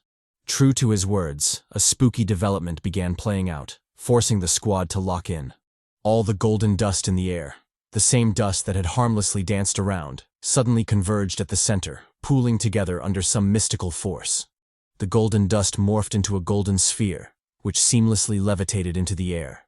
The tense silence lingered until a bright flash of light seemed to signal the beginning of disaster. With supernatural accuracy, the golden orb split into 10 parts, each shooting directly into the eyes of the wolf statues lining the room. Upon receiving the golden essence, the stone wolves stirred to life, their golden eyes as daunting as the sun. The system notification, as if sensing the group's confusion, sounded, bringing news of their foes and a new mission. It stated that the new enemies were wolf statues. Their public attribute was a tough body, and their highest skill level was 6. As for the new mission, it was described as a test between those who helped and those who didn't. In other words, the squad was super cooked. Jeff Norris, finally realizing just how much he'd fucked up, cursed. Damn it. All he wanted was some mysterious cheeks, so what the hell is this nonsense? If his older brother Chuck Norris were here, he was sure he could have pulled the mysterious baddie. Too bad the goat wasn't around. Upon the system's last prompt, the statue wolves fully came alive, their viciousness showing through their growling. Like a pack of savage beasts, the wolves locked onto their first target, the so-called bravest one, Jeff. In typical hunting fashion, the wolves surrounded Jeff, leaving him no room to escape. Jeong Hyeok, still watching from the sidelines, analyzed the situation somberly. He'd expected something like this to happen. After all, there were no free lunches in L.A.G. The cursed game had to get its gifts back in blood or flesh. Back to the undoubtedly cooked Jeff, the wolves, deciding to initiate their attack, closed in on the poor fellow. their growls menacing. Jeff, finally realizing the gravity of his screw-up, cursed L.A.G. What kind of messed up poison apple was this? Baiting someone with cheeks only to give them teeth was too harsh a punishment, even for L.A.G. Dwayne, ever the gentle soul, charged forward to save Jeff. There was no way he'd let the bastard wolves do as they pleased. Jeong, however, stopped the hasty fellow, cautioning him to be patient. He chastised him for his recklessness, an undeniably bad habit that would definitely get him killed. This was L.A.G. The first person to jump in carelessly was always the first to die. And so, heeding Jeong's advice, Dwayne had no option but to sit back and watch Jeff fend for himself. The bootleg Chuck Norris wasn't doing so bad either. Utilizing his steel arm, he landed a brutal cross on the statue wolf, blowing up half its face. Despite the seemingly lethal damage, the wolf shrugged it off. It was made of stone, so such attacks wouldn't take it down for good. Before Jeff could respond to this unfavorable development, a stinging pain shot through his body, stunning him instantly. Glancing down, he was shocked to see one of his legs cleanly severed by a wolf's claw. The blinding pain nearly drove him insane, his anguished screams reverberating throughout the room. The wolves, taking advantage of his vulnerability, pounced on him, their sharp fangs digging deep into his flesh. Jeong, still watching from the sidelines, remarked that this was the result of Jeff's choice. In that hell, all the choices everyone made had direct consequences. The consequences might be unfair, but life, and the death game, were never fair to begin with. Just like with Jeff, who got a brutal and savage death simply for wanting some mysterious cheeks. GG to the horny dog. Upon Jeff's death, the system notification sounded, announcing his failure of the mission. Those who helped failed to overcome the test, and as such, the test was passed on to those who didn't help, aka the squad. With the system's announcement, the wolves swiftly lunged at the squad, their new prey acquired. The squad, noticing the ominous development, immediately entered their fighting stances. The two mommies, visibly scared, asked Jeong what they should do. The MC, always cool, told them to do the obvious, prepare themselves and respond accordingly to whatever shit the bastard wolves threw at them. Contrary to his outer confidence, inwardly our boy was sweating bullets. He was teamed up with noobs who hadn't faced the statue wolves before, although they might seem similar to the megalithic man. Only he knew about the subtle differences in their abilities. The whole thing was driving him crazy, especially since he'd have to carry them through the fight. The best course of action would be to utilize his saved souls, but he was hesitant to do so. It was still too early in the game to spend them. The wolves, unbothered by his distress, closed the distance before stopping shy of the squad. Jeong, puzzled by their odd behavior, immediately went on high alert, wondering what the hell the wolves were scheming. His confusion was immediately answered as the stony fiends began charging up a laser attack. Jeong, not liking the development, immediately jumped into the fray, closing the distance to the wolves with frightening speed. There was no way he was going to let them do as they pleased. The bastard wolves were obviously trying to keep their distance while bombarding them with ranged attacks. Like hell he would let them. With a wall behind the squad, they were essentially trapped. If the wolves dominated the front as well, they'd just be picked off like fish in a barrel. It was important to break their formation before their attack overwhelmed them. Thinking so, Jeong continued his charge straight into the laser attacks of the wolves. With nimble movements and some luck, he barely managed to weave through the laser attacks, the searing heat from the beams charring his skin. Jeong, his face visibly pale, cursed. He didn't know what kind of attack it was, but he was sure one hit from that would send him directly to Yama. Brushing off the distracting thoughts, Jeong swiftly lunged at the wolves, his black hammer ready. With a brutal bash, he drove the hammer straight through the wolf's head, chipping away at its face. Despite the damage, it still wasn't enough to take it down. Jeong had severely underestimated the resilience of the stony bastards. Before he could react, another wolf blitzed him from the side, sending our boy reeling. With an anguished moan, Jeong was thrown to the side, skidding pathetically across the room floor. Getting back up, Jeong thanked his lucky stars. Although the attack hurt like hell, he was generally okay thanks to his strong bones' passive skills. However, he couldn't rely on such crude methods to survive the challenge. Something needed to be done. All his current attacks were basically trash, so the only choice he had was to burst out his latest skill, Bone Blade. It's a pity though, because he wanted Pantsu Mommy to be the first to get his bone. But some things can't be helped. With his mind made up, Jeong immediately activated his Bone Blade skill, causing a blade to sprout out of his palm. I don't know what I was expecting, but it definitely wasn't this Wolverine-type shit. Actually, it's not even Wolverine. It's more like the original and horrible version of Deadpool. Man, fuck Marvel for that shit show. Jeong, watching the skill's slow manifestation, cursed. Turns out the skill was a duration skill, and it took hella stamina to maintain. In the current situation, burning through his stamina wasn't the best option. As he was still racking his brain thinking of a different solution, a chatty figure lunged forward, shooting straight for the wolves. The figure was Dwayne, who, from the looks of it, was tanking all the laser attacks from the wolves with ease. Jeong, watching the absurd show, commended the giant Chad. Forget being all brawn and no brains. Dwayne was officially the king of bronze. Tanking an attack that could pierce through concrete wasn't easy at all. Before Jeong could get lost in his Dwayne glazing, a wolf pounced at him, snapping him out of his thirsty thoughts. Reacting quickly, Jeong ducked below the pouncing wolf, delivering a backhand bash in retaliation. The attack landed true, digging deep into the wolf's jaw. Because of the sudden interruption, the laser attack was trapped in the wolf's mouth, causing the fiend to explode from the backlash. Jeong, marveling at his great deed, mentally counted one less foe to deal with. The rest of the wolves, however, weren't going to let him gloat for long. With savage fury, they shot their beams at Jeong, trapping him in a pincer attack. Jeong, finding himself cornered, tanked the hit, relying on his passive skills to hopefully make it out alive. Just when it seemed over for our boy, the chatty Poppy burst out of the explosion, his limbs still intact. The wolves, enraged by the slippery bastard, doubled down on their attack, chasing him with their deadly lasers.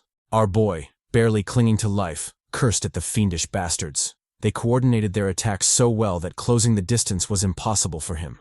If things continued like this, then forget saving the squad. Even he would be in danger. Back at the two mommies' side, An-ji, channeling Chadlet vibes, used her ice skills to block the baleful beams. Addressing Anna, who was cowering behind her, An-ji told the basic bitch to get her shit together. This wasn't a Taylor Swift concert, so why the hell was she screaming? If she had a skill that could be useful in the fight, she'd better use it. Otherwise, she would come back there and tear her ass up. No homo, of course. We switch back to Dwayne the Chad, still tanking the hits. Although this feat was incredible, superhuman even, it wasn't one he could sustain for long. All equipment and skills in L.A.G had their limits, and slowly but surely, his shield was reaching its limit. Deciding to be more proactive, Dwayne ducked below a laser attack before cocking his hand back. With his strength buff active, he delivered a brutal bash on the statue wolf, completely obliterating the stony fiend. He had assumed his attack would land despite Jeong's earlier failure, and he was goddamn right. Sometimes, brawn is better than brain. Speaking of Jeong, the MC was still howling cheeks, desperately trying to escape the pursuing laser beams of death. In that frantic moment, Byung called out, announcing the arrival of reinforcements. The flashy Chad, in a genuine big brain moment, lured the pursuing wolves into attacking their own pack members, obliterating them with friendly fire. In a show of pure athleticism, Byung leapt over the carnage, seemingly unfazed by the explosions and flying debris. Landing gracefully, Byung addressed the MC, advising him to regroup with the squad. Before he could complete his statement, however, Jeong called out, warning him to be careful. Unfortunately, the warning came too late, as a statue wolf blitzed Byung from the side, sending the Chad reeling. The blow was so devastating that Byung was launched high into the air before crashing brutally to the ground. Capitalizing on Byung's vulnerability, the wolf began charging a laser attack, seeking to snuff out the flashy Chad. Jeong, vexed by the dire development, swiftly lunged at the wolf, his rage evident. However, despite his impressive speed, he was still too far away from Byung. There was no way he'd make it in time. Cursing the death game, he watched helplessly as the wolf finished charging up its laser attack. In that desperate moment, Dwayne came in clutch, grabbing the wolf and shifting its aim. Because of this, the deadly attack barely missed the vulnerable Byung, allowing him a new lease on life. Dwayne, consumed by rage, tightened his grip on the wolf's neck, squeezing the bastard as hard as he could. With a bellowing war cry and taut muscles, he viciously ripped off the wolf's head, finally putting an end to the menacing fiend. With the immediate threats neutralized, the two Chads turned their attention to Byung, their faces laced with worry. Byung, though clearly in pain, told the Chads to forget about him. They still had enemies to vanquish. Jeong, in a rare display of selfless concern, told the Chad to hold on. Once they were done with the foes, they'd come back for him. We switched to the two mommies still trapped by the fiends. An-ji, in a genuine Chadlet move, was fending off the combined attacks of 5 wolves. Considering how destructive those beams are, It's safe to say Pansumami is hella OP. However, even with her cheat-like abilities, she wouldn't be able to keep it up for long. Reinforcements were definitely necessary. The boys, as if sensing this, lunged at the foes, their weapons at the ready. The wolves, noticing the new arrivals, swiftly split their forces, sending 2 wolves at the charging Chads. In their typical move, the bastards charged up their beam attacks, aiming straight for the boys. Jeong, however, wasn't going to let them do as they pleased. Taking a throwing stance, he immediately yeeted the black hammer at a wolf, landing a direct hit in its mouth. Because of the unexpected blockage, the wolf exploded, suffering recoil from its own attack. Not to be outdone, Dwayne increased his speed, ramming straight into the remaining wolf. The bash was so powerful that the fiend was sent airborne, helpless against the gentle giant. Our boy, trusting Dwayne to handle the business, didn't slow down. He increased his pace, charging forward with blinding speed. Even when the wolves unleashed a laser attack on him, Jeong didn't slow. He swiftly dodged to the side, causing the attack to miss him by inches. Crouching low, he prepared a killer cross and unleashed it on the wolf's head, knocking the fiend backward. Despite the devastating blow, the concrete hide of the wolf tanked most of the damage, leaving the beast with minimal injuries. Quick to counterattack, the beast charged a beam attack, aiming straight at Jeong. At such close range, the MC was effectively trapped, with no room to dodge. Desperate and cornered, Jeong opted for a suicidal move, shoving his arm straight into the wolf's jaw. Using his bare hands, he trapped the beam in the fiend's mouth, causing the stony bastard to explode from the recoil. Predictably, Jeong didn't escape unscathed from the explosion. His hand was reduced to a mangled mess. Most of his fingernails were broken, and his palm was charred. But considering the alternative outcomes, he was lucky. He was well aware of the risks. Heck, he'd even expected to lose his hand from the irrational act. But luckily the worst-case scenario hadn't happened. Before Jeong could celebrate his brief dance with death, another wolf lunged at him, its jaw uncomfortably close to his delicate skull. The sneak attack was so effective that our boy had no room to counter. He was essentially powerless to prevent his pathetic demise. However, Jeong wasn't alone. Dwayne, coming in clutch again, kicked the shit out of the wolf, shattering the bastard into tiny pieces. Anna, finally deciding to be useful, activated her active skill, Big Hand, smashing the last wolf to smithereens. As expected, the Chads were taken aback by the weird attack. It wasn't every day you'd come across such huge jerk machines. Anna, oblivious to the great potential she held in her hands, calmly deactivated her skill, returning her hands to their original size. Jeong Hyeok, watching from the sidelines, marveled at the strange and unfamiliar skill. From the looks of it, the blonde babe hadn't made it to the 4th basement floor from luck alone. Done with the foes, the squad focused on the next urgent task, their fallen comrade Byung. Walking up to him, the squad noticed he was in worse shape than they'd expected. Byung, as if confirming their deduction, replied that he couldn't feel his legs. Everything from his waist down was essentially numb. Cursing his luck in the death game, he lamented not having the chance to date a girl properly. From the looks of it, he was going to die a tragic virgin. Dwayne, visibly somber, noted that his spine had been broken during the wolf's earlier ambush. Addressing Byung, Dwayne asked if he could heal himself using his healing skill. The flashy Chad replied that it was impossible. At his current level, he could only manage small wounds. Healing a broken spine was out of the question. Seeing no other options left, Byung asked them to kill him. Even with a healthy body, he'd been barely surviving before. But now, with a broken spine, his life was basically over. He'd rather have them do him in than fall by the hands of the treacherous game. Hearing his words, Jeong agreed, reaching for something behind his back. Noticing his movements, Byung smiled darkly. As expected of Jeong, he'd always known he was an objective person. To his surprise, however, what Jeong brought out wasn't a weapon, but a health potion. Although the potion wouldn't have much of an effect, it was still better than nothing. For now, Jeong urged Byung to hold on a bit longer. Nobody knew what they'd face in the next room. They might be lucky and stumble upon a cure for Byung, so there was no need to give up so easily. Loading the Chad out, Jeong ignored his pathetic cries to be killed. He was a prideful man, and there was no way he'd concede so willingly to the game. Before he did everything humanly possible to save Byung, he didn't plan on giving up. As for the flashy Chad, he need not worry. If Byung proved irredeemable, Jeong would be the first to slice his throat. As the squad was having their emotional and manly tears moment, urgent footsteps echoed, charging straight for the door. The footsteps turned out to be Anna's, who had an unusual request. She begged the squad to let her be the first out of the room. Contrary to the puzzled squad, Jeong already knew what was going on. This was probably Anna's private mission. Finding no issues with the request, he allowed the blonde babe to do as she pleased.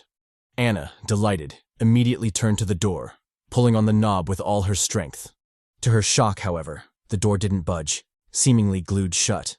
Before she could process the sudden development, the entire room plunged into darkness, leaving the squad completely blind. The ominous change didn't end there. The room started shaking, and a baleful aura rapidly filled the space. From the looks of it, whatever horror was hidden in the room had finally been stirred from its slumber. Predictably, the squad was freaking out. Losing one sense in L.A.G was never a good sign. The death game was already hellish enough, so facing a new abomination with nothing but Jeff's soul for lighting was definitely going to be a daunting task. In another bizarre twist, the corpses of the statue wolves started disintegrating. Slowly but surely, the stony bastards were morphing into black and white embers that gently drifted into the air. Jeong Hyeok, noticing the odd development, immediately drew his sword. Cautioning the squad, he told them to get ready. A new foe was coming. Seeing the usually cold MC so flustered, the squad couldn't help but panic, especially Anna. It was obvious that she was the odd one out in the group. The bond between the others was way deeper than her own, so if shit hit the fan, she'd most likely be on her own. Unbeknownst to the panicked babe, the embers slowly gathered above her, coalescing into a black ball of darkness. Upon feeling the embers fall on her, Anna looked up, curious to know what was happening. To her horror, directly above her was a shadowy phantom stalking her from its dark domain. Before the blonde baddie could react, the phantom wolf lunged at her, chomping her body into literal halves. All that was left of the babe were severed limbs and a cheeked-up lower body. Gyat damn. The squad, visibly spooked by the sudden development, gazed at the new foe, their faces laced with sweat. The fiend, as if gloating, stared back at them, its maw a bloody fountain of gore. This new abomination was the Shadow Wolf. Its public attribute was that it could do anything in the dark. Really? Anything? Currently, its highest skill level was 8. Jeong, recognizing the fiend, immediately cursed their luck. To think they'd meet this bastard here. He was well aware of the beast and its capabilities, having fought it countless times in the past. Consequently, he'd also died countless times to it. This was a foe that had bested a much stronger version of himself in a past regression, so it was safe to say they were cooked. The wolf, as if taunting the squad, swiftly dove into the shadows, disappearing completely from sight. Our boy, noticing this cheat-like ability, lamented that it was one of the reasons the bastard was so deadly. Anyone who faced the foe without knowing its abilities would be helpless against it. However, he wasn't just anyone. He was Jeong motherfucking Hyeok. To the current him, and with the skills he possessed, it would be a breeze to handle the boss. Addressing the panicking squad, Jeong told them to stand back. He'd handle the beast on his own. As for them, all they had to do was create an area devoid of shadows, and stay there. He left this task specifically to An-ji, as her skills were more suitable for it. With that out of the way, Jeong confidently stepped forward, eager to face the new boss. As he walked, Jeong reflected on the nature of the Shadow Wolf. It instinctively hated light, so it would most likely target him instead of the squad. With that in mind, our boy confidently used himself as bait, taunting the fiend to attack him. The beast didn't disappoint. Noticing the juicy prey helplessly isolated from the group, it stealthily emerged from the shadows, its baleful eyes glued on Jeong. Without wasting time, it lunged at Jeong, its ominous fangs primed to rip him to pieces. Our boy, having expected the ambush, immediately turned to face the lunging foe. With swift reflexes, he narrowly dodged to the side before unleashing a nasty slash on the wolf's flank. The beast, not expecting the counterattack, immediately jumped back, warily putting distance between them. As for the brutal slash to its side, it casually shrugged it off, the wound closing up as fast as it was cut. The squad, noticing yet another cheat-like ability, cursed. Just what the hell was up with that fiend?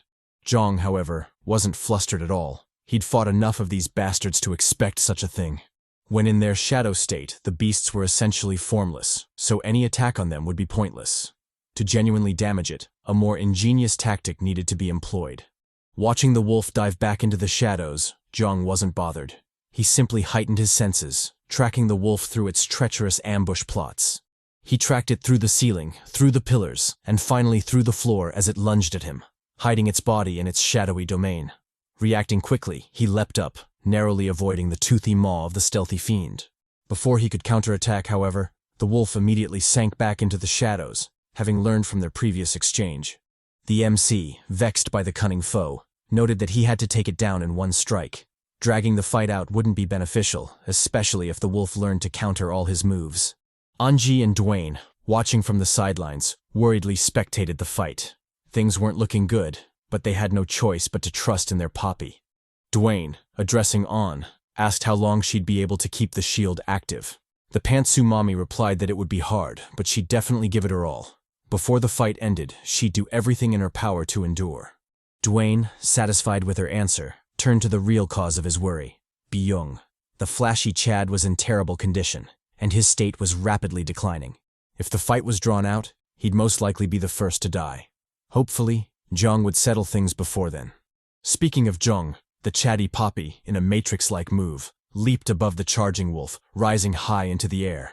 Capitalizing on his aerial position, he unleashed a blazing flame attack on the fiend. Terrified and in pain, the boss swiftly jumped back, drawing away from Jeong. However, this didn't extinguish the fire on its hide. The blazing hell continued to burn, forcing the boss to shake deliriously. Jeong, not one to waste time, immediately pressed the attack, seeking to put an end to the confrontation. Inwardly, he remarked on the Shadow Wolf's only weakness: light. Any body part exposed to light would be substantialized and thus vulnerable to damage. Another cherry on top was that once in this state, the wolf wouldn't be able to hide in the shadows. So, in essence, the beast was up for easy picking. The foe, as if sensing the death knell, lunged at Jeong, its movements chaotic in desperation. Our boy, unbothered by the frantic beast, easily ducked below the pouncing wolf, effortlessly avoiding its baleful attack. Reacting quickly, he immediately shone his light skill on the boss, further worsening its substantialization and, by extension, the damage it received from the flame attack. With the beast cornered and frantic, now was the best time to end it, and our boy wasn't one to miss such juicy opportunities.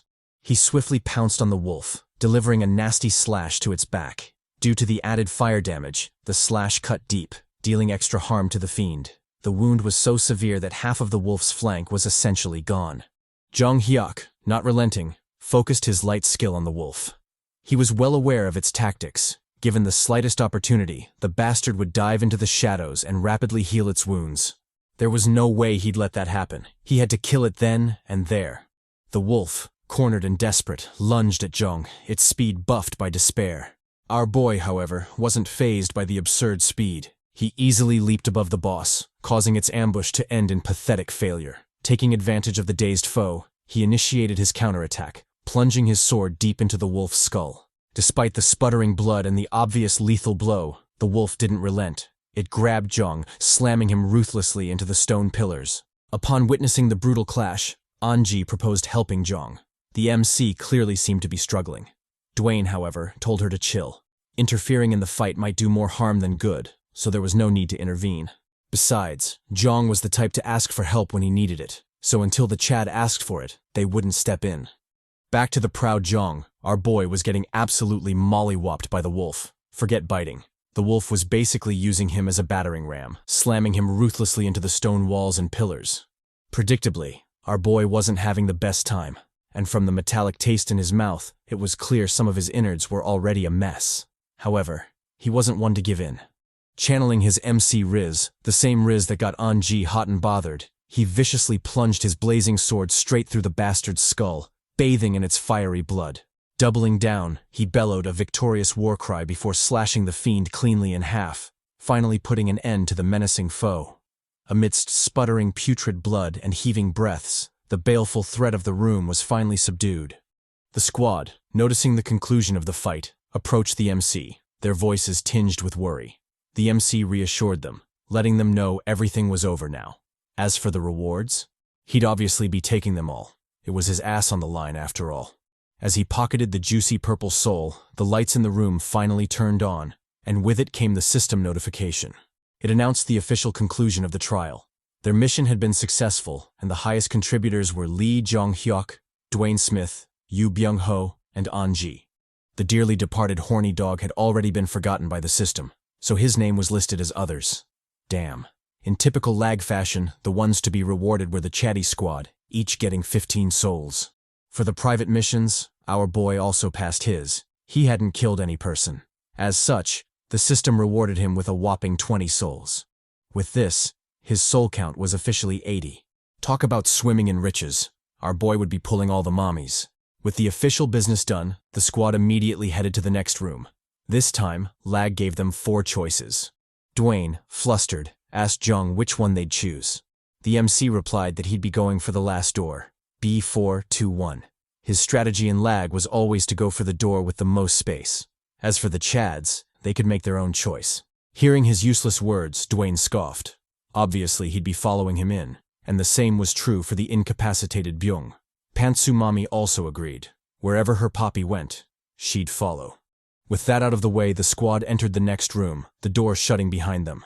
Upon their arrival, an odd sight caught their, or rather my, attention. A chatty man was busy fondling some juicy cheeks.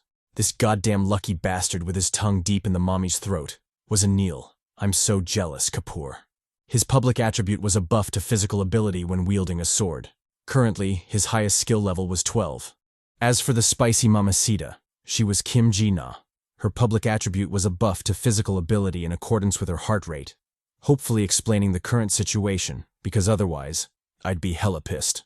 Currently, her highest skill level was 11. The Chads, taken aback by the awkward situation, stared silently at the fondling couple. Ji-na, noticing their heated gazes, asked Anil to stop.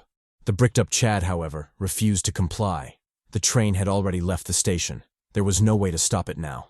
Jeong, watching from the sidelines, analyzed the couple seriously. Despite their odd behavior, the duo was hella strong. Having skills at levels 11 and 12 on the 4th basement floor wasn't a joke. It would be better to avoid fighting them. However, if that wasn't possible, he'd better prepare accordingly. Thinking so, he immediately utilized his souls to upgrade his skills. He increased calm breathing, bare-handed combat, tough skin, strong bones, and swordsmanship to levels 7, 5, 7, 10, and 5, respectively. With this act, his soul count dropped to 51. Turning his attention back to the couple, Jeong expressed his disinterest in fighting them. They were clearly in the middle of something, so they should just go ahead. No need to mind them and their occasional wandering glance. Anil, feeling himself, shot back, stating that Jeong's attitude irritated him. Ji-na, however, didn't mind it. She told the hasty Chad to let them be. Our boy, ignoring the couple, studied the room and, to his delight, noticed a peddler was present there. Before he could head inside, Gina called out, advising him to prioritize treating Byung first, since from the looks of it, he seemed to be in terrible condition.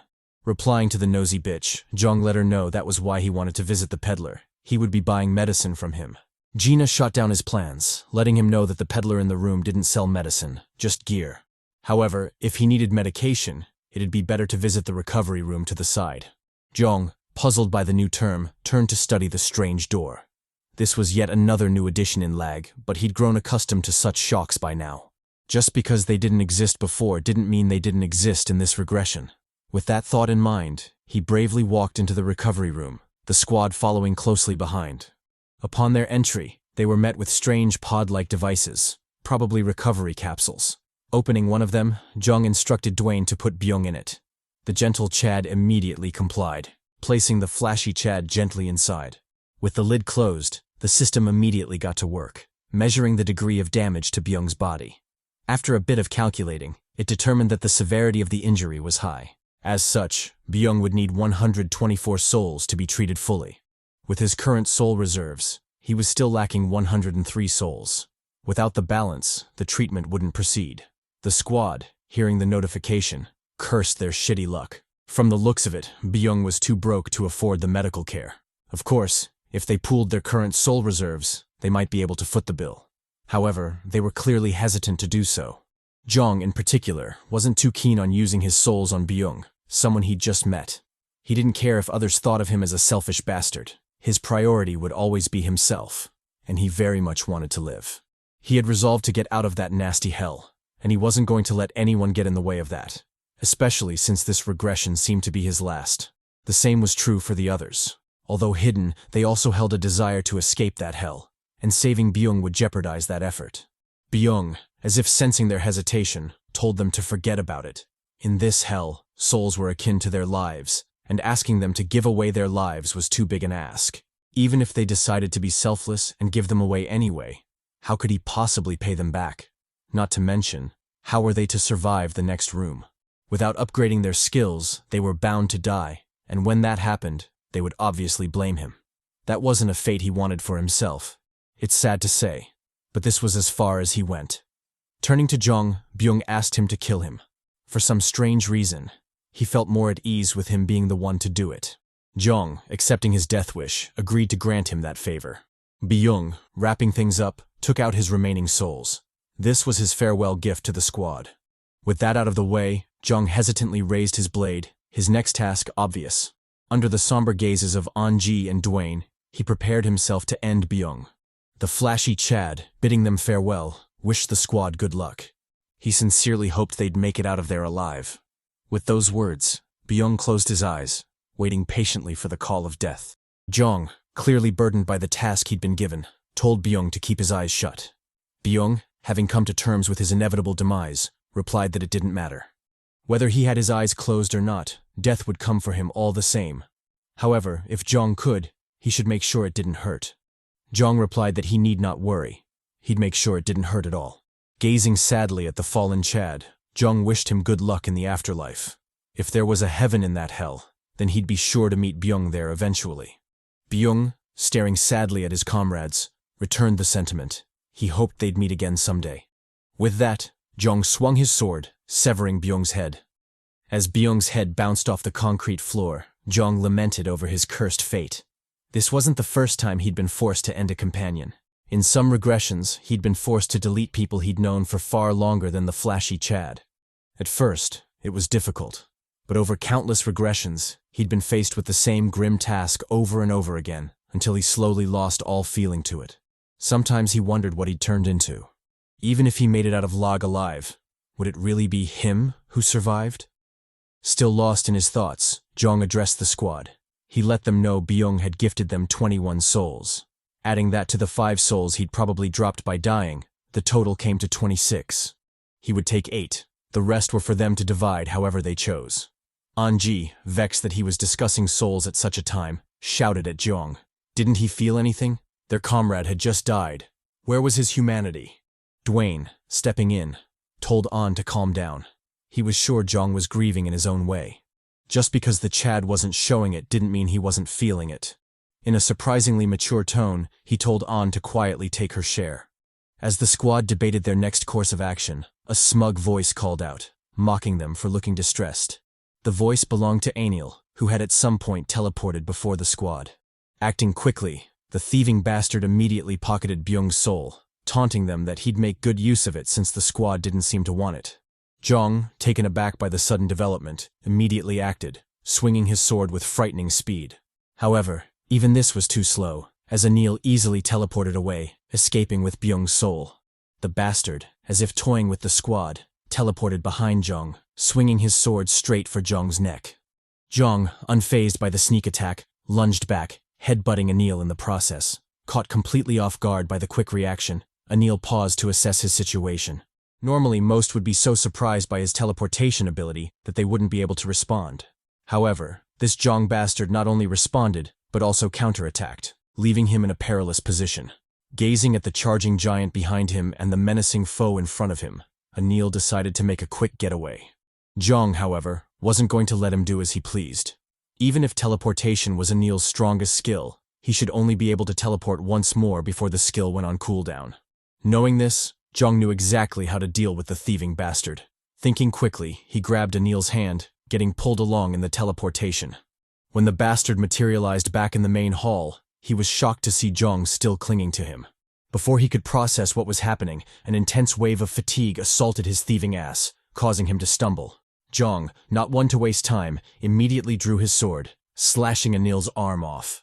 As he gazed at the screaming thief, Jeong reflected on the weakness of the teleportation skill. The skill forcibly teleported anyone the caster had physical contact with, and obviously, the stamina consumption shot through the roof with added passengers. For the fool before him, it basically meant he wouldn't be going anywhere anytime soon, and would thus enjoy Jeong's full hospitality. Addressing Anil, Jeong instructed him to take out the souls, not only the one he'd stolen, but also the ones he had on him. Anil, enraged and in pain, told him to fuck off. Did he really think he'd comply after cutting off his arm? Jeong's response was a savage stab to Anil's thighs, causing him to wail in agony. He let the bastard know there was still so much he could do to make him talk. Coincidentally, he'd been in a bad mood and seriously needed an outlet to vent his anger. If Anil didn't want to talk, that was fine. They'd just play a game to see who'd crack first. First, he'd cut off his feet. Then he'd target his eyes. He was genuinely curious to see just how much Anil could handle. Hearing the crazy threat, Anil visibly shook, cursing his shitty luck for running into such a psycho. Folding under the pressure, he immediately took out the souls, surrendering them to Jeong. With this, he hoped the psycho Chad would spare his life, at least. Jeong, however, immediately decapitated the fool. He'd never entertained the idea of sparing him. From the second Anil acted against him, his death had already been declared. Turning his attention to the watching mommy, Jeong asked if she also wanted smoke. Gina, seemingly unbothered by the murder, replied that she was good. She didn't have any intention of fighting him. Jeong, pressing further, asked if she really didn't intend to avenge Anil. They were on the same side after all. The pink mommy replied that they were just hump buddies. Nothing more than a quick smash in the death game. She had no intention of fighting for someone like that. However, if Jeong decided to target her regardless, then she wouldn't sit idly by and watch it happen. Jeong, ever the gentleman, told her he'd back off. He had no desire to kill women either, but if she proved sketchy, he'd give her a good clapping, and not the fun kind. Gina, finally breathing a sigh of relief, stepped back. To think she'd almost died for someone with trash D like Anil. The bastard better be rotting properly in hell. Jeong, oblivious to Gina's tweaking thoughts, addressed the squad. The thieving Anil had generously gifted them 42 souls. They could each keep 14 souls. After distributing the souls, Jeong returned to the recovery room, instructing the duo to wait for him. Under the squad's puzzled gazes, Jeong emerged from the room, his actions cryptic for now. Choosing not to discuss it, he instructed the duo to head to the vendor first. He'd stay back and keep watch. The duo, accustomed to his paranoia, immediately complied, heading straight for the vendor. Now left alone with the emo MC, Pink Mommy immediately confronted him. Didn't he say he'd back off and trust her? Why then was he watching her? Jeong, ever the Chad, told her he didn't trust anyone, especially someone carrying such obvious weapons of mass destruction. Goddamn. He further added that she shouldn't do anything stupid. Otherwise, he'd truly believe in equality and molly whoop her ass. Gina, flashing a bit of fan service, told him not to talk so brutally to her. They were a man and a woman. Their conversation should be more sensual, if he knew what she meant. Anyway, he need not worry. Like she'd said before, unless attacked, she wouldn't attack first. Jeong, not believing the bitch, stared daggers at her. Gina, equally bold, returned the gaze. At this rate, it wasn't clear whether they wanted to fight or smash. Oh, Jeong, this naughty dog. Dwayne and An, oblivious to the sensual tension in the room, calmly walked in, their new drip on full display. Dwayne got himself some Thriller gloves, paying homage to the king of pop. As for Anji, she got herself a sleek bracelet and, more importantly, an extension for her thong. With that out of the way, it was Jeong's turn to visit the vendor. Cautioning the squad, he told them not to let their guards down. The pink wench wasn't a normal person. Dwayne, accustomed to poisonous flowers after the Brie incident, immediately complied.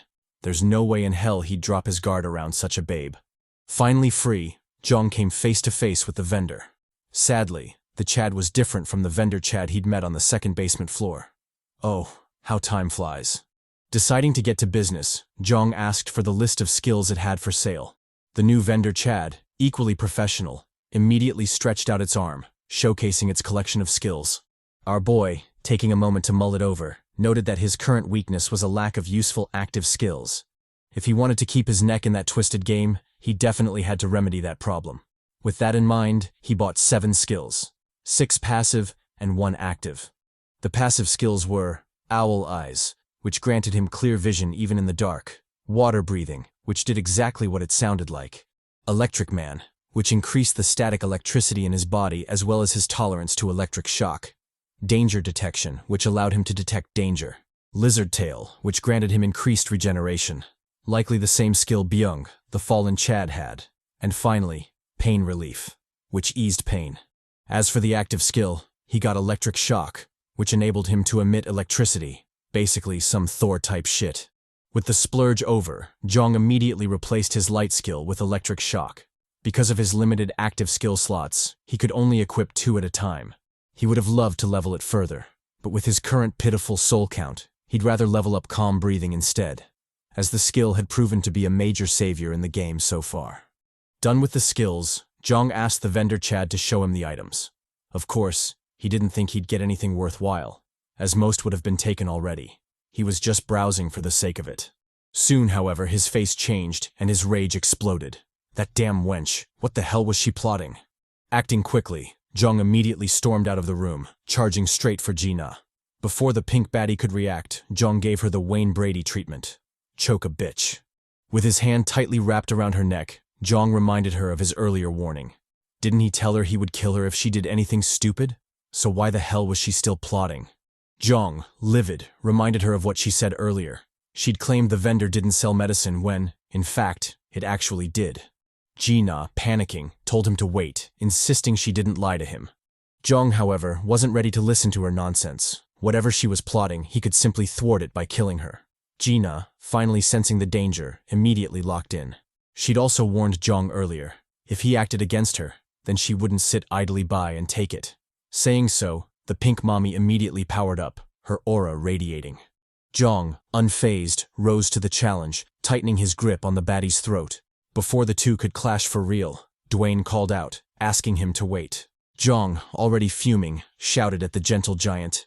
If he intended to give him some talk no jutsu type shit, then he better stop, because this plotting wench was definitely going to die by his hands. Dwayne, however, had a different bombshell to drop. He let Jeong know that he didn't see it either. Whatever medicine Jeong saw at the vendor, he hadn't seen it at all. Anji also chimed in, saying it was true for her as well. Jeong, taken aback, wondered what the hell was going on. Everyone who visited the same vendor always got offered the same goods, or at least, that's how it should be. So, was this yet another change in L.A.G? Gina, standing up for herself, told Jeong to let go of her. She wasn't an object for him to vent his emotions on, and besides, who was he kidding with this bullshit? Based on the severe injuries Byung had, did he really think a measly medicine from the vendor could save him? Turning away from him, she told Jeong to give her space. They'd settle their emotions before meeting up later. Jeong, taken aback, watched her go in silence, his chaotic thoughts hidden for now. We cut to a while later with our favorite squad preparing to challenge the new hell. Jeong, finally remembering his manners, asked Gina what she planned to do. The pink mommy replied that she didn't have much of a choice in the matter. He'd already killed her smash bro, so now she had no option but to join them. Our boy, not buying the pity party, casually turned to leave. She could do whatever she wanted. He didn't care. With that, the squad entered the new room, the door shutting ominously behind them. What greeted them was genuine hell itself, a garden of swords and corpses. As far as the eye could see, the space was filled with disgusting, decaying corpses and abandoned swords all planted firmly in the ground. Dwayne, voicing his thoughts, commented on it looking like a battlefield, a place filled with death and despair. Before the squad could chime in, the system notification sounded, interrupting their musings. It brought with it the details of the mission. The public mission was simple. Only 5 can survive.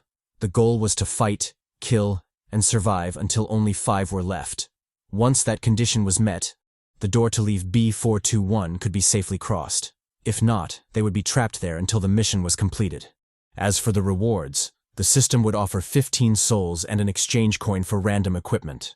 Upon hearing the system notification, Jeong glanced around the room and, to his shock, realized they weren't the only ones in that place. Ahead of them was a group of players, all barely clinging to life. Jeong, quick on the uptake, immediately analyzed the situation. The other group had 4 players, the same as them. If they wanted to fulfill the mission requirements, 3 people had to die. Cursing his shitty luck, he lamented always finding himself in such situations. If this were another ordinary mission, he could have simply skipped the side quest and headed to the next room. But in this case, he couldn't even leave without fulfilling the conditions. Well, it can't be helped. L.A.G was a hell where you either kill or be killed, so he might as well get cracking. Contrary to Jeong's enthusiastic murder vibes, the other players were losing their shit. One, in particular, a bootleg samurai, cursed the game repeatedly. Damn it. They'd tried so hard to survive, endured so much, and now were they supposed to do it all over again? Jeong, glancing at the corpses sprawled on the ground, immediately understood his outburst. The mission would reset every time a new player entered the room. If they couldn't complete it before that happened, they'd be stuck there, forced to fight until death inevitably came for them. Truly, Lag had a fucked up sense of humor. Gina, also picking up on this, addressed the squad. As things stood, they held the upper hand. The other squad was all but beaten. All they had to do was finish them off before they recovered. Jeong, eyeing the vicious wench, noted that she was right. That was indeed the best strategy. However, it wasn't so easy to kill people who hadn't harmed you. The gentle giant, as if reading his thoughts, commented on the same. It wasn't that easy to end a life in cold blood. But that aside, why did it seem like the group wasn't entirely bothered by their arrival? What were they missing? Anji also noticed this. From her perspective, it looked like the group was completely ignoring them, and instead focusing on something else. Something above them. With those words, the squad collectively looked up, and to their shock, a giant portal was slowly materializing above them. Jeong, not liking the odd development, remarked that things weren't looking good. He didn't know exactly what was coming, but the narrator's chatty voice said the boss's music was playing, so he guessed things were about to get active. And true to his thoughts, the other players acted accordingly. With pure terror, they all scattered, desperately trying to avoid the ominous portal. They all ran, except for the samurai Chad, who stood rooted in place. Noticing this, the members of his squad called out, urging him to run. The samurai, however, stayed still. He was done with this shit. He had done so much to survive, even killed his comrades. And what did it get him? Nothing. So what if he died? As far as he was concerned, wherever he'd end up had to be better than this living hell. Turning to Jeong, he advised the MC to give up as well. Death was inevitable for everyone in the game. Before he could spout any more nonsense, a figure darted out of the portal, absolutely blitzing the shit out of him. With one strike, the wannabe samurai was reduced to a mangled mess, his severed limbs scattering across the air. As the dust settled, an ominous silhouette slowly rose from the ground, its menacing eyes locked on the terrified players. This tin can bastard was the Rusty Knight. The system described it as looking rusty. However, its D game was still strong. By D, I obviously mean death game, so get your minds out of the gutter, you nasty perverts. Predictably, the squad was taken aback by the sudden development, especially Gina, who seemed particularly excited, judging by the bump on her bra. Jeong, however, didn't share her sentiment. The bastard before them was one he never wanted to face, not in a direct confrontation at least. The Rusty Knight, unbothered by their reaction, immediately studied the space, its thirst for prey evident. Soon, it locked eyes on the Mr. T-looking Chad from before, and immediately gave chase. With terrifying agility, the death bastard hunted down its prey, its rusted armor clanging ominously in the wind. The Chad ran desperately, his face laced with sweat. He was determined not to die in that hell. Soon, however, his pace slowed and his voice dropped until he was standing motionlessly on the field. Anji, puzzled by this, asked what he was doing. Jeong replied that he'd given up. Not everyone had the mental resilience to brave the death game. Some, like Mr. T over there, chose to check out early, opting to just be done with it. He didn't blame him, though. The Rusty Knight never tires, probably explaining its strong D game. If they couldn't fulfill the conditions and leave the room, they'd be trapped there with it, reduced to nothing but its playthings. Worst part was, they couldn't even fight back. All they could do was run and avoid.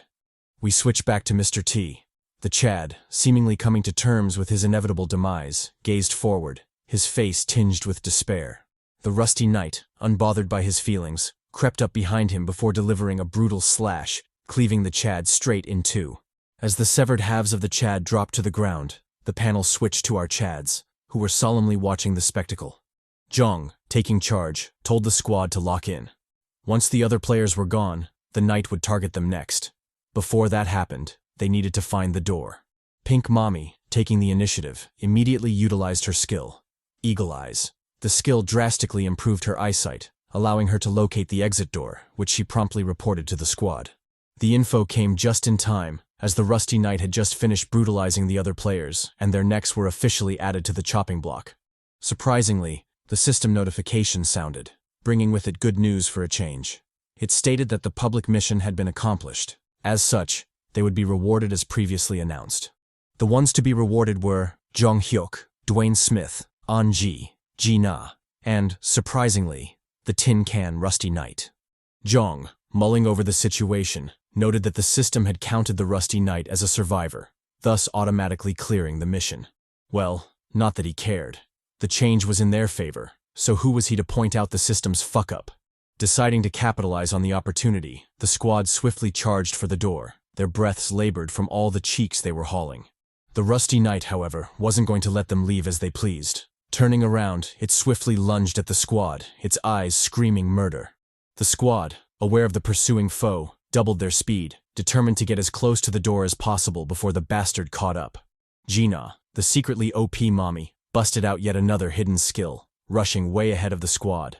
Our boy, low-key enjoying the view, noted that the pink mommy was hella fast. With how quickly she was going, she'd probably be the first one out of the room. Gina, however, had other plans. Instead of aiming straight for the door, the greedy babe made a detour, targeting the dropped souls scattered across the field. Though it seemed illogical given their current situation, she was determined. How else could she level up and eventually fight back against that vicious thug Jeong? With that in mind, she darted across the floor, collecting all the loot she could find. Jeong, ignoring the greedy wench, focused on his only task, getting the hell out of there. Luckily, the door wasn't too far away, and he could already see it in the distance. However, if he thought things would go smoothly, he'd be gravely mistaken. This was L.A.G. Everything was hard in this cursed hell. As if sensing their anticipation, the rusty knight tripled its speed, kicking up a dust storm with its acceleration. With downright disgusting speed, the rusted fiend lunged forward, inching closer and closer to the fleeing L.A.G. Whether she was naturally slow or that dump truck she was hauling was weighing her down, Pantsu Mommy was trailing far behind, completely left behind by the rest of the squad. Predictably, the knight easily caught up to her slow ass, its sword slashing for her delicate back. Jeong, noticing this, cursed.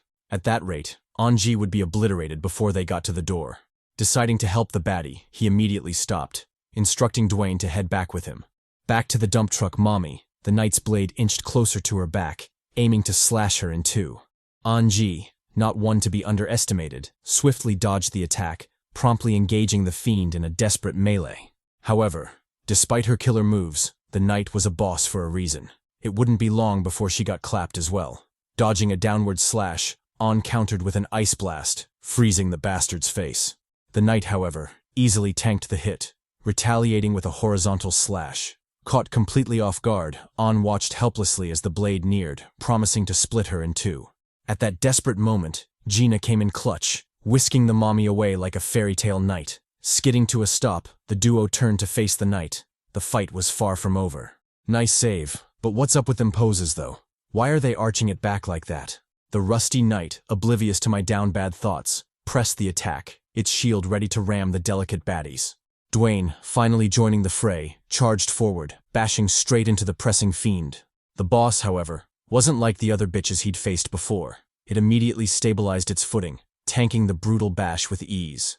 Dwayne, taken aback by the sturdy bastard, activated his strength buff skill, his confidence skyrocketing with the ability. Now fired up, he unleashed a flurry of punches on the boss, each more devastating than the last. The boss, however, easily tanked the blows, shrugging them off like an itch on its rusty ass. Finally noticing his attacks had no effect, the gentle giant staggered back, his confidence completely shattered.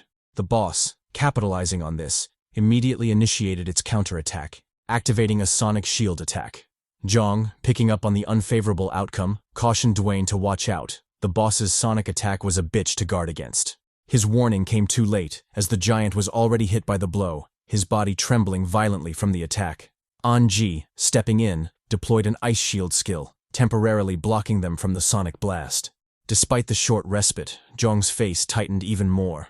Only he knew such methods wouldn't be effective against the rusty bastard. If he didn't do anything soon, then both of them would die. With that thought, he yeeted the blazing sword forward, landing a killer headshot on the boss. This stubborn motherfucker, however, just shrugged off the blow, cocking its head back like it was the Undertaker or something. Initiating its counterattack, the knight slammed its shield, releasing a devastating sonic blast on Dwayne and An.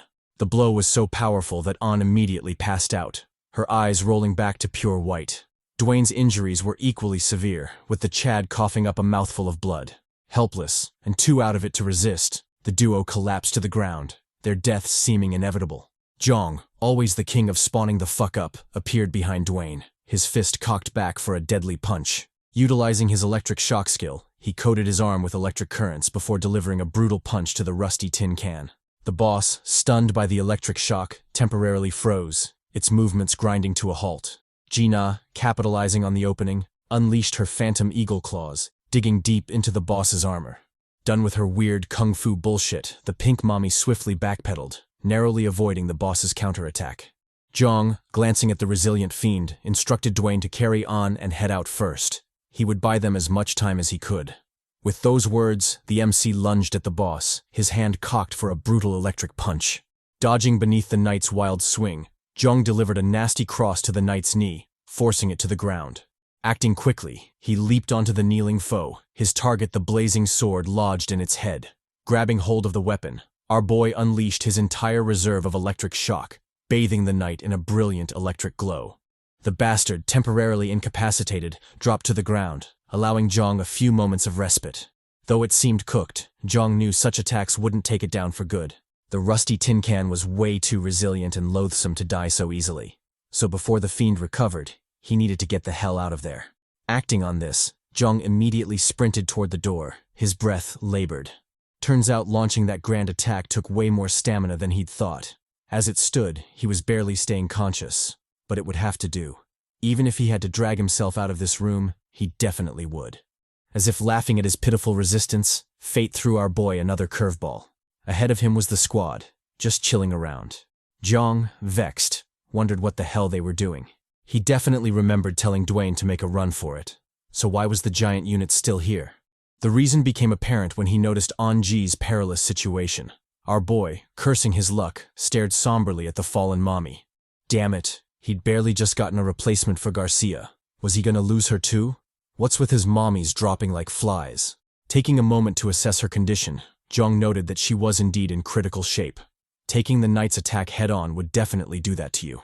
Actually, the only reason she was still alive was that she'd somewhat blocked part of it with her ice shield. Otherwise, she'd be chilling with Garcia mommy in heaven right now. But judging by how quickly she was deteriorating, it wouldn't be long before she checked out as well.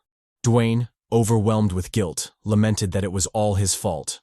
An got injured because she was protecting him. Jeong, comforting his giant boo, told him to chill. It's not like he had a choice in the matter. Gina, the heartless wench, drew them from their pity party, reminding them of the clear conditions. If the pantsu mommy died, then they'd be trapped in there as well.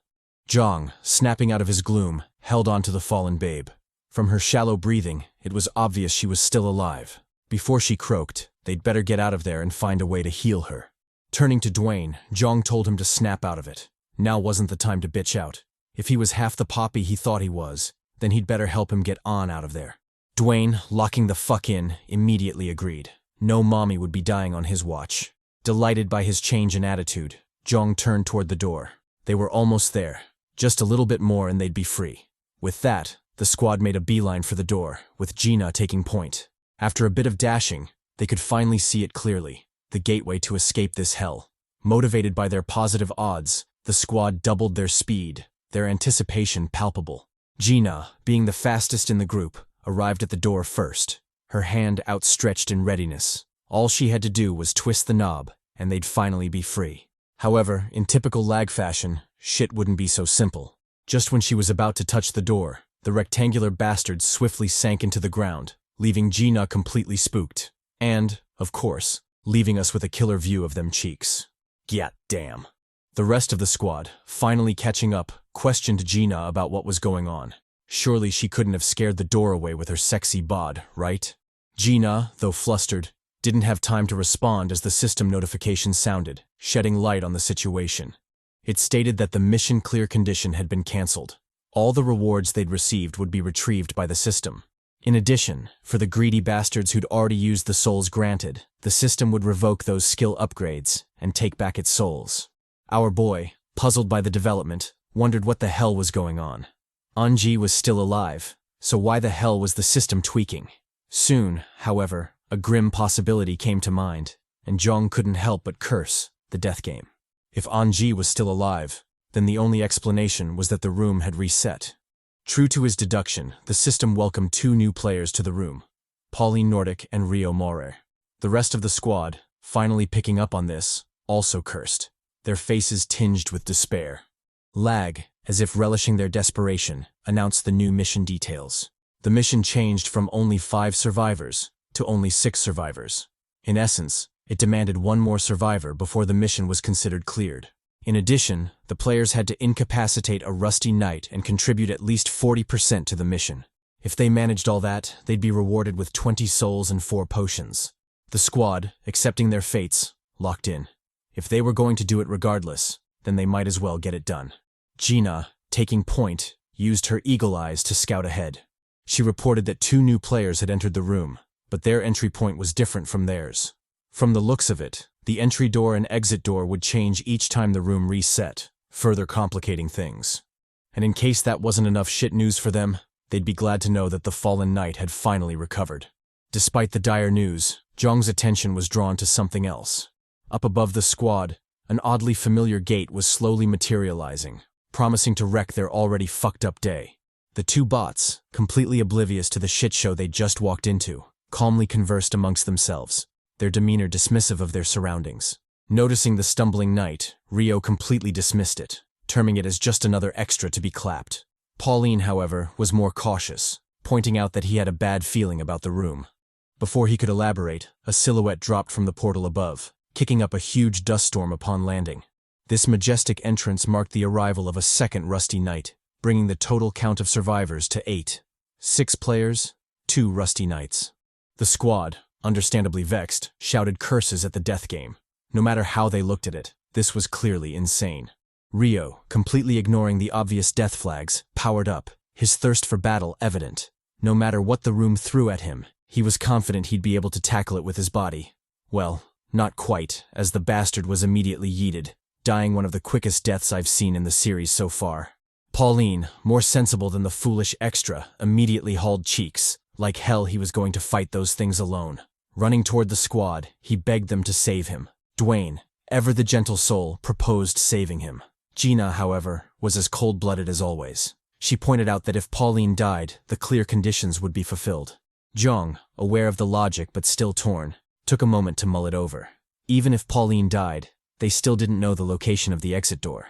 Worse still, if An-ji died while they were searching for it, they'd be trapped here all over again. With things as they were, wasn't it better to kill An instead? The thought sat heavy in Jeong's mind. He couldn't ignore it. But then, his thoughts wandered to his earlier interaction with the samurai. The bastard had been lamenting his cursed fate even after betraying and killing his companions. If Jeong repeated those mistakes, he'd surely end up like him, or worse. Finding himself unable to decide, Jeong cursed. To think he'd still be struggling with such choices even after so long. Gina, as if sensing his inner turmoil, told him not to overthink it. He didn't have to handle everything on his own. All of them would bear the consequences of their actions, including An-ji. Jeong, finally snapping out of his dark thoughts, told the squad to roll out. He wasn't sure what they'd do next, but for now, they should probably save the French Chad. Speaking of Pauline, the ponytail Chad found himself in quite a pickle, facing off against 2 rusty knights. After dodging a slash attack from one knight, Pauline landed in the attack range of the other, which didn't hesitate to strike. Cornered and desperate, the crop-top bro activated his airwalk skill, barely dodging the lethal blow. Capitalizing on the opening, he did a double jump, lunging away from the knights. With the short respite bought, Pauline immediately hauled cheeks, running straight for the squad. Jeong, locking in, gave instructions to the squad. He would solo the knight on the left. As for the bastard on the right, he'd leave it to them. With the game plan set, our boy cocked his hand back, his throwing stance activated. If L.A.G wanted to fuck with them, then fine. Let it come. He could also be mucho loco. We switch back to Pauline, still hauling absolute cheeks, desperately trying to evade the pursuing rusty knights. The French Chad, who low-key looked hella majestic in that crop top, cursed the bastard knights. They were already so strong. Did they have to be hella fast as well? As things stood, it was just a matter of time until something long and hard poked him from behind. Pause. My bad, guys. While the French Chad was lamenting his shitty fate, a booming voice called out, instructing him to duck. Pauline, initially puzzled, glanced forward to see our boy cocking his hand back. It didn't take a genius to figure out what he intended to do. As such, the crop-top Chad immediately complied, diving to the ground like it was the sexiest of mommies. The choice proved wise, as just a split second later, Jeong's attack landed, blitzing the absolute shit out of the rusty knight. The blow was so powerful that the tin can bastard was sent reeling back, skidding for a while before finally stopping its momentum. Well, Damn. I didn't know our boy had it like that. Pauline, capitalizing on the short respite, immediately dashed forward, soon regrouping with the squad. Addressing Jeong, the crop-top Chad expressed his gratitude for being saved. The MC, always the emo Chad, told him to save the thanks for later. They still had a rusty bastard to annihilate. And besides, if he truly wanted to thank someone, he should thank his personal trainer, because goddamn. Locking in, Jeong instructed Pauline to follow. They'd handle the knight on the left. As for the bastard on the right, that was left to the unit Dwayne and the mommy G-Na. Speaking of the walking fan service, the Chadlet informed Dwayne of the plan. She'd use her assets to attract the boss's attention, so Dwayne should use that chance to attack it. Acting on this, Gina swiftly charged forward, activating her feather-like skill to boost her speed. With visible ease, she nimbly jumped over the knight's attack, flashing the lucky bastard in the process. The knight, grateful for the view but still locked in, swiftly changed its stance, slashing at Gina with a horizontal swing. The pink mommy, having expected the swing, immediately jumped up, successfully dodging the follow-up attack. The knight, in a gotcha-bitch move, followed Gina into the air, its sword slashing relentlessly toward the stunned mommy. Gina, taken aback by the sudden development, watched in horror as the sword fell, her delicate plot at risk of being slashed in half. Acting quickly, she immediately deactivated her feather-like skill, causing her to crash pathetically to the ground. Although she'd bought herself a couple of seconds, the danger wasn't gone. The tin can bastard was still after her, using gravity to lunge at the vulnerable babe. At that desperate moment, a Chad in shiny armor appeared, leaping straight for the attacking knight. This Chad was obviously the unit Dwayne, who'd activated his bitch I'ma dropkick you skill, thrusting straight for the boss. With deadly precision, the attack landed, sending the knight reeling into the distance. Our boy, always the gentleman, immediately confirmed with the mommy, asking Gina if she was all right. Upon getting the babe's green signal, he turned his attention to the rusty knight. The resilient motherfucker was still alive, having shrugged off the previous blow. Gina, still in her unnecessary Spider-Man pose, expressed her frustration at the tin can. Was it even possible to kill that thing? Dwayne nonchalantly told her not to worry about it. All they had to do was stall for time. As for actually taking down the fiend, that was a task left to the Poppy Jeong. Speaking of the Chad, our boy was currently electrocuting the shit out of the rusty knight, making sure the fiend was nice and crispy. Pauline, with his rock-hard abs, was also present, giving Jeong the needed support. With absurd core strength, as expected of the absy Chad, Pauline landed a brutal knee kick, knocking the knight's head back. Jeong, capitalizing on the momentum, immediately closed the distance, aiming for the L.A.G sword in the knight's flank. With a bellowing war cry, Jeong slashed at the knight's waist, seeking to split it in two. The move was largely successful, up until the stupid sword broke, leaving Jeong vulnerable to a counterattack. Our boy acted quickly, somersaulting away from the knight, narrowly avoiding a quick trip to Garcia in heaven. R.I.P. Mommy. Skidding to a stop, Jeong cursed. If things continued like this, it wouldn't be long until they all died. He needed to do something, and that something had to be big. Turning to Pauline, Jeong asked the Chad if he could distract the knight one last time. It didn't matter whether the method he'd use would leave him vulnerable. He was more than ready to take responsibility for his safety. Heck, he'd even princess carry him if he had to. Pauline readily accepted the deal. Who wouldn't want to be princess carried by Jeong? In all seriousness, though, he told the MC to look after him. The move he was about to make would leave him in a tight spot, so if Jeong failed, he'd die for sure. We switched scenes to Dwayne and Gina. The duo, although barely, was still holding their own against the knight, Dwayne with his killer hooks, and Gina with her. Okay, I don't know what the fuck she's doing, but she's definitely doing something. Anyway, the lethal duo was still holding the boss back, but obviously, this wouldn't last for long. If things didn't change, they might actually lose their lives. Jeong, also picking up on this, locked all the fuck in. He had to kill that rusty bastard no matter what. Acting on this, our boy unleashed a skill he'd been cooking for a while now. Bone Blade. Coated in blood, the majestic blade manifested, every inch as chatty as I'd imagined it to be. Our boy, now armed with the ghostly katana, charged straight for the boss.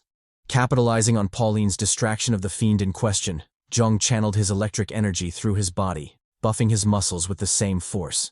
Zeroing in on the vulnerability in the knight's armor, Jeong's eyes glowed with a wild intensity, his determination visible. With a booming thunderclap, Jeong sprang forward, leaving trails of lightning in his wake. Closing in on the bastard knight, Our boy Death gripped his sword before slashing past the rusty knight. Thunder-breathing first form, thunderclap and flash. Oops, wrong manga. Upon the wake of the attack, the resilient fucker finally toppled, slashed cleanly in half. With that, the total number of survivors dropped to 6, 5 humans, and 1 knight. Jeong, the MVP of the battle, took a moment to catch his breath. As he'd expected, the Bone Blade skill used up a shit ton of stamina. If he wanted to safely spam the skill, then he'd have to level up his calm breathing to level 10 at least. But that would have to wait until the future. For now, they should get the hell out of there before Lag started to wild out again. As if reading his thoughts, a system notification sounded, welcoming a new player to the room. And it wasn't just any player. It was Liam motherfucking Neeson. The taken Super Chad was here, and shit was about to go down. Predictably, the squad cursed Lag to high heaven. What kind of shit was this? And honestly, they're right. I know this is a death game, but come on, this is some bullshit. The system, as if sensing their dissatisfaction, threw the squad another curveball. Instead of 1, it blessed the squad with 2 new rusty knights, bringing the total number of those bastards to 3. As for the new mission details, they generally stayed the same, with the only difference being that the knights would automatically stop upon 7 survivors being left in the room. In a sense, the system was generous with that added detail, but it didn't change the fact that it was tweaking. Jeong, absolutely losing his shit, stared at the new rusty knights in disbelief. Surely this must be a prank, right? Where the fuck was Vitaly hiding that camera? Liam, not reading the room, nonchalantly addressed the squad. He'd mostly gotten the gist of the situation from the system, so he was good on that front. Although quite troublesome, it wasn't something they couldn't handle. However, to do that, the easiest way would be to get rid of the weakest links first. He said this while pointing at the unconscious Anji. Shit, this bastard. Jeong, still too far away to hear the ominous words of the fool, casually glanced at him. As much as he'd like to pay attention to the new arrival, he had more important things to do. The first was reinforcing the struggling Dwayne and Gina.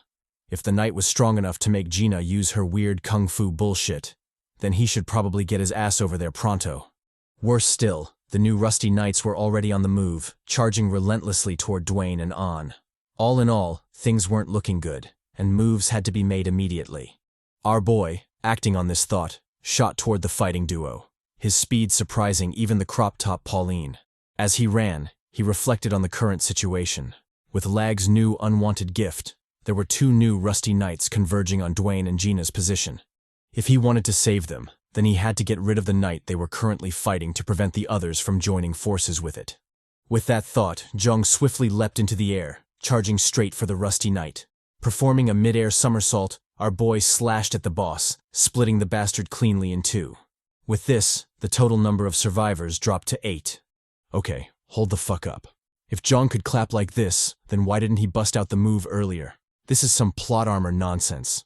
The rest of the knights, seemingly enraged by their comrade's death, doubled their speed, lunging for the squad. Dwayne, visibly gassed out, asked Jeong what they should do. They'd used up a lot of stamina, and if they had to fight the knights in a death battle, things wouldn't end well for them. Jeong, equally exhausted, told him to lock in. They had no other choice. The only way to survive was to somehow kill one of the knights. Liam, mocking the trio, laughed at their unnecessary effort. They were doing way too much when the easiest and best solution was right in front of them. Saying so, the treacherous bastard aimed his finger forward, pointing at something behind Jeong. Jeong, puzzled by his actions, wondered what the hell the dude was talking about. All the rusty knights were in front of him. So who was he referring to? Turning around, he realized in horror that Liam was aiming at An-ji. The pantsumami, who had finally regained consciousness after being knocked out, weakly called to her friends, asking what was happening. Liam, this bastard, unbothered by the conscious An, smugly charged his finger rifle and fired it straight at An's head. Jeong, responding to the ominous development, immediately sprang into action, running to intercept the fired bullet. With a desperate look, he stretched out his hand, praying that he'd make it in time. Blood spattered in the wake of the attack, and Jeong finally skidded to a stop. Through his palm was a sizzling hole, and beyond that, to Jeong's horror, was a dead An-ji, a bullet wound clear on her forehead. Fuck. Everything froze at that moment. Jeong froze, Dwayne and Gina froze, Pauline froze, hell, even I froze, as we all tried to comprehend what the hell just happened. The only thing that broke us out of the trance was the system notification, which brought news on the mission status. It stated that the mission was successful. 7 people had survived the trial. 4 players and 3 knights. As previously promised, the knights would immediately cease all actions, and the selected players would be rewarded as announced. Upon the system's notification, new doors materialized before the squad, promising them a way out of that hell. Our boy, completely and rightfully ignoring the stupid system and its doors, turned to face the bastard Liam, asking him what the hell he'd just done. As he did so, he activated his lizard tail skill, swiftly healing the hole in his palm. This bastard, as if taunting Jeong, also utilized the same skill, healing the wound on his own finger. Flashing a smug grin, he cockily replied that N.G was the easiest to kill in the group, so he just did. He further added that Jeong didn't need to thank him, even though he was the one who helped them complete the mission quickly. Jeong, livid, asked what the hell he was talking about. What mission cleared? He'd just killed their comrade. Did he think he'd let that slide? Liam, still donning his smug grin, told him not to spout nonsense. There was no such thing as a comrade in L.A.G. In there was only survival. He might have called her a comrade, but they both knew he wouldn't have hesitated to kill her if it meant he'd survive. As he saw it, there was no difference between the two of them. He'd just chosen to kill her sooner, that's all. Doubling down, he let Jeong know that the weak are destined to be used by the strong, and when that use inevitably ends, they are killed. That's the kind of place L.A.G is. No. In fact, it would be better to say that's the kind of place the general world was. Jeong, staring daggers at the bastard, told him that his beliefs didn't give him the right to kill their comrade. Matter of fact, it didn't give him the right to crown himself the judge, jury, and executioner of anyone in the game. Dwayne, finally pulling up, told Jeong to give the signal. If he planned to kill the cocky bastard, he'd help no matter what. Liam, still with his stupid grin on his stupid face, told Jeong to be reasonable. If they killed him, the mission would reset. Did they truly want to go through that again after all they'd been through? Jeong, furious but helpless, stared daggers at him. If looks could kill, then this motherfucker would be long dead by now. Turning around, Jeong told Dwayne to follow. They were leaving that place. Dwayne, obviously reluctant, shouted at Jeong. Was he really going to let the bastard go? Just like that? The MC, staring bitterly at N.G's corpse, shouted back. What did he expect him to do? Put everything on the line to avenge N.G? Was her life really that important? Fuck yeah, it was, you bastard. You better avenge our girl right now, you asshole. Jeong, taking a step back, softened his approach. He let Dwayne know that he wanted Liam dead just as much as he did. However, now wasn't the right time. Their first and only priority should be to get the hell out of that room. Turning to the smug Liam, Jeong made him a promise. If they ever met again, he'd definitely drop everything and kill him with his own hands. Liam, feigning fear, replied that he was looking forward to it. Damn, I didn't think I could hate someone this much. Fuck this dude. With the frustrating confrontation out of the way, the squad turned to the gates. It was time to leave that hell. Pauline, being the first to choose, bid farewell to the squad. He would have loved to journey with them, but unfortunately, he wanted nothing to do with the beef they had going on. Dwayne and Jeong, being the understanding bunch, simply bid him good luck. With that, the rock-hard abs Chad left, the door shutting loudly behind him. Liam, as if he wasn't infuriating enough, chose that moment to speak up. He told Jeong not to get any crazy ideas. He'd be the last to leave that room, so if he had plans to follow him through and stab him in the back, he should forget about it. Jeong cast a seething glare at the bastard, but ultimately turned away. Now truly wasn't the time. Addressing the squad, he told Dwayne and Gina to follow him. The duo complied, albeit reluctantly. Speaking of Gina, goddamn. Since when did she have it like that? The artist definitely went crazy in this panel. Jeong, oblivious to my down bad thoughts, pushed the door to B44 open, entering it without hesitation.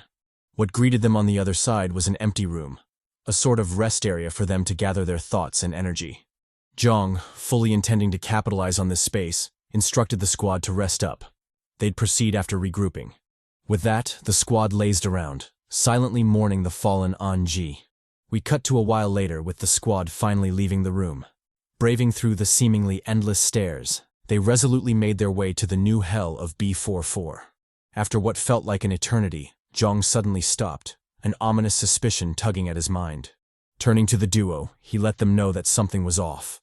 Based on how far they'd walked, They should have already arrived at the next room. Dwayne, also picking up on this, agreed. Something fishy was definitely going on. As if reading their minds, the system notification sounded, bringing with it the new mission details. It stated that the common mission was to survive, which, as always, was ominous as fuck. The goal was to escape the room and arrive on the 5th basement floor. It also emphasized that the mission would be completed as long as any participant made it to the 5th basement floor, even if it was just one participant. As for the rewards, they'd receive a random skill with a random level. Understandably, the squad was shocked by the notification, especially our boy Jeong. Since when did missions start before even getting to the mission room? Lag was truly on some bullshit.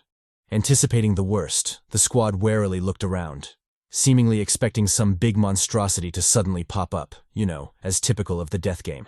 However, even after a minute, nothing seemed to happen, which greatly puzzled the trio.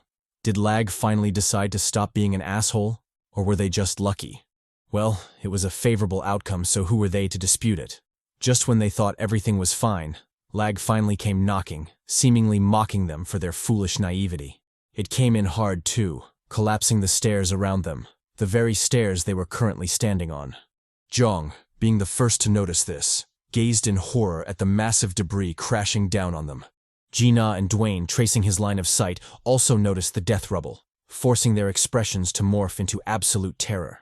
Just what the hell was going on? As much as they wanted answers, now wasn't the time. Instead, massive cheeks needed to be hauled. Otherwise, they'd definitely die there.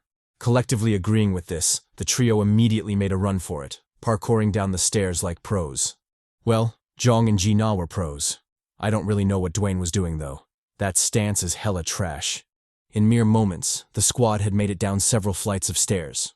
However, the situation only got more dire as the collapse kept getting faster.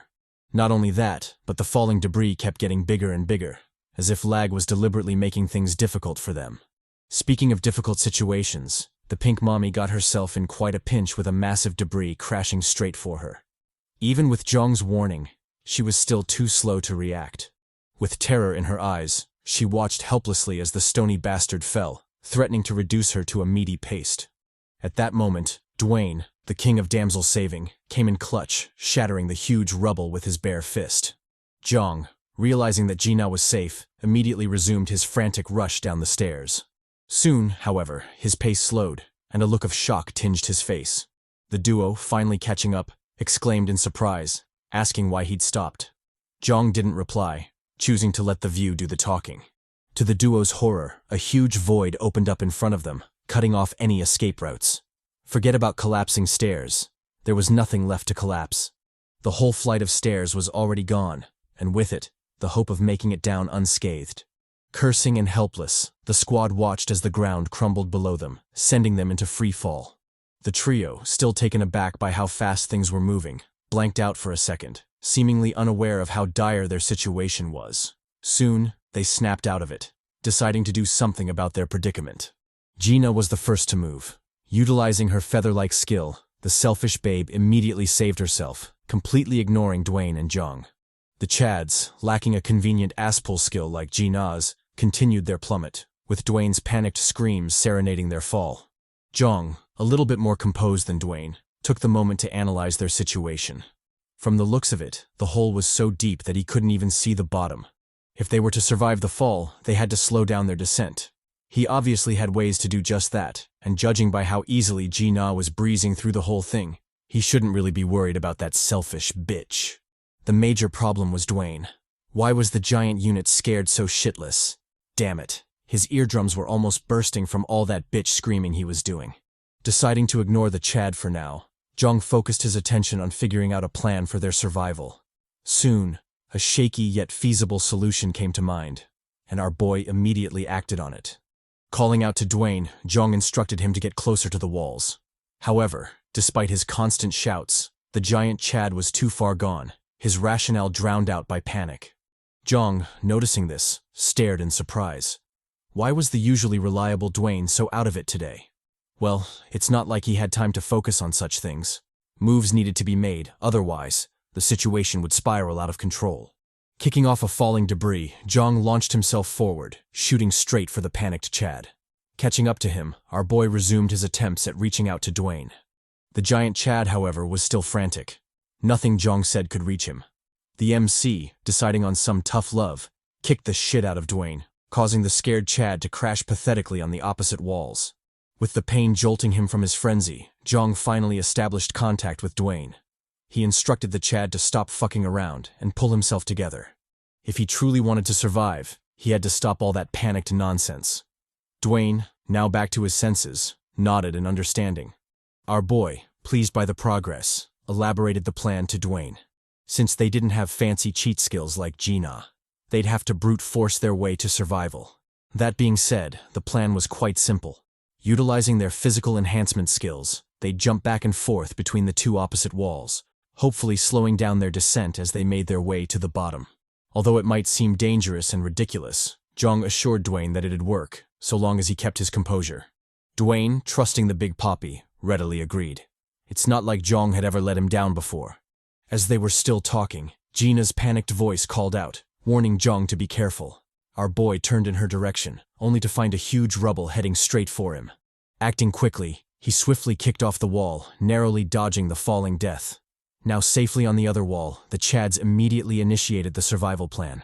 With Chaddy agility, they bounced off the walls, slowly making their way down the massive hole. As they descended, an odd premonition kept gnawing at Jeong's mind. Sure, they were making great progress, but something felt off. It was almost too easy. L.A.G had never, and would never, be that generous to the players. So, what the hell was going on? Deciding to investigate further, Jeong kicked off one wall and shot for the opposite wall. Halfway through the leap, he instantly realized what was happening. The distance between the walls was gradually widening. The further down they fell, the wider the distance got. It was currently so wide that they had to do a double leap just to make it to the opposite side. And the worst part was, if he knew anything about the death game, the bastard trial would definitely make it even more difficult as they progressed. Fuck. Just why can't things be simple for once? As he was still lamenting their shitty fate, the gentle giant tripped on a falling rubble, leaving him vulnerable to the falling debris. With a well-placed smash, Dwayne was knocked out cold, worsening the already horrible situation. Jeong, cursing the Chad Murphy for his stupid law, shouted Dwayne's name in panic. Damn it, they were already so close to the bottom. Did he have to pass out now of all times? Vowing to choose better companions in the afterlife, our boy went about saving the fallen Chad. The task itself wasn't that hard. A well-timed jump and interception was all he needed to reach Dwayne. However, what came after was the problem. They were already so close to the bottom. If he couldn't slow down their plummet, they'd surely die. Maybe if he was alone, he could have figured something out, but he was essentially helpless while carrying Dwayne along. As things stood, they were both fucked. As he said this, the camera zoomed out, giving us a proper view of the approaching ground. Yep, these motherfuckers were definitely cooked. Jeong, deciding not to walk so willingly into the embrace of death, made his move. Even though uncertain, there was still a slim chance he could make it out of the situation alive, and that in itself was enough for him. Acting on this fleeting chance, our boy channeled all his electric power to his feet, reinforcing and buffing his lower body. He also dumped a considerable amount of souls to level up his strong bones and tough skin skills. As he saw it, shit was about to go all the way down, and having that extra contingency wouldn't hurt. With the preparation completed, Jeong kicked off the debris, shooting straight for the opposite wall. Crashing brutally against the concrete bastard, our boy couldn't help but yelp in pain. Damn it! He'd expected to get some killer backshots from the wall, but who would have thought he'd get the same from Dwayne as well? The gentle Chad definitely owed him a date after this. Despite his creaking bones, the peril wasn't over. On the contrary, their hell had just begun. Carried by gravity, Jeong mercilessly scraped against the abyss walls, leaving deep indentations in his wake. The experience was brutal and downright savage, but that didn't mean it wasn't effective. Rather, the foolish plan worked so well that by the time they hit the ground, their speed had reduced so much that they barely survived the impossible endeavor. Choking on the dust cloud, Jeong nursed his virgin buttocks. He'd expected the experience to suck, but he didn't think it would suck this badly. Damn it. He was never doing that shit ever again. Not even for the sexiest of mommies. Done with his wordless grumbling, Jeong turned to Dwayne. The gentle Chad, or rather, Sleeping Beauty, had apparently woken up at some point, and judging by his blank face, the lucky bastard had surprisingly slept through the whole thing. Such a lucky bastard. As much as he wanted to rest his back from all the carrying he was doing in this manhwa, Lag wasn't done with them just yet. Sure, they'd made it to the ground, but that didn't mean the quest was done. Rather, the fun part had just begun. Gazing up, the duo realized in horror that the debris was still falling, promising to fuck up their already shitty day. Worst part? They were essentially trapped there, with no place to escape to. Desperate and helpless, the Chads weaved between the falling rubble, barely preserving their pathetic lives. Dwayne, fed up with the one-sided barrage, decided to be more proactive. As expected of the brute Chad, he swiftly activated his strength buff skill, punching the shit out of the falling rubble. Jeong, taking a leaf from his brute boo, called upon his bone blade, dicing the debris into pieces. As the Chads clumsily fought for their survival, the scene switches to Gina. The pink and selfish mommy was still breezing through the whole quest, leisurely skipping down the falling rubble. Finding a huge chunk of debris to Silver Surfer the shit out of, Gina took the moment to analyze the situation. Something had been gnawing at her mind this whole time, and finally, she realized what it was. As impossible as it might sound, the falling speed of the rubble was getting faster. It was almost as if the debris was being sucked down to the bottom. Pause.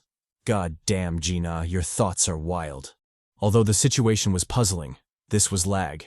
It was completely expected for the cursed game to fuck with them in such a manner. As she was still debating her next move, a barrage of rubble flew from above, pelting the hell out of her. The pink mommy, caught off guard by the sudden development, warily gazed upward, trying to figure out what was going on.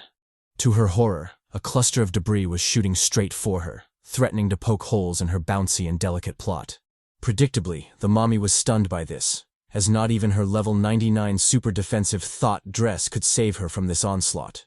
Deciding to save herself, Gina lunged downward, barely weaving through the falling debris of death. In her clumsy retreat, the mommy chanced upon a floating piece of debris, one perfectly suited for her to use as a foothold. This decision, however, proved unwise as a barrage of rubble tore through the air, smashing the foothold into pieces. As expected, Gina was staggered by the onslaught, causing her to lose her footing and sway dangerously over the edge. Speaking of sway, just look at the bounce on them things. The artist is a hero for blessing us with this feast. Itadakimasu. The pink mommy, deciding to unfortunately end the feast early, resumed her desperate dance down the hole, taking extra care to avoid any stray debris.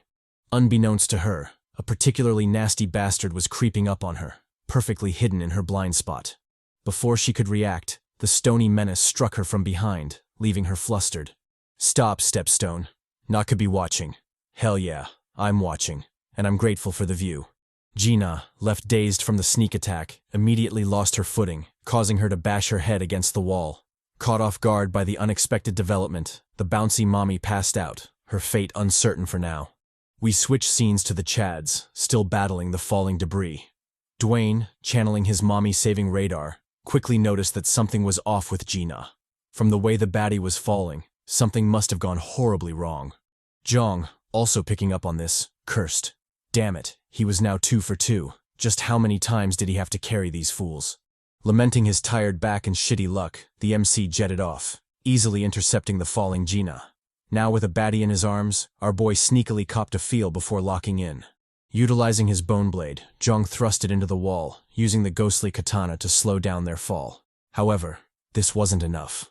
Their plummet speed was still too much, and if something wasn't done, then he'd make history as the first Chad to smash the floor instead of the obvious mommy in his arms. Dreading such a pathetic end, Jeong desperately called out to Dwayne for help. The giant Chad, always reliable, immediately sprang into action. With his strength buff active, he leaped into the air, safely catching Jeong and the unconscious Gina. Now with the duo in tow, the loyal Chad braced for impact before crashing brutally into the ground, selflessly using himself as a human cushion. Despite how romantic that was, the danger wasn't over just yet. Rather, things were about to go all the fuck down. Literally, of course. Dwayne, anticipating this, channeled his Hercules-type shit, effortlessly lifting a huge piece of rubble above them. With the protection of the rubble, the trio braved through the relentless barrage of falling debris and pelting stones. The gentle giant and obvious MVP of the show resolutely held on, doing his best to shield them from the falling bastards.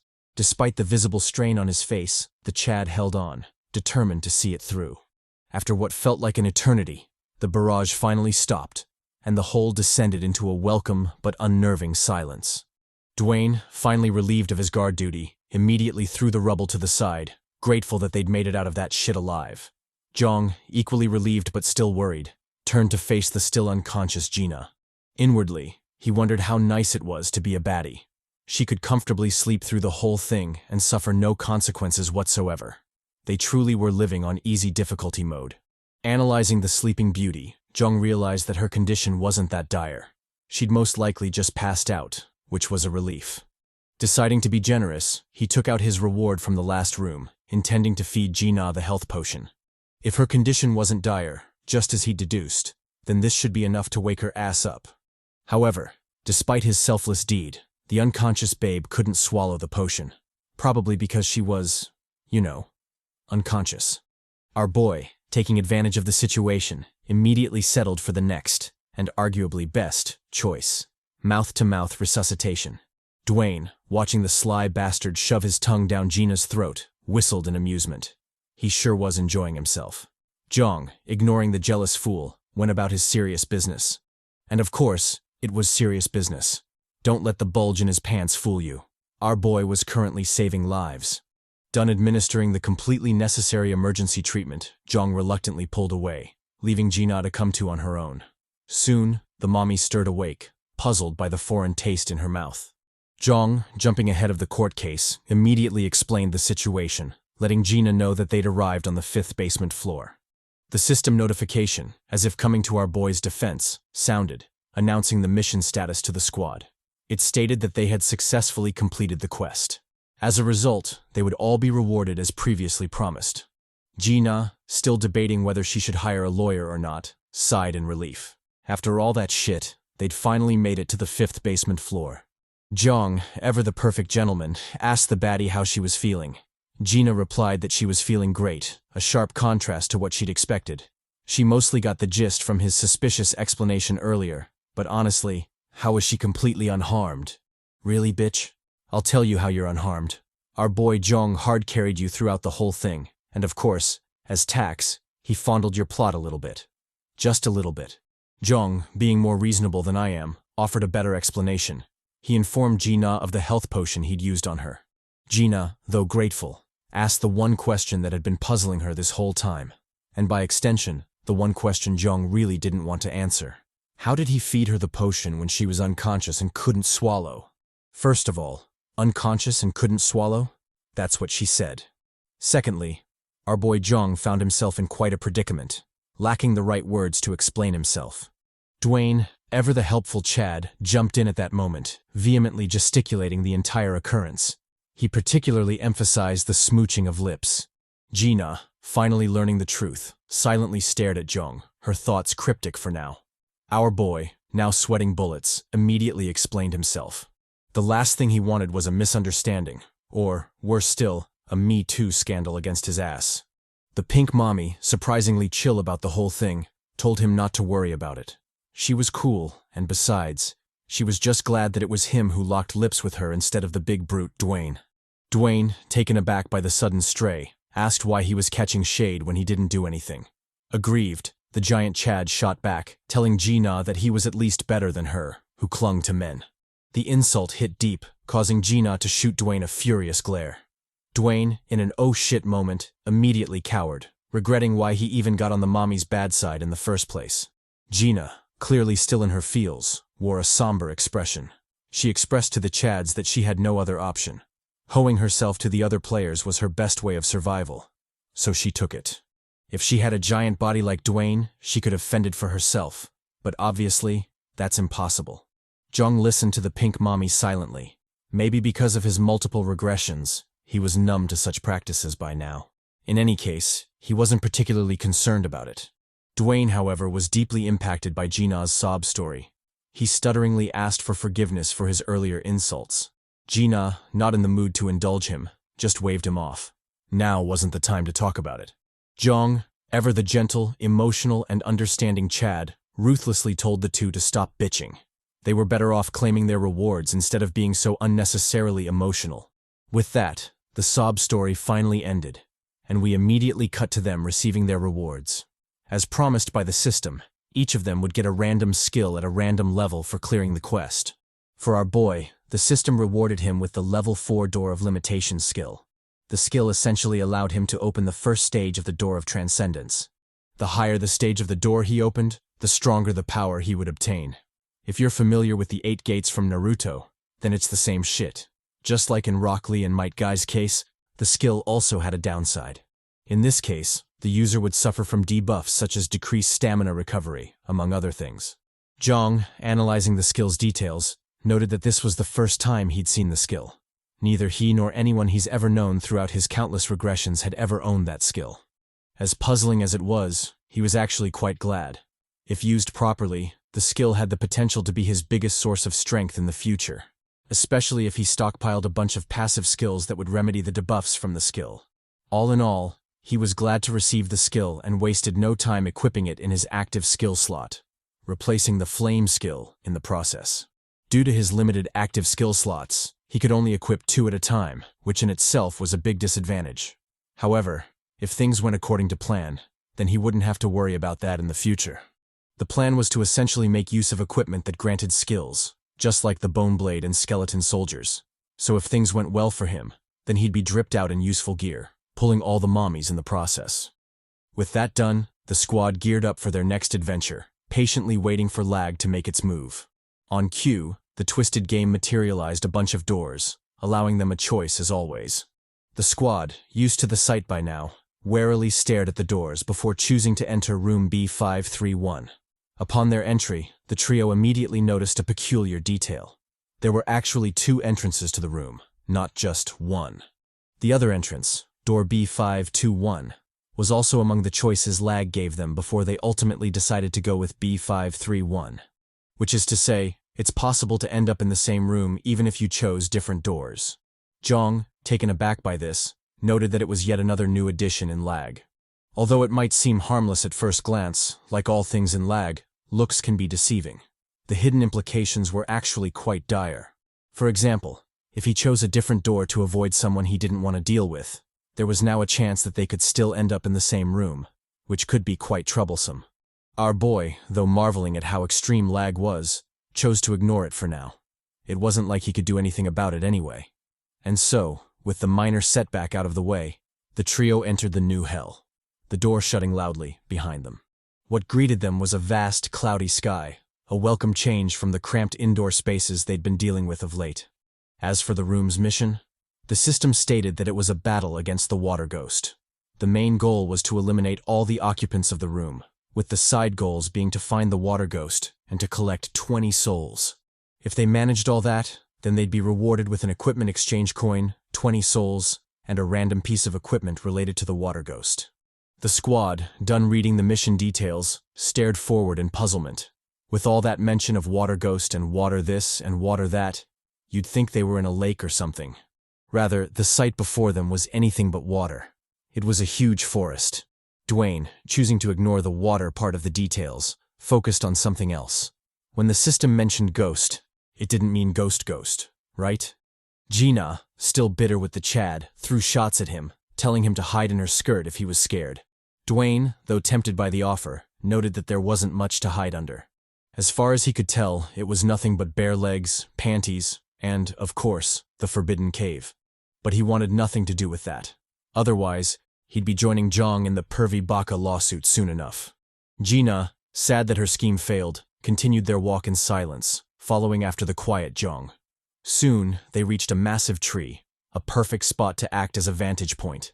The pink mommy and self-appointed scout of the squad immediately got to action, scaling up the tree with ease.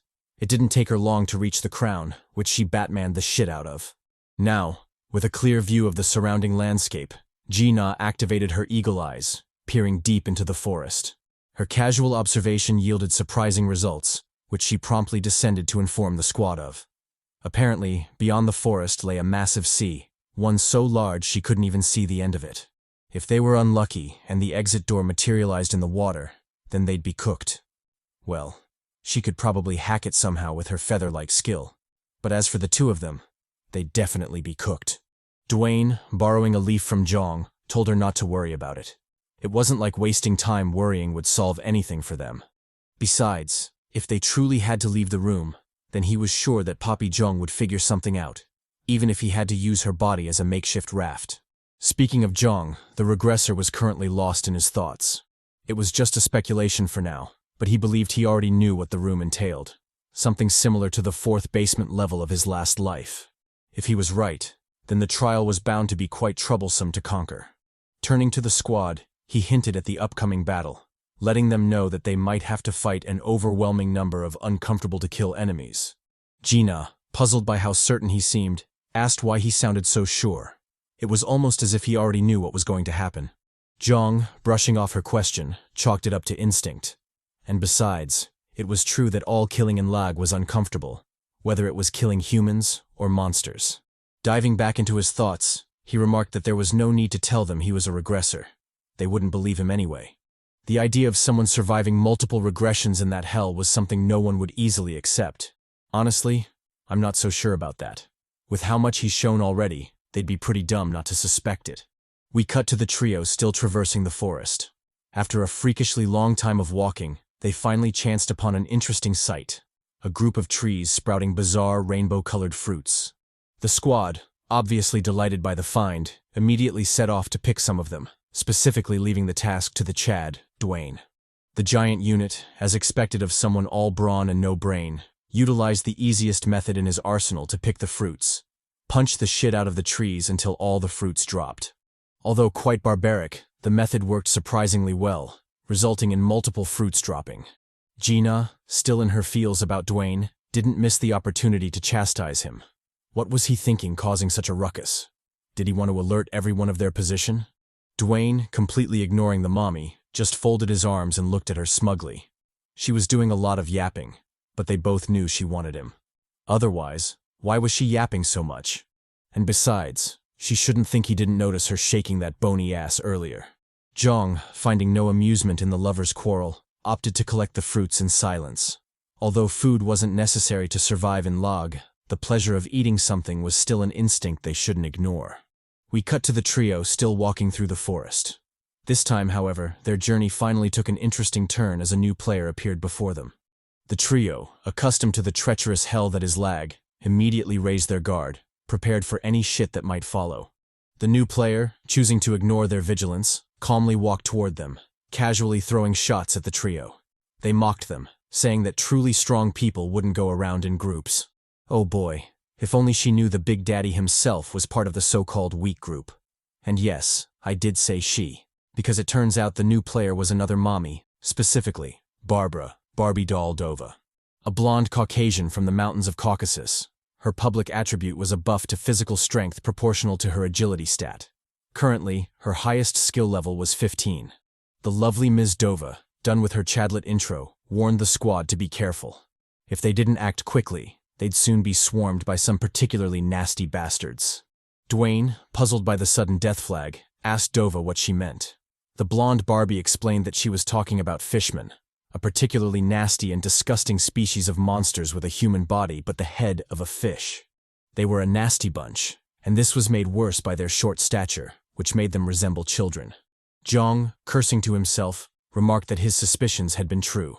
From the looks of it, this room did resemble the fourth basement level of his past life.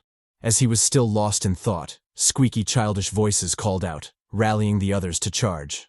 The voices belonged to the previously mentioned fishmen, and I gotta say, these motherfuckers were mad ugly. The fishmen, obviously a carnivorous race, called for the squad to be killed, roasted, or even cut into meat fillets, anything to make their consumption more palatable. As they said this, they stealthily encircled the squad, acting to trap them within. The system panel, always faithful to its duty, swiftly introduced the ugly bastards. They were indeed fishmen, specifically the kid variant of the species. Their main characteristic was that they could breathe underwater and were good at swimming. Well, duh. Currently, their highest skill level was 12. Dova, having expected the ambush, calmly turned to face the ugly fiends.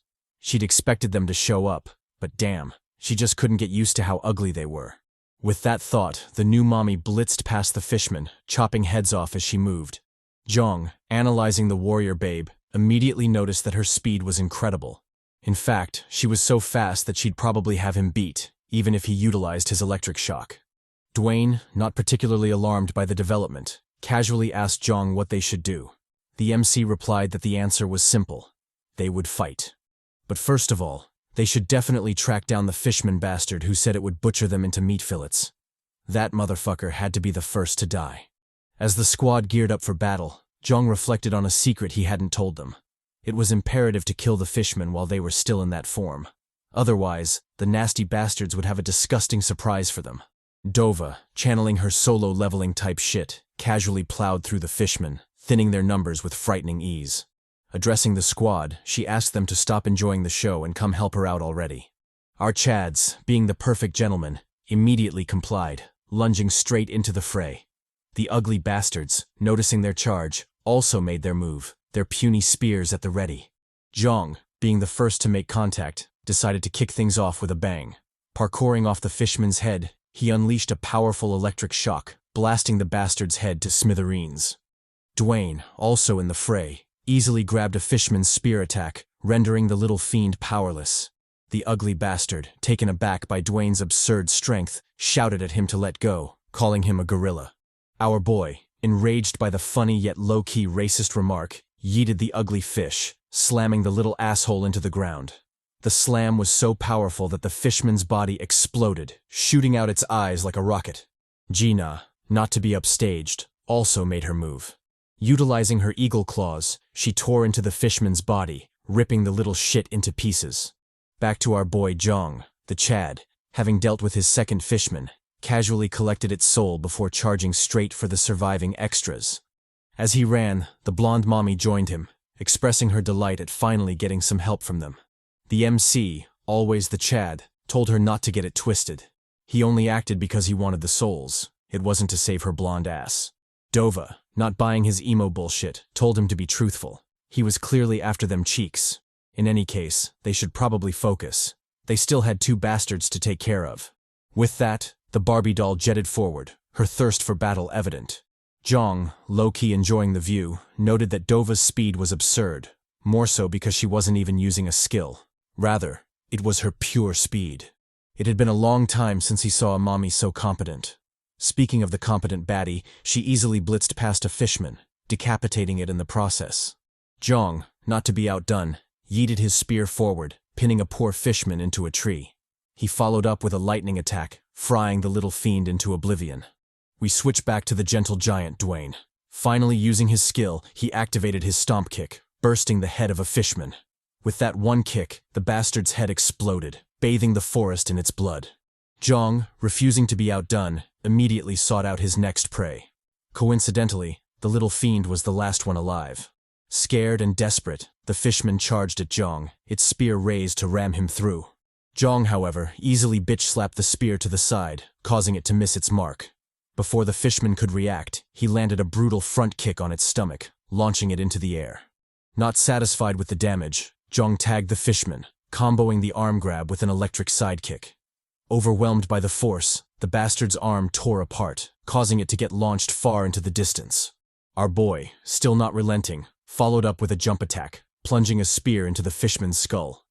With that, the battle finally ended, and the forest once again settled into its peaceful silence. Gina, finding the fight suspiciously easy, asked if that was it. Had they truly completed the mission? Dwayne, equally confused, pondered on the same question. There was no way that was the end of it. This was L.A.G. Nothing was ever easy in this hell. Gina, choosing to ignore her suspicions for the moment, turned to face the still-present Dova. Just what were they going to do with her? The blonde baddie, unfazed by her amateurish taunt, completely waved her off. She had no time to waste on the wench. Addressing Jeong, Dova asked him if he planned to attack her. Jeong, ever the gentleman, replied that it wasn't out of the question. He was still deciding whether or not he should whoop her ass. Dova, taken aback by his straightforwardness, pouted in annoyance.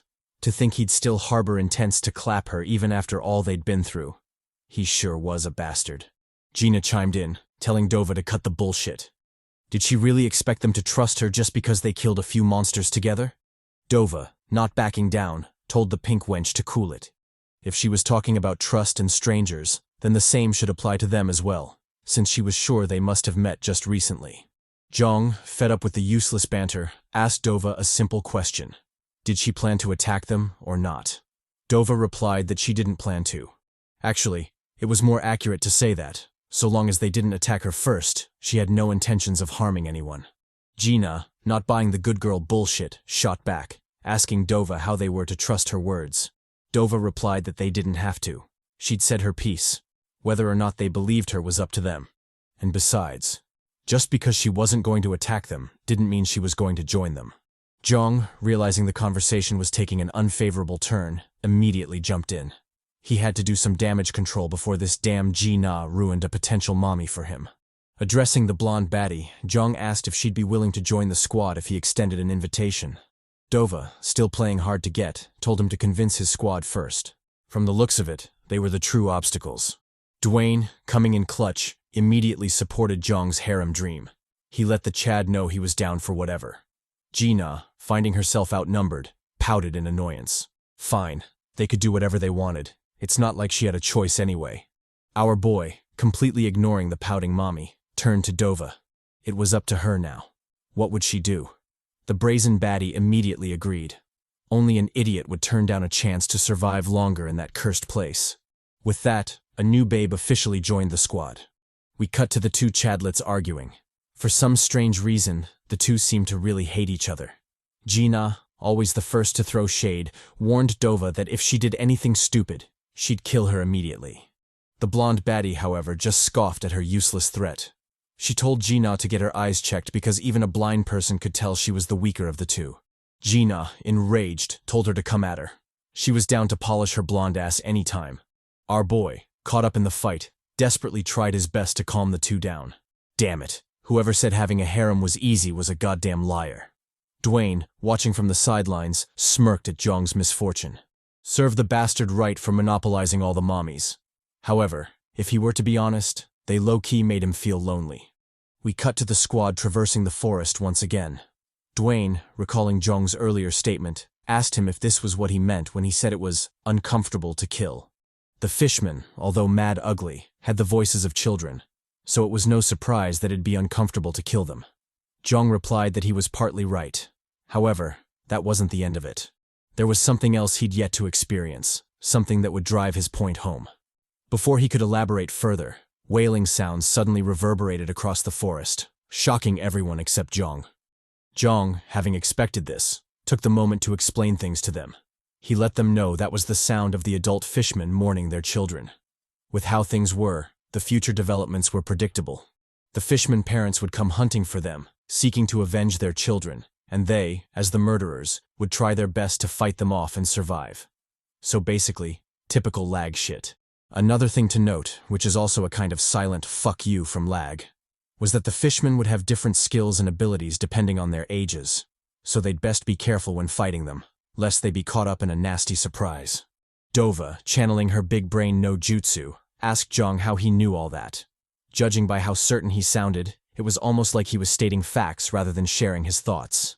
Gina, likely triggered by Dova, chimed in. Now that she mentioned it, this dude Jeong always acted like he knew everything already. Dwayne, jumping to Jeong's defense, told the girls to relax. This wasn't a conspiracy. From what he could tell, Poppy Jeong just had unnatural sensitivity and insight, which allowed him to quickly grasp the situations in the death game. Dova, however, wasn't buying that bullshit. This wasn't as simple as Jeong being quick-witted. Something was definitely afoot, and she was determined to figure out what. Addressing Jeong, Dova asked him who he was. He'd better answer properly, otherwise she'd suspect him of being an agent of L.A.G. The MC, finding himself backed into a corner, cursed. It didn't feel great being treated as an enemy.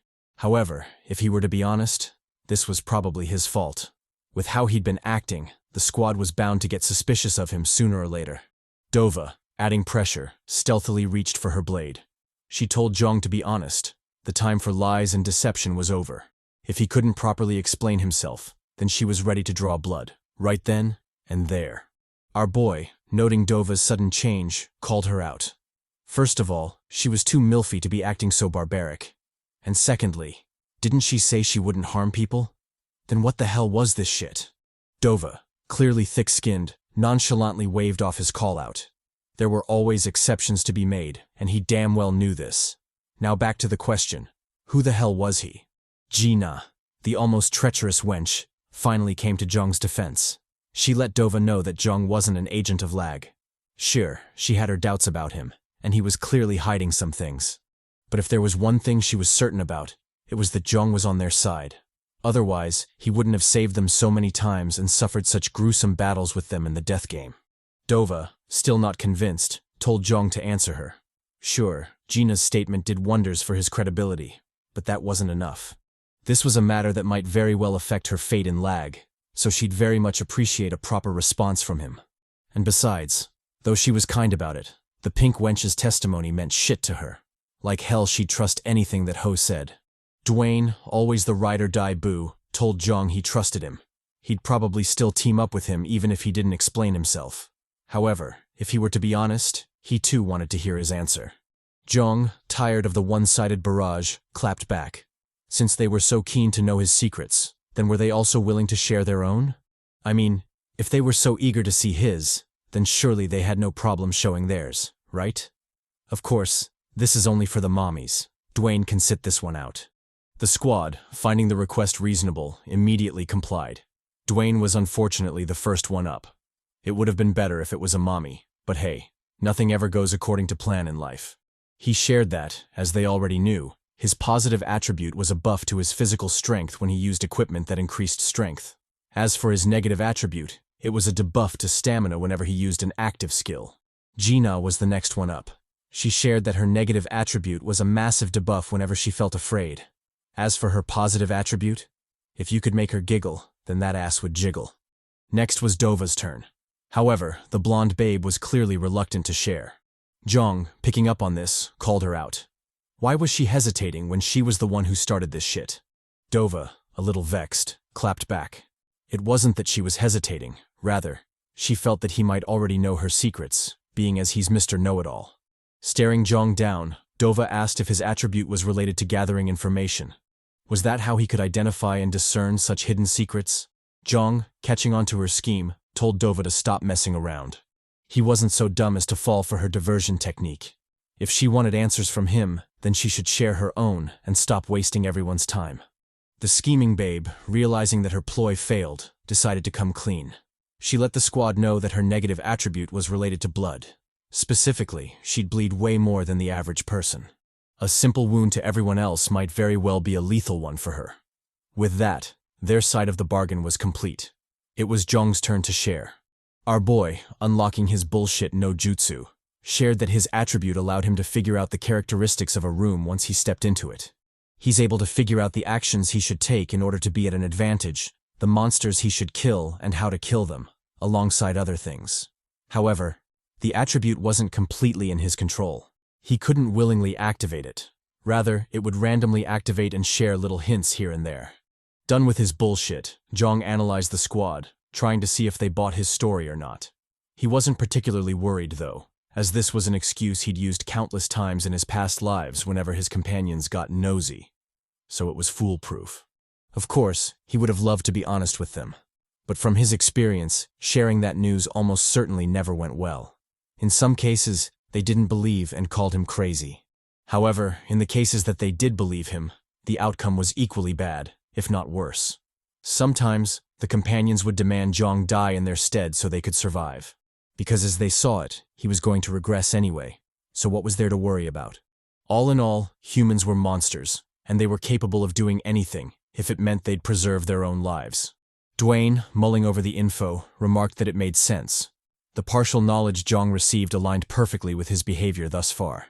Sometimes he'd fight monsters like he already knew everything about them, while other times he'd fumble his way through the fight, almost as if he didn't know anything at all.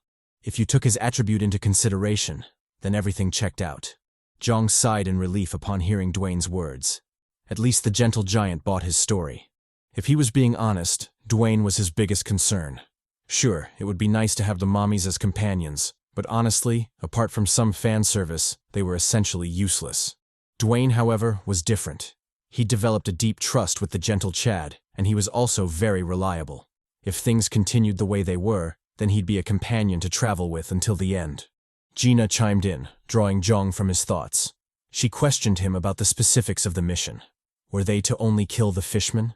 And on that note, just how many of them were there exactly. Jeong replied that he didn't know the exact number. However, he did know that the adult fishmen were tough as fuck. Compared to them, the kid fishmen were a bunch of trashy sakuras, complete garbage.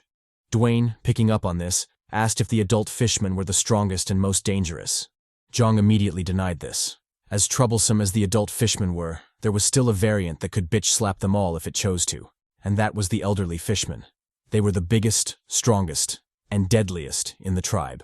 Donning a serious face, Jeong warned them to save the elderly fishmen for last.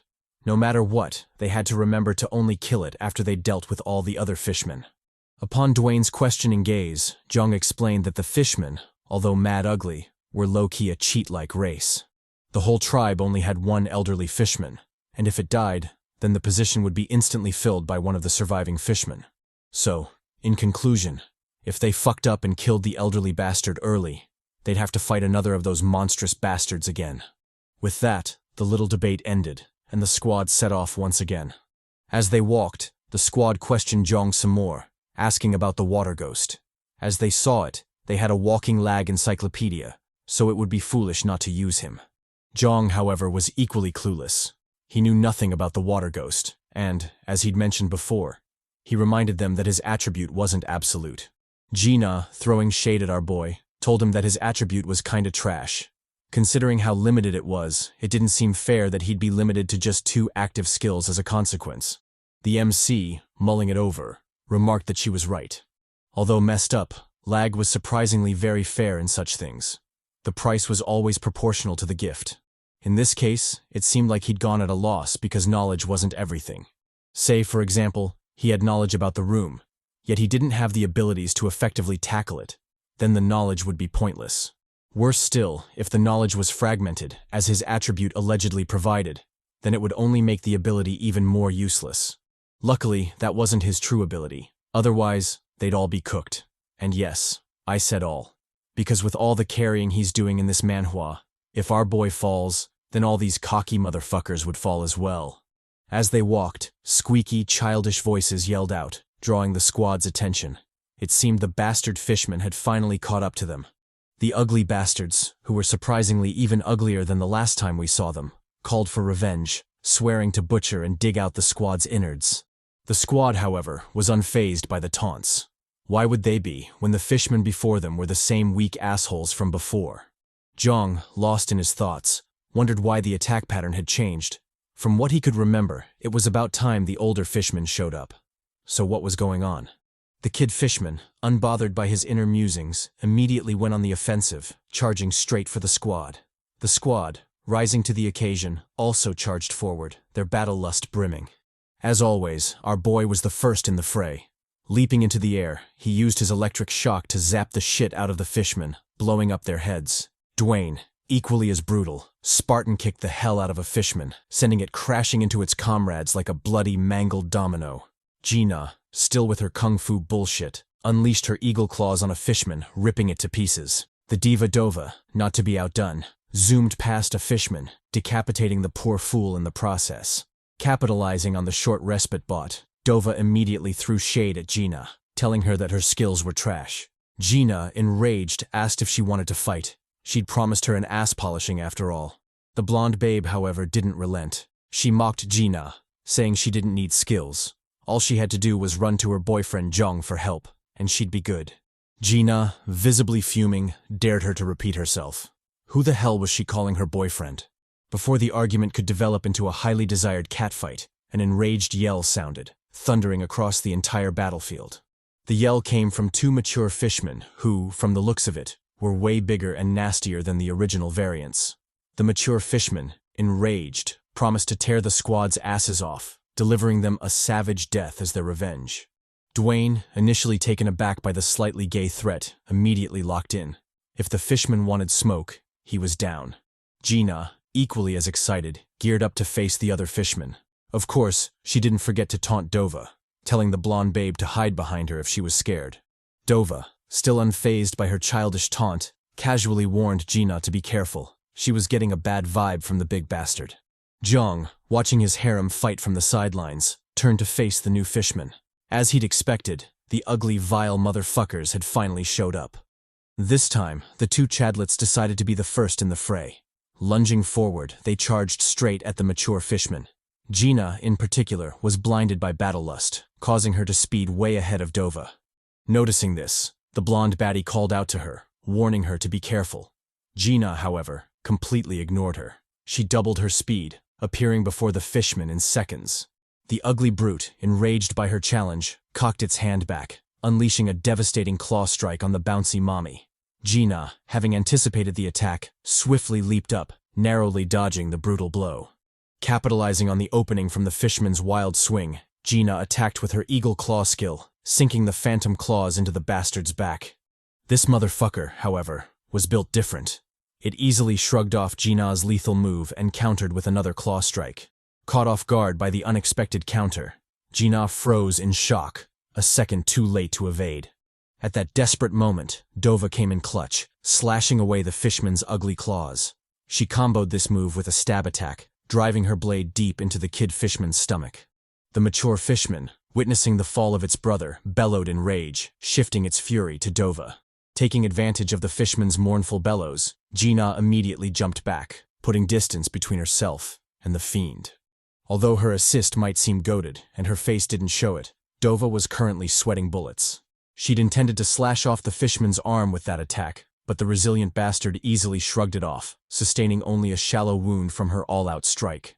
Noticing this, Dova couldn't help but get a sickening feeling in her gut. This bastard fish was trouble. As if to prove her right, the fishman lunged forward, instantly closing the distance between them. Dova, caught off guard by the absurd speed, froze in surprise, unable to react. With a desperate look, she watched helplessly as the claw slashed at her, threatening to cleave her in two. However, Dova wasn't alone in this fight. Gina immediately jumped in, saving the blonde diva from the devastating attack. Now free from the fishman's clutches, the petty mommy immediately threw shade at Dova. What was all that bullshit she was saying about being careful? Without her, she'd be dead for sure. Dova, feeling embarrassed, replied that she'd let her guard down. She hadn't expected the ugly fish to move with such freakish speed. Gina, however, didn't relent with her mockery. Flashing Dova a side boob, she let the blonde baddie know that they were now even. A life for a life. She should consider this save as payment for saving her earlier. Dova, taken aback by the petty babe, glanced at her incredulously. Didn't she see the big bad fish seeking to clap them both? Was now really the time to talk about debts? All in all, they should definitely lock in, as this catfish-looking motherfucker was hella strong, and judging by the situation in the other battlefields, they shouldn't count on the boys for help. Gina, also noticing the boys' perilous situation, locked the fuck in. It seemed it was up to them to save themselves. Addressing Dova, Gina let her know the fishman wasn't as daunting as she'd believed. Sure, its speed was absurd, and its strength was crazy, but it wasn't to a point where they couldn't do anything about it. If they were careful, they should be able to take it down. Dova, however, didn't share her optimism. She warily stared at the fiend, reminding Gina not to get cocky. For now, they should just buy time and keep their distance. With that, the plan was set, and the two baddies immediately jumped into action. Gina was to flank the fiend from the top, drawing its attention as much as possible, and Dova was to act as their main damage dealer. Hopefully, that would be enough to stall for time until the big poppy Jeong arrived. Speaking of the big daddy, Jeong was currently facing off against two mature fishmen. Although most would find the situation horrifying, our boy was chill as hell. He even had time to assess the other battlefields. From his understanding of the squad, Dwayne should be enough to handle the mature fishmen. The girls, however, were a problem. Unless Gina could distract the fishmen with her bouncy plot, chances were that they'd definitely need help. He should probably finish things off quickly and get his ass over there pronto. Acting on this thought, Jeong immediately charged for the fishman, his bone blade at the ready. The ugly bastards, also eager for blood, lunged forward, their battle lust brimming. Jeong, acting quickly, zoomed past the first fishman, slashing its arm off in the process. The second fishman, capitalizing on Jeong's opening, swung at him, its ghostly claws inching for his face. Not fazed by the attack, Jeong swiftly channeled his electric shock, leaping over the brutal blow. Now with a direct shot at the fiend, our boy immediately sprang forward, plunging his bone blade deep into the bastard's neck. With that done, he swiftly backflipped, putting distance between himself and the fishman. The fishmen, eager for a lick back, resumed their wild charge, their focus solely on Jeong. Our boy, vexed by the resilient motherfuckers, took a second to analyze them. Their agility, strength, and reaction speed were way better than the trash kid fishmen. It was almost like they weren't of the same species. However, if the mature ones were already this strong, then just how formidable would the elderly fishman be? He couldn't help but shudder at the thought. Deciding to ignore the daunting thought for now, Jeong briskly launched his lightning blast attack, frying the shit out of the charging fishman. He comboed this with a diagonal slash, cleaving the fried bastard in two. Done with the first foe, our boy immediately turned his attention to the next. The fishman, consumed by rage, wielded its severed arm, using it as a makeshift club. With the arm club in tow, it swung at Jeong, sputtering its putrid blood across the forest floor. Our boy, backpedaling from the bastard's slam attack, landed on a nearby tree. Using the wooden bastard as a ramp, he swiftly parkoured off its trunk, springing straight for the fishman.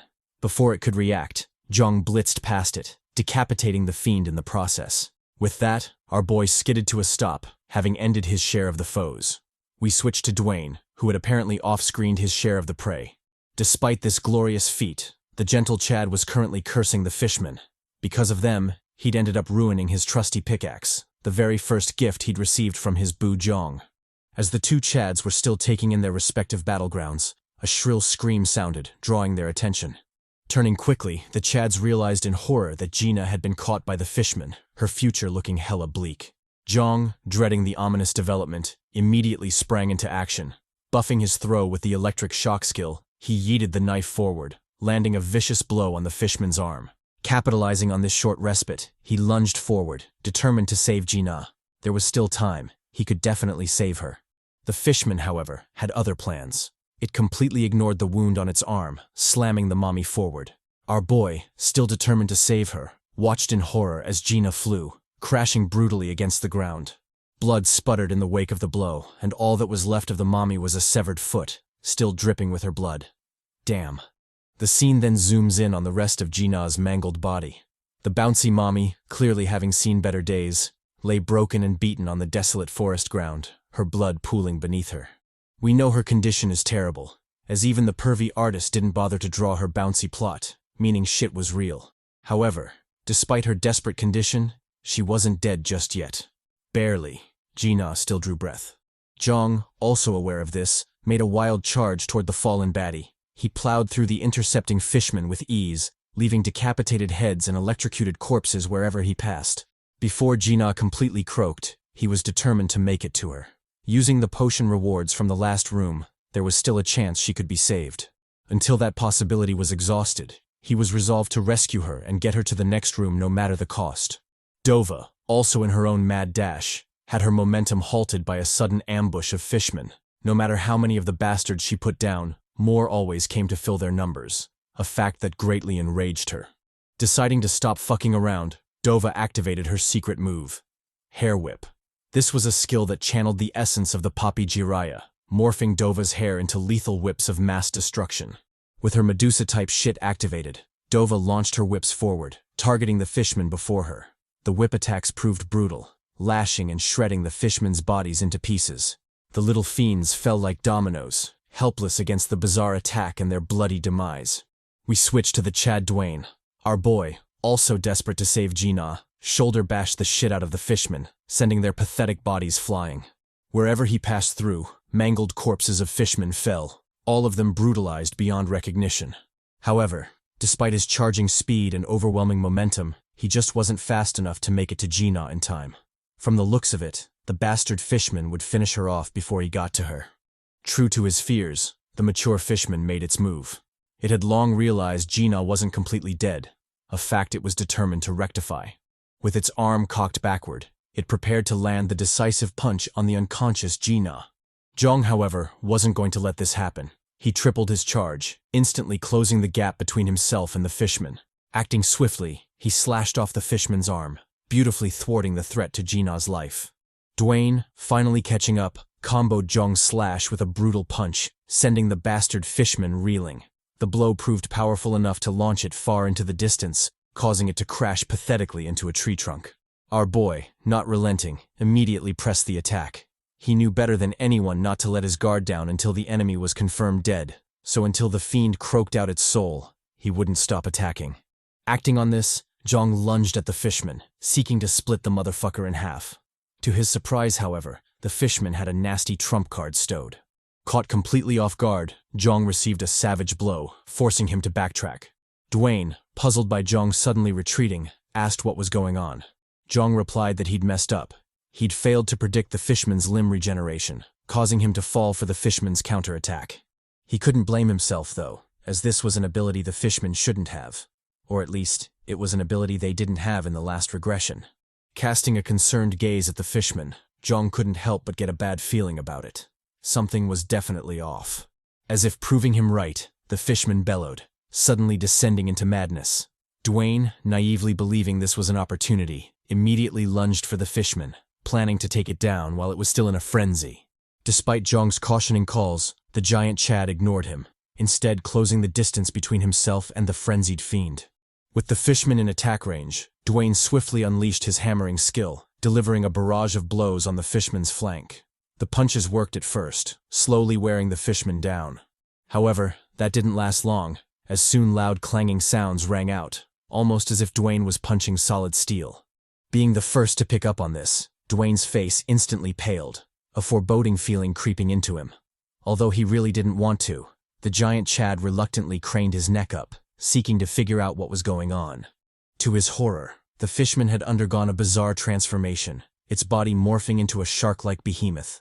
Flashing a mocking grin, the fishman taunted Dwayne, asking if he was done with his weak-ass punches. Dwayne, taken aback by the unexpected development, froze in confusion. From the fishman's bulging muscles and taut body, it was safe to say he was cooked. Jeong, watching all of this from the sidelines, paled in horror. The fishman's new form was something he'd recognize even in his sleep. However, that begged the question, just how did the bastard fiend complete the dreadful transformation into a middle-aged fishman? That wasn't supposed to happen, not according to his recollection at least. Deciding to mull it over later, Jeong made a beeline toward Dwayne. If he didn't immediately intervene, then Dwayne could very well die. Back to the fishman and Dwayne. The transformed fishman, still flashing its mocking grin, laughed at the stunned Dwayne. It relished the fact that it now towered over the puny Dwayne, a fact it readily boasted about, calling him short. Before the bastard fish could spout any more nonsense, Dova came to Dwayne's rescue, launching her hair whip at the fishman. This attack, however, proved to be doo-doo, as the whips futilely bounced off the fishman's skin, doing 0 damage. Jeong, taking advantage of the fishman's distraction, spawned beside the fiend, his electric blast at the ready. Wasting no time, he immediately launched the attack, frying the fishman's head with the currents. Capitalizing on this effect, he stabbed at the bastard's eye. Sure, its skin was tough, but could the same be said about its eyes? Well, there was only one way to find out. The bastard fish, however, instantly responded. It casually dodged Jeong's stab and retaliated with a backhand punch, yeeting our boy back. Jeong, left reeling from the blow, used the momentum to pull himself and Dwayne from the fiend's clutches. Even if he had to nurse his injuries, he'd obviously save his boo first.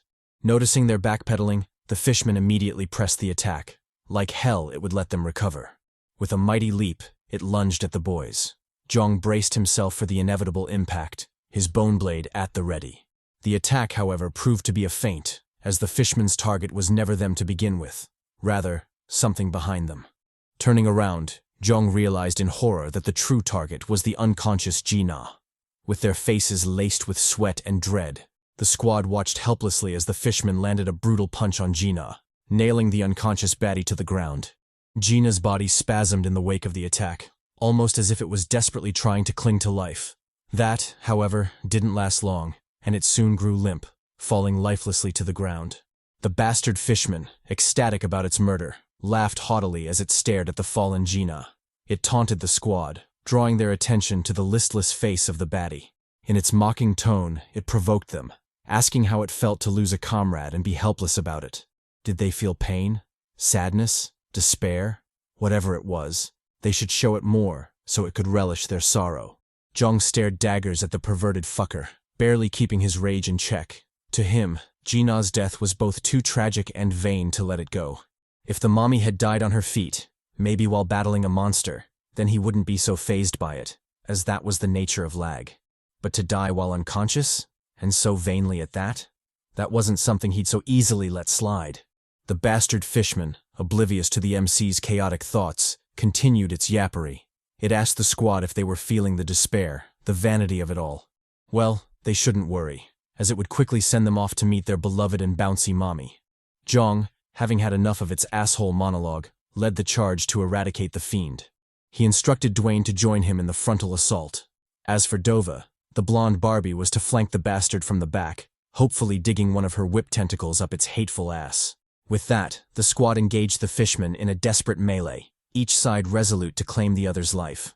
As the Chad Murphy said, anything that can go wrong will go wrong. Well, the Poppy Murphy was goddamn right, as when the camera zooms out of the intense fight, we get a glimpse of a mysterious figure camping on a nearby tree, watching the squad duke it out with the fishmen like an uninvolved spectator. This mysterious figure was the hateful asshole, face so ugly even his mama wouldn't love it, Liam, the bastard. The same asshole who killed Anji in the previous chapters. The hateful fucker, still donning his signature cocky grin, mocked the squad for squirming so much when he was just chilling, leisurely enjoying the fight. As he'd thought, watching others fight on his behalf was indeed a fun thing. Man, fuck this dude. Before I lose my shit in rage, let's turn back time by a couple of hours, back to when Jeong was telling the squad about his private attribute. Turns out while the squad was having that discussion, Liam was already present in the room, stealthily eavesdropping on their conversation. He'd overheard everything Jeong said, including details on his attribute and what to expect from the fishmen. Armed with that info, the treacherous bastard pointed his finger rifle at Jeong, ready to blow his brains out. As he saw it, though Jeong's ability was useful, the bad blood between them was irreconcilable, and a fight would inevitably break out if they met again. If that was the case, then it was better to end him here, when he had the drop on him. After giving it much thought, he reluctantly lowered his arm. Sure, he wanted the bastard dead, but if he did that, then he'd have to fight the other three, and that wasn't a wise move, especially since he didn't know the kind of skills they possessed. It was better to stay hidden and watch for now. Maybe a juicy opening would pop up, and he'd use that moment to end Jeong. Anyway, that's exactly what he did, and that's what led us here. To him camping up the tree like a cod creep and the squad desperately fighting for their survival. Liam, calmly watching the battle, reflected on Jeong's information. If he was remembering correctly, then once a single fishman was left, it would inevitably morph into an elderly fishman. Using his life detector skill, he quickly scanned the room, trying to determine just how many fishmen were alive in the space. His scan hinted at 3 groups of creatures being alive in the room. The first was the humans, of which there were currently 4 alive. The next was the fishmen, with 2 being alive. And lastly was a mysterious being. But he chose not to focus on it as it wasn't human, nor fishman. What was of importance to him was that there were currently 2 fishmen alive. The first was the bastard the squad was currently fighting, and the other was the fishman he'd captured earlier just in case. All in all, with the fishman in his arms, he had complete control of the situation. He could choose to kill it at any time to awaken the elderly fishman in the other fishman and conveniently fuck Jeong over in the process. He got bricked just thinking about it. Oh, how he longed to see Jeong's face of despair when shit suddenly hit the fan. It was bound to be an interesting sight. For now, though, he would bide his time, waiting patiently for the best opportunity to give them the highest degree of fuck. We switch back to the squad. After an agonizing duel, they finally managed to tie the fiend down. Dova with her Medusa-type shit, and Dwayne with his Hercules-type shit. With the combined effort of the two, an opening was made for the big Poppy Jeong to finally end the fishy bastard. Our boy, not one to disappoint, immediately charged his electric bone blade, slashing savagely at the fiend. Faced with the behemoth's resilient skin, our boy channeled the power of mommies, buffing his attacks by 10 times. With the phantom support of all the fallen maidens, he finally slashed through the fishman's tough skin, cleaving the hateful fucker in 2. Watching the behemoth drop listlessly to the ground, Jeong couldn't help but breathe a sigh of relief. However, this peaceful moment quickly fled as a loud bang sounded in the background, drawing Jeong's attention. Our boy, donning a severe expression, immediately identified it as the sound of the finger rifle skill. Even though he'd only heard it vaguely, like hell he'd forget the very skill that took away one of his baddies. That was definitely the sound of the finger rifle. However, the shot wasn't fired in their direction, so who or what was the intended target? This didn't stay a mystery for long, as soon Dwayne and Dova's restless shuffling drew his attention, forcing Jeong to turn around. Upon doing this, Jeong watched in terror as the fishman spasmed, seemingly undergoing another transformation. Our boy, already dreading the development, gazed somberly at the transformed fiend, his face a mess of fear and despair.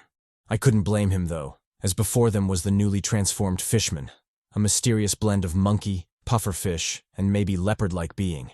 An ugly bastard, to say the least. Predictably, Jeong dropped a deuce in his pants. Whatever L.A.G was playing at, he just didn't want to hear it, because honestly, what the hell was this crap? Dwayne, equally as spooked, turned to Jeong for answers. He was sure there were still other fishmen alive, so how was the elderly fishman already manifested? Jeong replied, cautioning him to lower his voice. He told the squad that someone was deliberately sabotaging them, and that someone was probably hidden in the trees behind them. He warned them to be careful, as that mysterious fucker probably had a long-range shooting skill, which made him very dangerous. As they discussed, the elderly fishman got bored of waiting and decided to make its move. Dova, noticing this, immediately responded, throwing her hair whip, aiming to trap the fiend. Jeong, however, shouted at the reckless bitch to stop. Seriously, after all they'd been through, didn't she learn anything about L.A.G? Whoever acted recklessly would be the first to die. Unfortunately, his warning came too late, as the fishman easily yeeted Dova's hair, trapping the baddie in its hands. Dova, in an oh shit moment, finally realized the error of her ways. She'd done fucked up. The fishman, capitalizing on the situation, immediately yanked the baddie forward. Like hell it would miss out on such an opportunity. Dova, however, wasn't going down without a fight.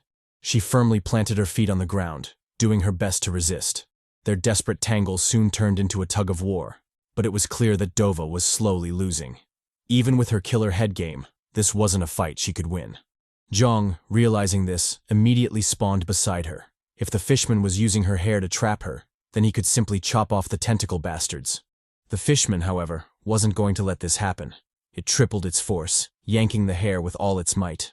Dova resisted for a bit, but that didn't last long. Soon, her worldview changed, and a sickening weightlessness overshadowed her other senses. It wasn't until she could see her own bloody neck that she realized something had gone horribly wrong.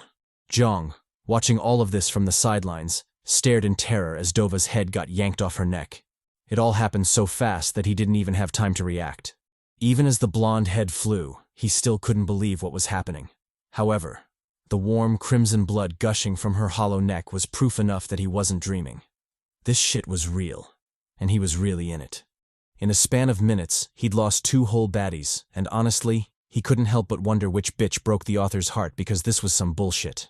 Enraged, he charged at the fishman, murder clearly on his mind.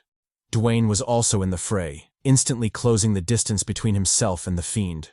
Consumed by rage, he landed a brutal punch on the fishman's flank, forcing the bastard to wince in pain. This tough motherfucker, however, tanked the hit, swiftly turning to launch its counterattack on Dwayne. The gentle giant, caught off guard by the sudden counter, froze as the fist tore toward him, a second too late to respond. Jeong, finally joining the fray, kicked the bastard's hand away, narrowly saving Dwayne from his untimely demise. Acting quickly, he performed a spin slash, cleaving for the fishman's neck. This attack, however, was easily blocked, failing to cut through the fishman's tough skin. Our boy, taken aback by this, failed to react as the fishman countered with a left jab, aimed straight for his head.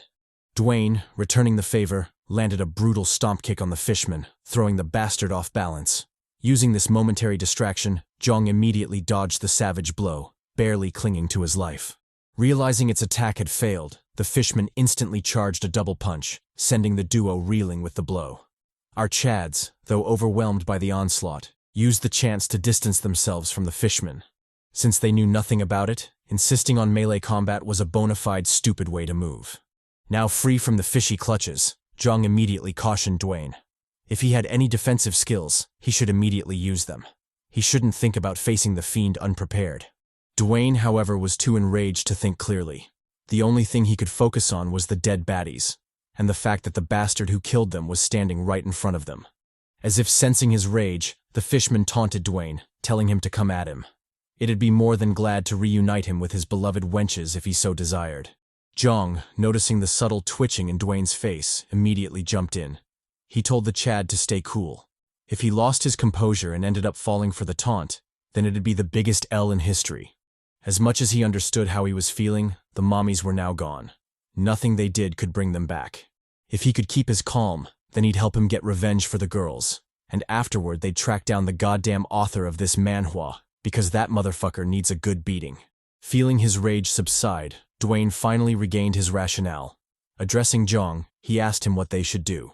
Jeong replied that it was time to dance. Whatever moves he could pull, now was the time to go all out. With that, the duo charged forward, engaging the fishman in a bloody tango. The fishman, as if its existence wasn't a cheat enough, hit the boys with an ass-pull move, shooting out its arms like it was Luffy or something. Caught off guard by the sudden attack, Jeong barely deflected the blow.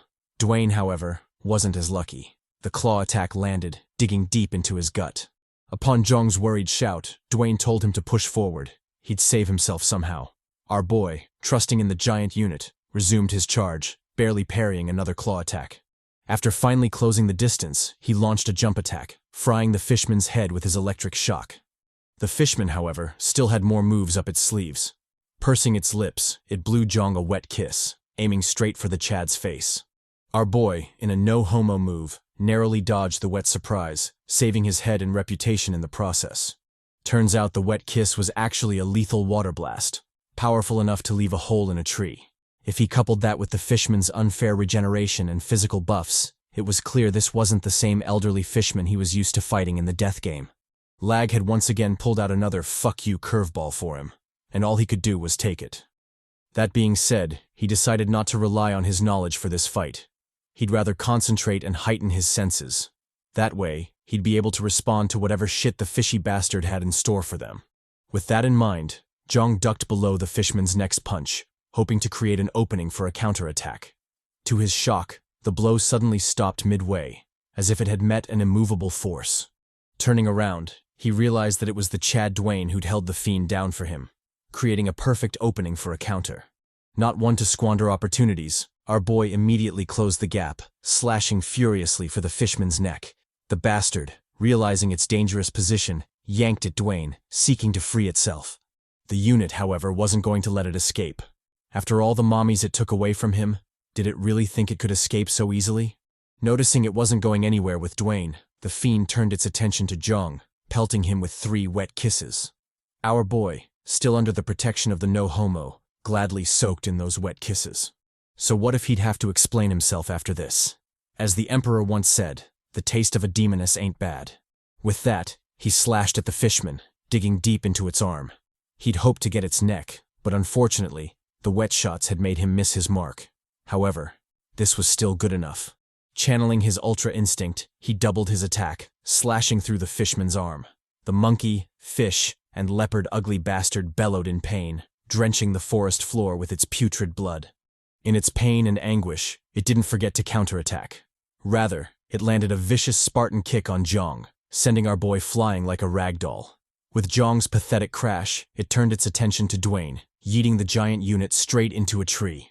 Our boys, left dazed by the sudden onslaught, cursed the fiendish bastard. It wasn't fair to open such a huge can of whoop-ass. At the very least, it could have eased them into it. Well, it's not like they could do anything about it now. They might as well get active. Turning to Dwayne, Jeong worriedly asked him how he was doing. The giant Chad replied that he was all right, even though that was clearly a lie. He didn't have the cheat passive skills Jeong had, which meant he was braving the damage on his own. Sure, he could hold on for a bit, but if the battle wasn't ended quickly, he'd definitely succumb to his wounds, especially the nasty bastard in his abdomen. With that in mind, Jeong locked all the fuck in, resolute not to lose another squad member today. Our boy, however, wasn't the only one making moves. The fishman was also cooking. Using the power of Ugly, the fiend began regenerating its lost limb, a task that was both painful and bloody. Jeong, catching on to its intention, immediately made his move. Like hell, he'd let the bastard regenerate, not after everything it had cost him. Charging forward, the duo made a beeline for the fishman, their demeanor screaming murder. Before they could get there, however, a shot rang out, sniping the shit out of the fishman and consequently thwarting its regeneration plans. The MC, initially taken aback, flashed a sardonic smirk. It served the fucker right to get his shit blown up like that. In fact, if the mysterious sniper could keep at it, he'd gift them a baddie. Well, not now, obviously, since he was without bitches. But he'd work on it. Taking advantage of the opening, Jeong doubled his charge, closing the gap with the fishman. Arriving before the fiend, he leveraged his momentum, driving his blade deep into its flank. The fishman, enraged by the stab, immediately countered, swiping its claws at Jeong. Our boy, having expected this attack, called out to Dwayne, instructing him to fuck shit up. Dwayne didn't disappoint. He spawned the fuck up and unleashed a powerful Superman punch, sending the fishman reeling. Carried by momentum, the gentle Chad crashed behind the fishman, skidding for a while before stopping.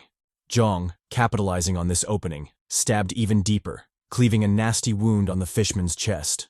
Its blood squirted in the wake of the attack, and the fishman bellowed in pain, ultimately collapsing due to blood loss. However, the stubborn motherfucker still refused to die. Even as it bled out, it desperately activated its regeneration ability, trying to save itself. Obviously, Jeong wouldn't let that happen. Performing a jump attack, he lunged at the foe, digging his blade deep into its neck. Doubling down, our boy channeled his Thor-type shit, electrocuting the hell out of the fishman, making sure to burst its eyes and fiendish brain in the process. After an intense and savage shock therapy, the fishy bastard finally croaked, gifting Jeong his well-deserved loot. Dwayne, watching all of this from the sidelines, softly heaved a sigh of relief. Finally, the menace was gone, and they could rest. Addressing Jeong, Dwayne asked what the next plan was. Jeong replied that he should first heal his wounds. It'd be laughable if he survived that hellish fight only to die from blood loss. After that, they'd collect the souls and, most importantly, give the fallen mommies a proper funeral. With the plans set, the duo immediately set to action, their mood somber. As he collected the souls, Jeong inevitably arrived at the Chadlets' corpses. It would be a lie to say he wasn't sad about it, but after Garcia's death, he'd learned to close his heart to such things. This was L.A.G. Death was the only thing promised to them in this hell. During his journey, he was bound to meet a lot of people and lose even more. As sad as it was, that was the card life dealt him, and all he could do was play it. So, though reluctant, he would keep pushing forward. Maybe at the end of it all, it would mean something, and his suffering and losses wouldn't be for nothing. Right now, however, all he could do was keep the hope in his heart and continue fighting his fate. Done with his inner thoughts, he turned to face an inconspicuous tree, inviting the bastard hiding behind it to show himself. The bastard, who the squad had no idea was actually Liam, casually revealed himself, praising Jeong for noticing his presence. Still donning his cocky grin, the fucker asked Jeong how they were doing. Predictably, upon noticing it was actually the asshole Liam, the squad lost their shit. Jeong in particular saw red, and a murderous aura radiated from him. Before he could charge at the fool, the system notification sounded, bringing with it news of the mission. It stated that the room's mission had been half completed. They'd managed to eliminate the room's occupants and contribute the necessary percentage to be rewarded. As such, the rewards would be distributed as previously announced. They each received a random equipment coin and 20 souls. The coin came with an additional tag, warning them of the upcoming danger. It stated that just like they'd extinguished other people's embers of life and used them to fuel their own flames, someone would aim for their embers, seeking to extinguish them as well. Which honestly is ominous as fuck. But I digress. Back to the bastard Liam. The cocky fellow, in a shocking twist, asked the squad to team up with him. Jeong, however, told him to shut his hole, reminding him of the promise he'd made. Didn't he tell him he'd kill him the next time he saw his ugly, stupid, and fucked up face? Well, he meant that shit. Liam, visibly sweating, told the squad to hold up. They could always talk about it. Jeong, drawing his bone blade, told the fucker the time for talking was over. Ever since he'd killed Anji, his life was never his own. It was always Jeong's. He just didn't know it. Liam, still pleading his case, reminded them of the room's contribution percentage. As they saw, he'd done a lot to help them out. While they were fighting the fishmen, he was in the background, mopping up the remaining mobs. Jeong, still fuming, didn't fall for his bullshit. He let Liam know that he'd done all that for his own survival. It wasn't a charity for them. And besides, he shouldn't think he didn't know the elderly fishman was his doing. Because of that scheme, 2 of his baddies were dead, an act he would never forgive. Liam, cursing his luck, swiftly entered a battle stance. Inwardly, he regretted not killing Jeong earlier. If he'd known this would happen, he wouldn't have been greedy, and instead killed him on the spot. Our boy, seemingly reading through his foolish thoughts, told the bastard to prepare himself. No matter what he said or did, he'd be dying there today. Oh, and just so he knew, his death would be the most brutal and fucked up one yet. Guaranteed by him, of course.